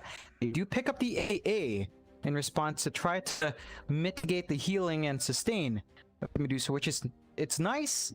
You have locked in your 2 supports though, and the rest of Boom's draft can really abuse that. That is true. Radiant team. I thought it may have been a bit of an early pick here for the Medusa in all fairness. I mean, the AA does do okay up against this hero, but they need more than that. They do ban out the Beastmaster themselves. It's probably a pretty good idea. You really don't want to get to that stage where Medusa just has 10 billion auras around her. 10 seconds From remaining. esports, what will they ban, I wonder? 5 seconds remaining. It's a really open draft. What if Execration just brought out the Wraith King as well? And then Yeah, we I would just like had 2 unkillable things against each other. And one of Yeah. them eventually has to die, right? Radiant's Yeah, team one of them would. I'd like that. I think, especially with an Ags down the line, it just makes it so hard to play still. Boom, they pick up the Mars, so they've got the team fight building up with the Medusa. Arena into Stone Gaze, man, that's really potent coming out from Boom. And again, setting a bit of an earlier pace for that Medusa, which I like to see. Execration, I mean, that ban on the Beastmaster was smart. Of course, just denying the Aura strat from really coming out in full 10 fold. seconds remaining. Let's see what they tie in with. Shaker AA is a really solid 5 combo. seconds It's a very, remaining. traditional combination we've seen win TIs. I think an option for them might be that Void. I believe Palos plays a lot of Void. That has been a ban out towards Execration a couple of times. Wouldn't be surprised if they just sneak into it now. The Void does seem like a good idea. Like, you can build the Diffusal Blade naturally. Does tend to do decently up against that Medusa. Team pick. Execration will for now go for the Dazzle. I'm not sure exactly why the Dazzle's out yet, but we'll find out. We've seen a lot of core Dazzle coming out. So it has been quite successful in doing, in being in whatever games it was in. I suppose it never hurts to just have a constant poison touch going on that Medusa as well. Just having that dot damage just keep going over and over again during a team fight. Whether they're able to get to that point where you can really maximize the Dazzle though. That's It takes the a question while. you have. It takes a fair bit, like level 18, and a lot of farm has to go into Dazzle, but this is something Execration, well not Execration, but we've seen a lot of other teams draft, of course. I'm not sure if BHM is going to be playing it this time. I wouldn't be surprised if it was him, of course. There's no other role beyond maybe mid for the Dazzle, so it can play nicely. Like, you're still putting yourself into a bit of an aggressive lineup, and you can at least save one hero out with the Shallow Grave. You've got that stalling mechanic as well there for Execration. It's still, I don't know, this Dazzle pick never gives me too much confidence. And boom, really just going all in the fights. Look at that. You've got the Mars and the Phoenix on top of the Mars Medusa. So all the team fight control in Boom's hands. As long as they play around those timers, it's going to be really hard for Execration to actually get their own team fights going. Yeah, and that Sunray makes it even harder to get through the Medusa. It's just so much healing coming out from that Phoenix during a team fight. Apart from the the arena egg that we're expecting to see, there's just so much value in this Phoenix in keeping its teammates alive as well. So Execration, their fourth pick up now. They're gonna have to start making those big core picks to really show us what they're up to. You can go for a very early orientated kind of draft here because you can already see the Medusa, but even then, it's not that simple. No, definitely not. You know what would be actually pretty fast paced, and I think it would really tie Boom's draft up? Mid Medusa, give that to Mikado, you go with the Luna safe lane. I think that just enables every single thing to come out. You have great team fights well, although the Slark does make that a bit complicated. It's a decent pick here from Execration. You have a way of going to the egg. You have a way of building off the Medusa, right? Slark enjoys these tanky heroes. Even the Mars is not going to enjoy that matchup. So there's a way here for Execration to scale. And with the Dazzle, it's going to be hard to kill off that Slark. I think that really starts to give value to the Dazzle pick. 5 seconds remaining. The thing is though, like with the Slark pick, although it does do well up against the Medusa, that's assuming she doesn't have Stone Gaze. You know, if you have Stone Gaze, then the Slark's kind of like pretty much gone. Just gone. It's a risk. It's a 50-50 kind of play. Again, just kind of matching how both teams face up against each other. It's always 50-50. It's the noodle war, Mike. Both noodles are popular. Canton's popular. Mi-Goring's popular. It's hard for either side to find an advantage. But Mi-Goring is like international, John. You know? But hey. Pensit's pretty alright abroad too. Pretty alright. I wouldn't know, John. Well, you're in. Tasted it. I think in Australia, it definitely is bigger, Mi-Goring. But I'm not sure. I do think Pensit's big enough. I know this is gonna get some comments in chat for sure. For sure. It's just noodles, guys. Calm down. You're the one getting upset, John. execution there, the final banner. Now they do get rid of the Holy Spirit and go into Nature's Prophet. I know about it's that an one. early pace lineup, but I have a lot of concerns here. You don't really have a frontliner, the execution. I don't understand what the idea is. Like, Medusa can clear the treants really easily. The heal bomb, maybe with a dazzle. Sure. That's the one thing I see, but the it's not great. Get to the Medusa. Yeah. She's gonna Mystic Snake and just hit them. Yeah, it's not great for that. I'm wondering, are they gonna run the dazzle mid? Dazzle mid, Slark safe, of course, NP off. That just, it doesn't give me a lot of confidence, the dazzle mid. I'm okay with, in the off, because offlane dazzle gets to give space up pause 4 down the line. A mid dazzle does it escalates fast enough. You're limited by your EXP. You need a fast 18, and that's something that you might not be finding still. Boom, they go back to Kunkka. Look at this lineup. Look at the team fight it brings. Look at the control it brings in wide AoE execration. They're gonna have a very hard time fighting in as 5. I mean, yeah, they have the slam, they've got the ice blast, but beyond that, the hard control isn't there. Boom, everyone but the Venge has great control for 5 heroes. It's all there. Concerned on this game, I think, for execration. See if they can make this draft work, but I'd say Boom has a much better draft just going into this game. Execration maybe have some form of a plan that we're not seeing yet, though, so we'll have to kind of just chill out, wait and see what they're up to. But I do agree, overall, once you get into those team fights, Boom is just going to have way too much sustain, way too much AoE control. The Slark's probably going to get kited a lot. Yeah, it's going to be so hard for Palos. And surprisingly, it will be Ben-Hur mid in the NP. I mean, it's not too strange, right? We've seen mid NP a couple of times. Against the Kunkka, I think Mikado is just going to enjoy that. He gets free treants to farm as the Kunkka. It doesn't really matter where you put the Prophet, even if it's in the offlane. Like, Dream Assault's going to do the same thing. Farm up those treants. Yeah, and we'll wait to see if they have a specific game plan that we're not.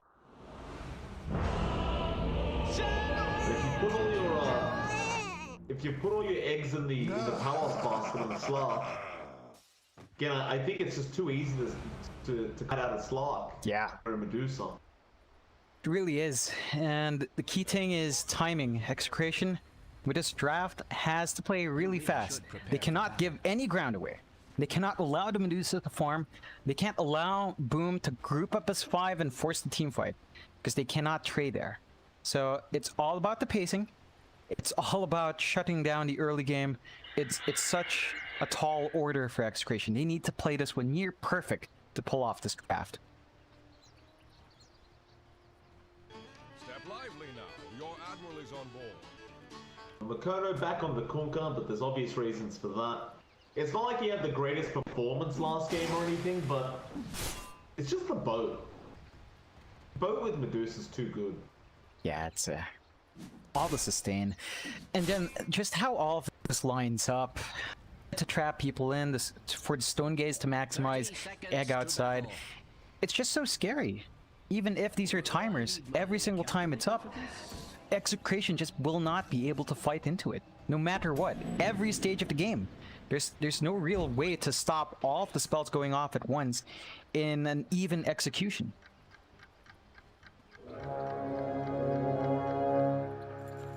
There'll be no early fights going on. Looks like the Sign of Execration going to take those bottom bounty rooms. Boom Esports will do the same up at the top lane. We'll see FBZ and Hyde, of course, laning with each other on that Phoenix. They'll be up against Palos on the Slark and, of course, Ara on the Ancient Apparition. Now, assuming you can land a Pounce, you can go into the Pounce Cold Feet combo. Thing is, though, generally speaking, FBZ will be able to spear away the Slark every time he gets close. So it's not like you really have that much skill potential here if you are the Slark. Like, you may get an Essence Shift stack or two. But ultimately, every time you get kind of close to killing off the Mars, he'll just spear you away. Yeah, it's not a fun time, and even RR and Hyde trading hits, Hyde can slowly burn through RR with a couple of good uses of that Fire Spirit, so it's not too favorable for Execration up top. He'll be spamming the Chilling Touch. That's all he can do. Hyde tries to return the favor with those Fire Spirits, and they'll go at it for a bit. Mid lane, of course, we'll see Makoto up against Ben-Hur on that Nature's Prophet. Did see a mid Nature's Prophet yesterday. If I remember correctly, it was either TNC or Geek Fam that was running that. Didn't really work out too well, but... Now, it does have certain things going for it at the same time. In this specific matchup, there's not much to really stop Mikado from farming. Like, yeah, Ben-Hur has a range advantage, but Mikado's Tidebringer is just going to clear out the Treant, so you lose out a lot of what makes NP strong in lane. You're just not able to play with those Treants as much. Definitely not. Down to that bot lane as well. Like, Dreamer's not going to have the time of his life here. DHM going to be in charge of trying to slow down this Medusa and get his own farm at the same time. With an Earthshaker Dazzle duo down this bot lane, like maybe you find a nice Fissure into a Poison Touch and that could prove to be enough. But even then, with Kesky around that bench, I just don't see them being able to take this Medusa out.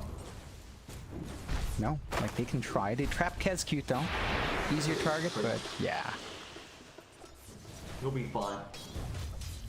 This is something with the early Dazzle picks. In the offlane, it can be annoying, but it really just doesn't slow down the farm of a lot of heroes. And Dream Assault's just going to be perfectly fine with a wave shoved in. Still up there in the top 3 in terms of last hits, and in fact, all of the heroes from Boom are doing spectacularly well to start off with in their lanes. Yeah, that they are. All of them are top of the last hits. Ben-Hur picks up here in the mid lane, but with Horrid in own Sprout. Poor Ben-Hur tries to summon Treants as well, but the Sprout disappeared in time.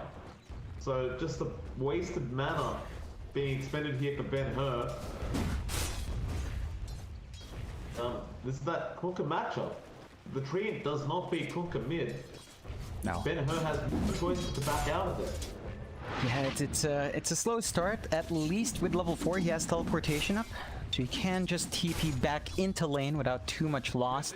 You're still missing out on a lot of creeps, and again, Mikado is just going to enjoy basically a free lane.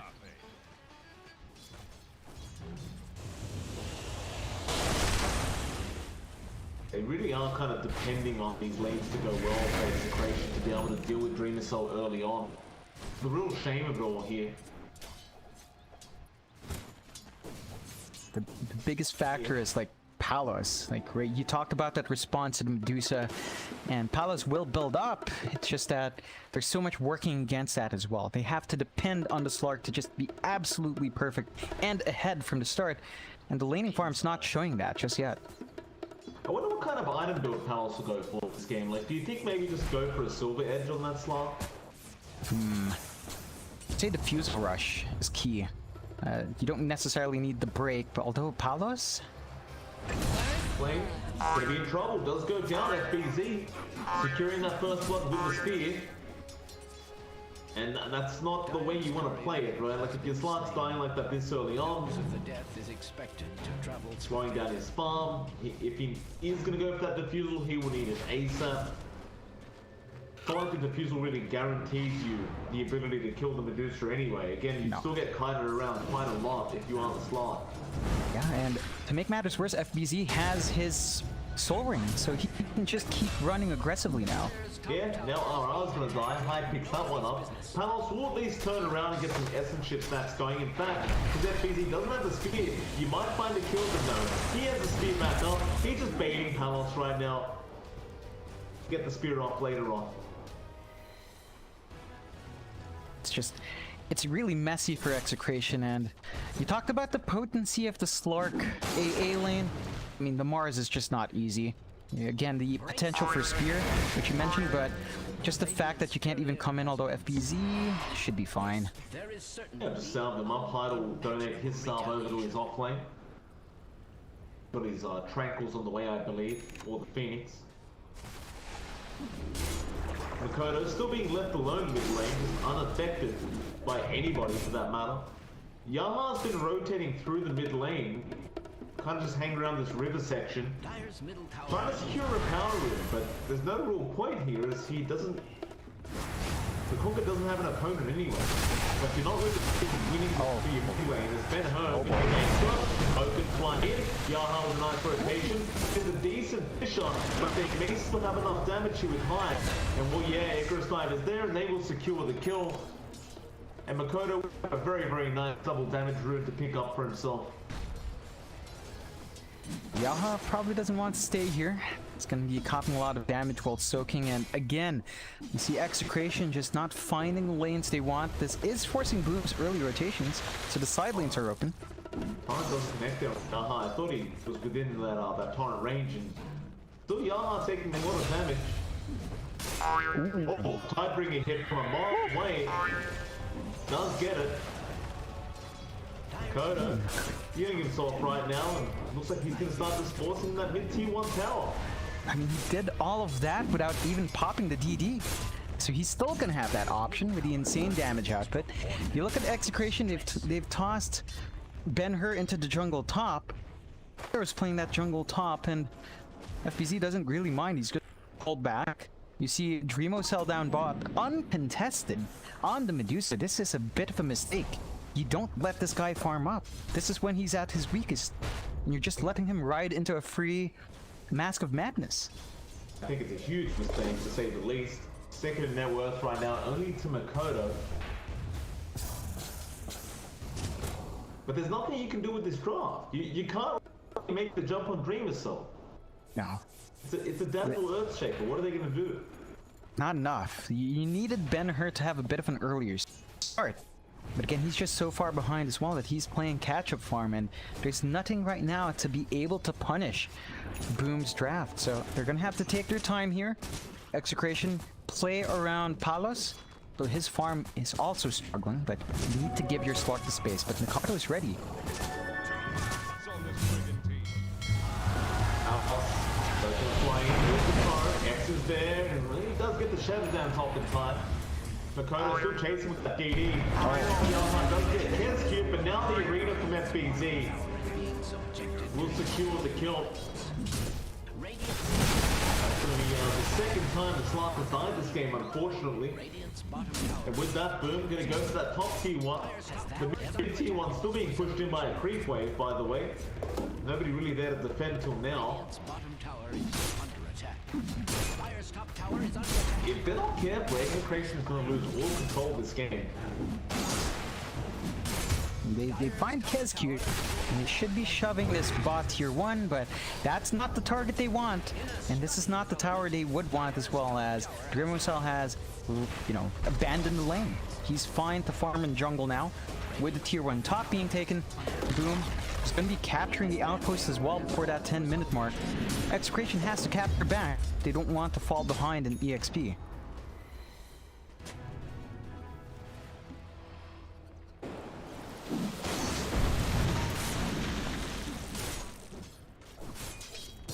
Yaha. It's going to be so quick being taking some farm in the mid lane as that Earthshaker. Boom Esports now do have a 2k net worth lead. Oh, Palos. FBZ gonna find Palos. Doesn't have the arena yet, looking for it. Doesn't really matter. Oh, they have the X-Bow. The Crystal is still around on the Conker. Ouch. This is getting from bad to worse. He's still trying to build up those treads on the slot. Not able to get any kind of space. It's really hard for Execration now. His farm is behind even FBZ's on Mars. He's just above his Shaker. This is just how bad it's been for our Slark, and Palos is just going to continuously fall behind. You look at Dreamocell in comparison. With the DD, you should be clearing out these ancient stacks, and that's a substantial boost for our Jusa. That it is, John. That it is.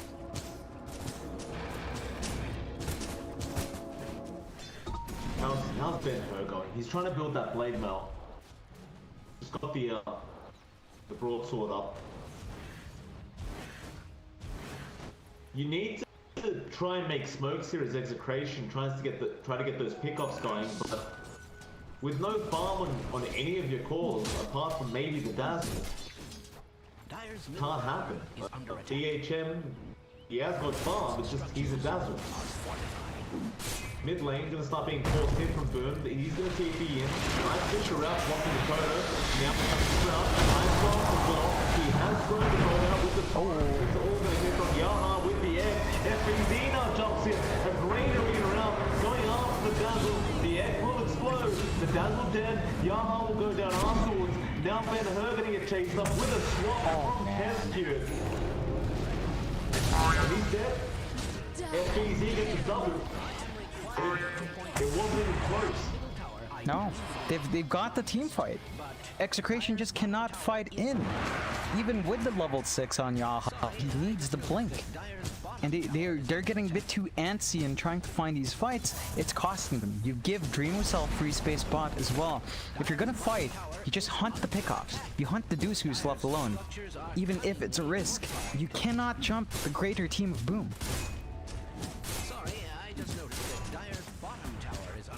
Take the bot T1 tower while they're at it, and behind is found RR again. Sunray, Icarus Sign, all gonna blow him up. They do at least get an Echo and Ice Blast off. They do kill high, but look at Palos. Just running away. FBZ did not have the arena. But bot lane, DHM.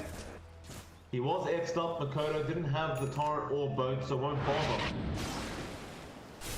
Oh man, but the Boom Esports.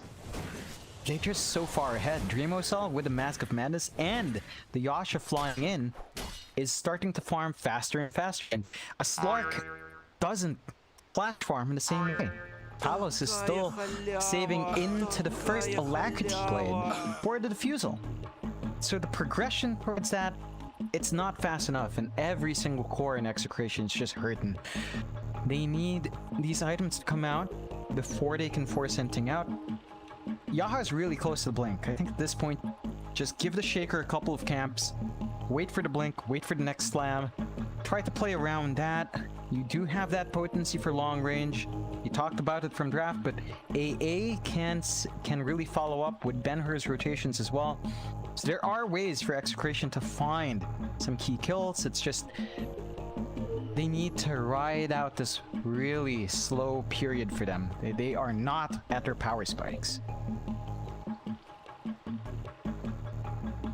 But how long is it going to take? Dreamwhistle's got the MOM going into the Manta. Does have the Yasha coming out on the Courier. Time's ticking. Get back into the game. Smoke now being brought up by Hyde, it seems, so he's ready to go for another smoke attempt. I can't blame them. They've got all their ultimates back up. That's easy. Just go for a refresh on that mana.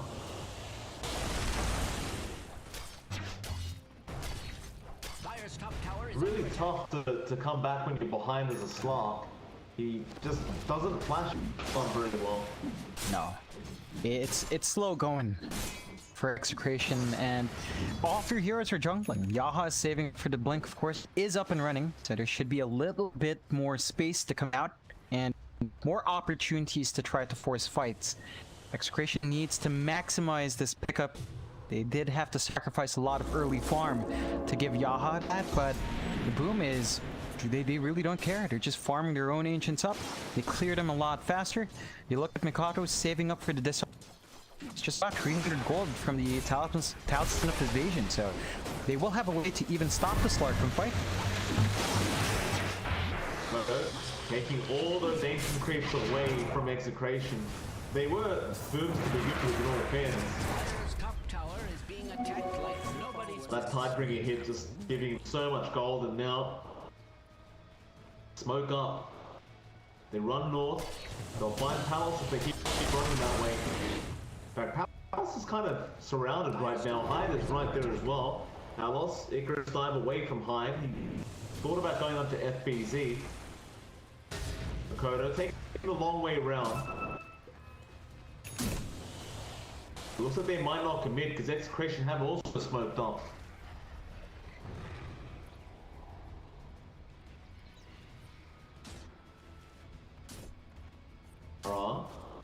Spot out the side of the nice echo into the ice blast, and now Palos can get a few kills.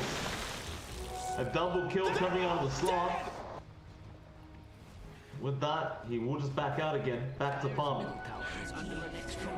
Yeah, it's a good set of kills. They needed those pickoffs. This should set Boom back by a bit. You're not finding Dreamo Cell, but you know, you'll take what you can get. Unfortunately, though, Palos got that kill with a Dark Pack, I believe, so he didn't have any Essence Shift out. Doesn't get any of that additional agi. Less value from the kill, but he'll take it nonetheless. Top lane, they will go pick on Palos again for that. Still, he is very weak just on his own. And TP force cancelled. Sunray now, he does try to pounce away, but FBZ's on the chase. Nothing like a blink dagger to really catch up this luck, but that does a lot of Sunray damage. And now the torrent from Makoto, he has to shadow dance. FBZ is going to be around. There's the arena. Three heroes in there with the air flying out. They TP'd into the arena with the bonus block from Makoto. That is not how you do it, ladies and gentlemen. That is not how you do it.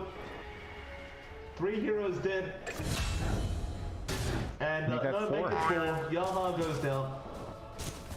Oh man, just everything that can go wrong for Execration is going wrong.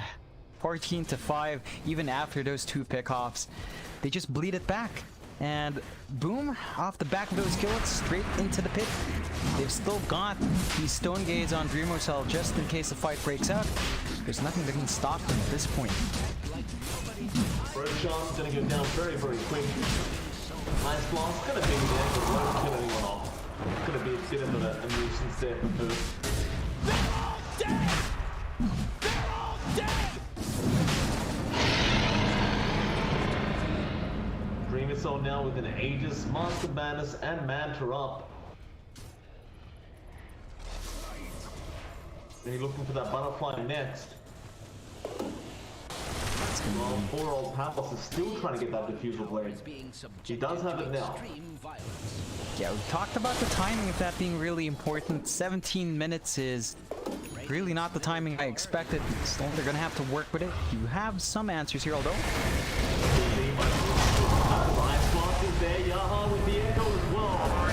FBZ should die, but gets the arena off in time, and now Hyde is there with Dreamer Soul. Oh boy. Log. Too many logs, Mike.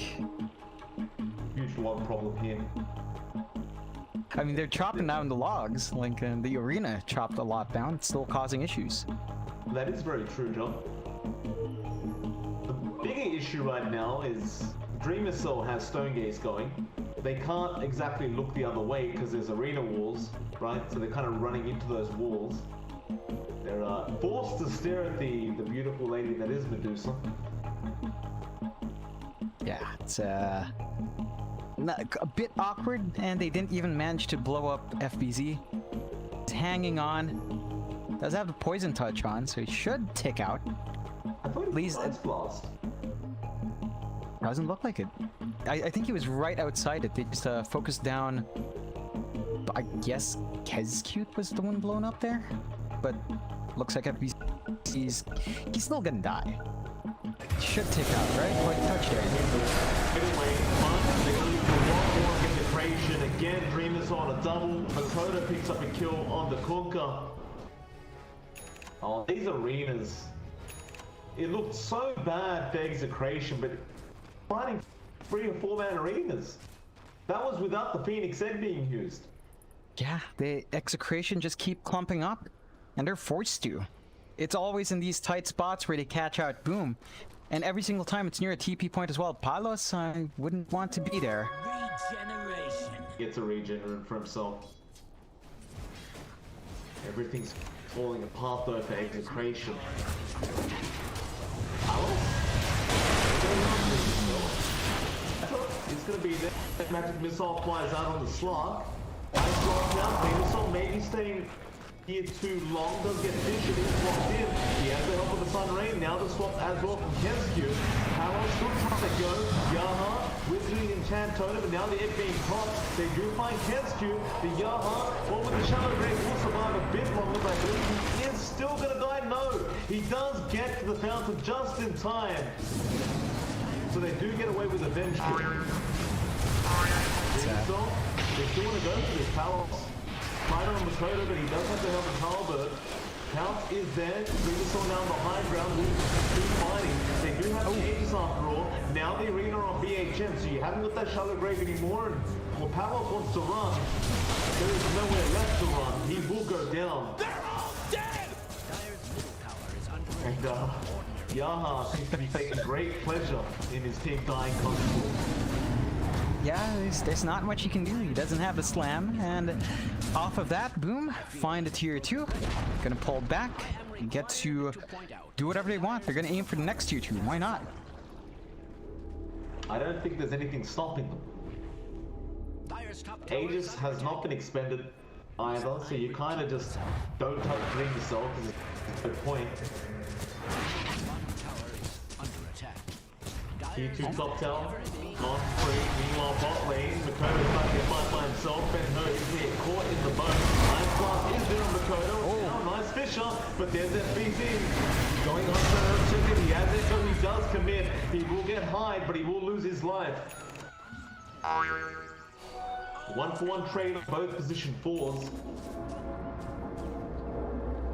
Now another line being drawn out here from the side of Boom Esports. They want to go down to the bot lane to try and steal that team. You've got Palos.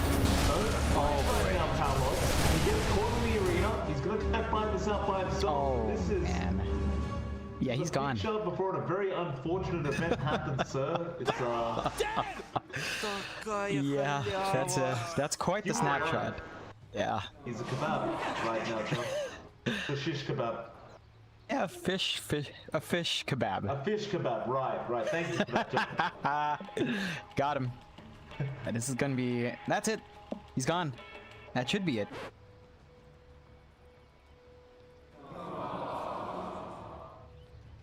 How does a fish kebab even taste? Well, John, I don't think they've ever made one, have they? Isn't fish I don't know. flesh like a bit too tender to be on a... I reckon, yeah. It does sound like it. It shouldn't be, but you never know. Still, we'll find out.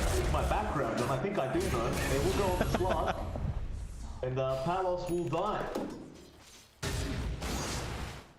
But Not a very good fish kebab. no, it wasn't. Venusaur has the butterfly up now. Finds a courier on the way. Bit of a freebie. And look at that! Satanic into Divine Rapier, Dreamosol. No kidding around. Just wants to be the big, unkillable beast that he is. Is Divine necessary, Venusaur? No. I don't think he needs Divine Rapier. Yeah, but what else would you go for? Nothing else is fun. Now, at this point, you're this far ahead. Everything else just pales in comparison to a Divine.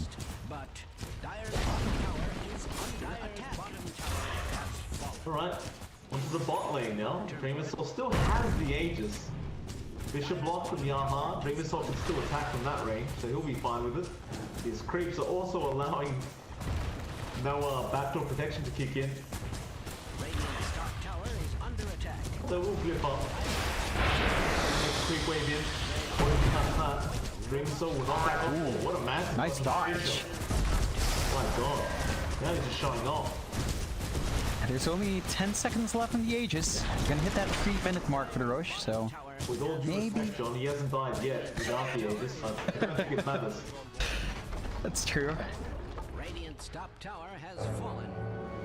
It cannot be stated firmly enough that Execration still looking for a way back into this game, but they've got 12k behind now.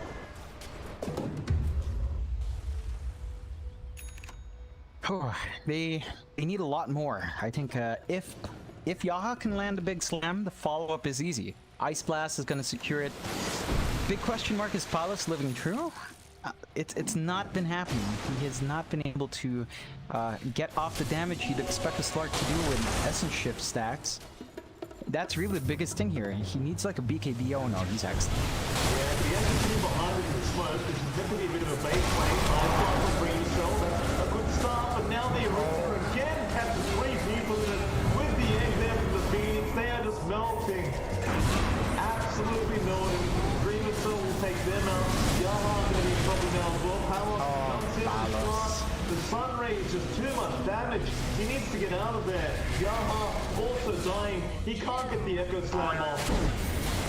Oh, Now the swap back into Palos. He does count down, but he's been X'd off into a boat. And there it is. I was about to say there's no GG call, but it does finally come out in execution.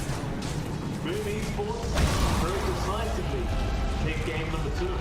yeah, that was a lot more dominant from Boom. Execration. I mean, there was really good execution. The draft of execration.